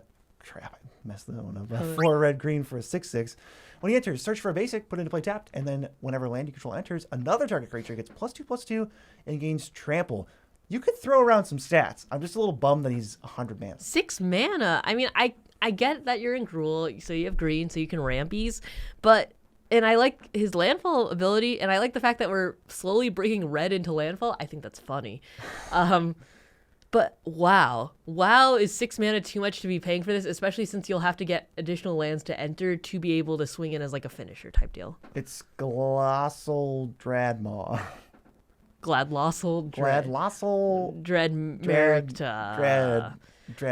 1 chocobo. Really? I was gonna say 4.5. I think he's more playable than this Arden guy. The 5, the 8, the 8? Yeah, and I think you gave him like 2 or something. All right, well, you really want to talk about Ignis. You like him. I think he's your cool. favorite. He's the only one I remember. His name is Ignis Scientia. He is 1 green blue for a 2/2. When he enters, you look at the top 6. He put a land card from among them onto the battlefield tapped. Rest on the bottom. If you pay 1 green blue and tap him, exile target card from a graveyard. If the card was exiled this way, create a food token. Definitely seems like one of the more utility legends. I'm not sure if I'd put him as my commander, but I think you could put him in a lot of decks, and I think the little bit of graveyard hate is nice in a pinch. In the 99, sure. Again, not what we're talking about. Very lackluster commander. Maybe if you care about ramping on turn 3, you can make something happen with that. He does make foods, and Simic is has a little bit stuff to do with artifacts and food, so he's a little bit open-ended. Yeah, it just seems like Satina vibes, Yeah, I want to give him 2 chocobos, because realistically you're not going to play this. He's fine, but not my commander. Yeah, Noctis, Prince of Lucis. 1 white, blue, black for a 4/3 lifelink. You may cast artifact spells from your graveyard by paying 3 life and their cost, and if you cast it, they enter with a finality counter. It's another Kess. It's another Carador. I can't be too mad at it. I'd hope not. But maybe it's just that we're so far into the set review at this point that I'm not impressed. I don't know. Artifacts. I'm pretty fond of them. I just built a Azorius artifact deck, and now we're mixing in black, so we have Esper artifacts. A little bit Shroom vibes. Pretty cool. Finality counters, fine. I think it's a little overplayed with the last 10 sets that we've had. Whatever, though. I right. think he's cool. We're gonna- 6 chocobos. We're going to Prompto Argentum, 1 in a red, 2/2 haste. Whenever you cast a non-creature spell, if you spend 4 mana on it, you get a treasure. Let's give our boy... I love that he's taking a selfie. Yeah, Big I like props it. for that. That's hilarious. He gets 4 chocobos for that alone. That's it, but there's nothing else there. Ambrosia Whiteheart into Final Fantasy 16. Bird. Which is the final Final Fantasy, but we still got more stuff to do. Ambrosia Whiteheart is 1 and a white for a 2/2 flash. Enters. Return another non-land permanent you control to your hand. And then when a land enters, it gets +1/+0 until end of turn. Can you guess what they might be trying to get you to do? No. Can you guess no. what they might... No. Commander damage! No. And also, you can bounce your own lands to your hand, and then you can play them again. And then you could make it bigger because you want commander damage. Wait, what are you doing? You're playing this, bouncing your own land back? How does that give you any more? Well, I'm just saying, because it says you could return another permanent. A lot of times they say non-land permanent. So Yeah, I guess, but you can only play 1 land per turn. But if you have Walking Atlas and the Poo-Poo Ship, the poo-poo. you can. That's just what it's No, called. I'm just... That's what it's called. I just wanted you to know that you could bounce your own lands, and then also it wants to get bigger and then strike people for commander damage. This card has already gotten way more talk than it deserves. It's just It's a bird. It's literally a chocobo with flash. So it gets 1 chocobo because it is 1 chocobo. Whoa. There's 2 baby ones. Oh, really? Oh, my mistake. That is 1 chocobo and 2 baby chocobos. Thank you. All right, next is a card I got in the pre-release. It was pretty good. Clive, if it's dominant for red for a 5/5, why does everything cost 6 mana in this set? When he enters, you could discard your hand and draw cards equal to your devotion to red. For red, you tap him, you exile him, return him, only at sorcery speed. And he turns into a 9/9 Ifrit, Warden of Inferno. The first mode says he fights up to 1 other target creature, probably killing it. And the second and third mode is you add 4 red mana. If he has 3 or more lore counters on it, exile, and then you bring him back on the front side. Which lets you discard your hand and draw a bunch more cards. As a mono red commander, this thing's gonna say draw like 10 cards on it. I don't even care about the backside really too much. It is a lot of mana, so make sure you have like maybe rituals and stuff to ramp this out or consistently play it if it dies. This is a sick ETB trigger. Yeah, I think this ETB trigger is awesome, especially if you can flicker it or if you can transform it and bring it back 9/9 on the back. I don't want to quiz you or anything, but I am going to quiz you. Backdoor commander damage. No, I'm going to quiz you a little bit. Yes. Can you name 1 card that is triple red? That is like commander playable. Immodane or Torbrand? Oh, Torbrand. Yeah, okay. Yeah. I was like, I know all of the City on Fire, all of the damage like triplers are all like triple red every given time. Goblin Chain Whirler might be okay in this deck because it's like borderline. That's fair. That's If it fair. draws you 3 extra cards, I'm pretty down for it. Clive gets a lot of chocobos. I think he gets at least 7. 7 chocobos sounds pretty reasonable to me. Next is Dion, Bahamut's Dominant, 3 and a white for a 3/3. During your turn, he and knights you control have flying and make it 2/2 when it enters. And you can pay 4 white and tap to exile him, then flip him into a saga. And yes, we originally wanted to change the lights when we started Final Fantasy 16, but I forgot. So here it is. Bahamut, Warden of Light is the flip side. Chapter 1 on a 5/5 flyer. Put a +1/+1 counter on each other creature you control. They gain flying. That's the first 2 chapters. Chapter 3, destroy target permanent. Exile Bahamut, then return it to the battlefield, which will, of course, make you another 2/2 knight.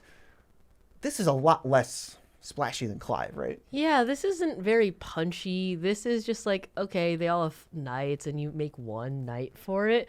And then it's just like, it's not even, the backside isn't even that good. I think the front side's probably the best part. If you play a knight's deck, all of your creatures have flying on your turn. Yeah, it's just like a static ability, and that's cool. And then I don't think I'd ever want to transform him. While with Clyde, I think I would want to transform him if there's something really spicy that I'm trying to get rid of on the board, or if I want to just re-get that trigger. Yeah, because I really want to draw 10 cards, but I don't know how much I'm like dying to make a 2/2. So Especially for 6 mana and then flip him back over, like, man. 6 baby chocobos, and we'll go to 6 Jill. is a lot. Oh, we're going. It's babies. They're babies. Okay.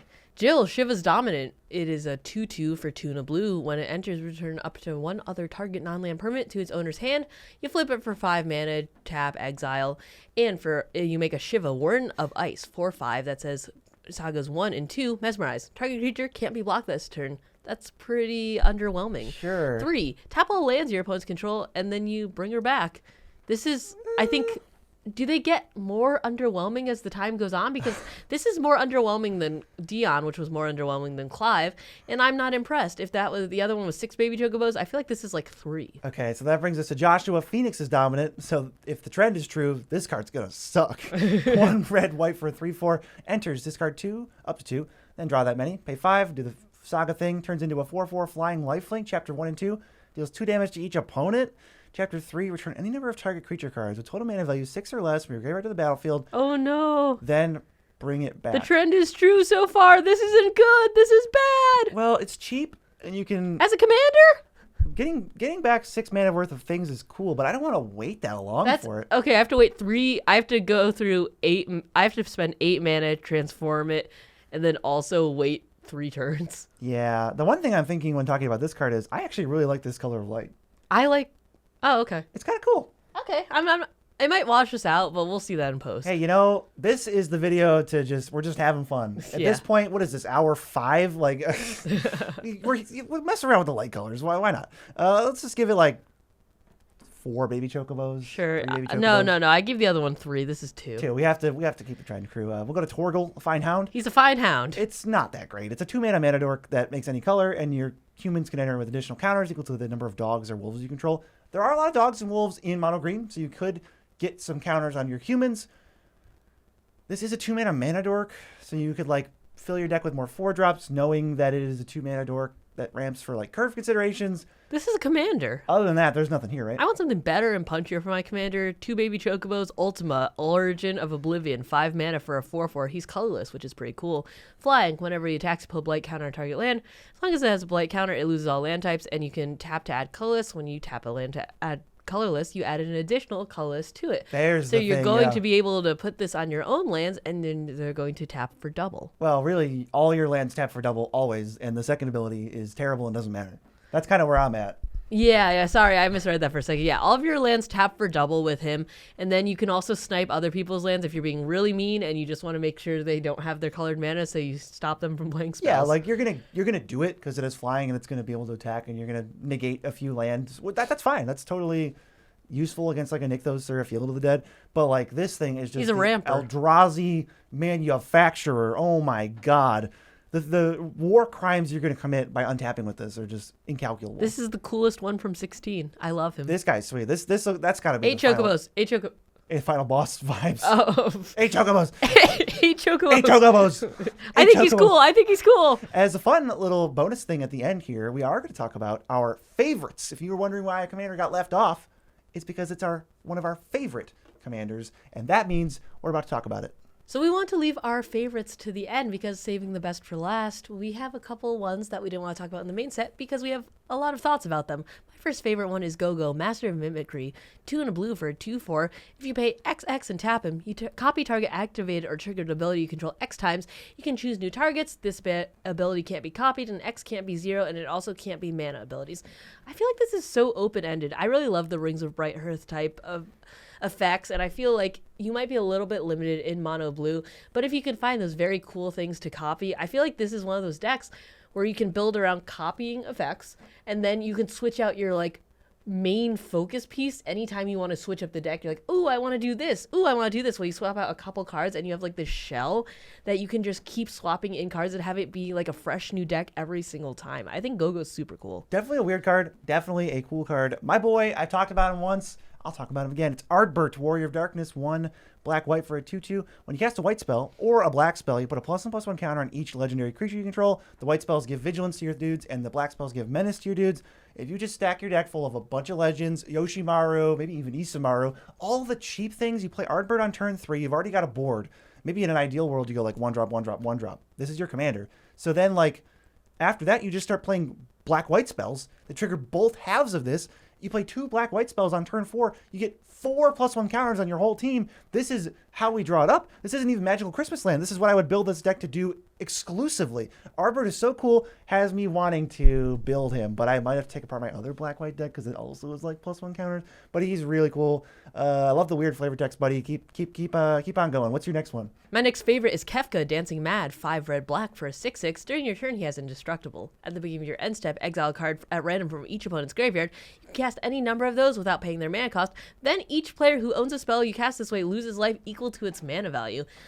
I wish I could have used this in our pre-con game, but I still think he's awesome. 7 mana is a ton to be paying for him, but I think that last ability is so cool. You know I love value. You know I love casting things for free, and I love how random it is too. I think that's the fevered suspicion in me talking. This guy is fevered suspicion on a guy, plus a little bit extra. This guy is favorite suspicion on a guy. Plus a little bit extra because they lose life too. Another card I like is the Emperor of Palamecia. Blue-red for a 2/2 that taps for blue or red, but only to spend non-creature spells. And whenever you cast a non-creature spell, if you get 4 mana to spend it, you get a counter on this thing. Then if there's 3 counters on it, it turns into the Lord Master of Hell. Pretty badass. Whenever it attacks, deals X to each opponent, where X is the number of non-creature, non-land cards in your graveyard. This seems like a really cool Spellslinger payoff. I think you can also stack your deck full of like 4 drops too, knowing you're going to go 2 every turn, play a 2-drop. Turn 3, you're always playing something that costs 4. It's getting a counter. There's other things to do there. I want a self-mill. I want a mental note. I want a frantic search. I want a thought scour, and that's not the first time I've said this today. Wow, Beezy with the graveyard The love. holy trinity Who of would have nonsense. guessed? This is so original. I love it. If I didn't have a Balmor deck, I would build this. So this might just go in that deck. It's cool. It's ramp and blue-red. It does a lot, all right? It's got a payoff. It's the win con, too. I love it. Those are our favorite cards, though. This, I can't believe we are actually, this is every card. We just covered every legend There's in the so set. many. If you stuck around, I don't even know how to thank you. Thank you. We love you. We love you. Thank you. If you want to watch more, I know you're probably not going to watch more right now. I wouldn't even recommend that. But tomorrow, tomorrow. If you'd like to watch more, like the pre-con game that I've been alluding to all episode, why don't you check it out right here. Bye.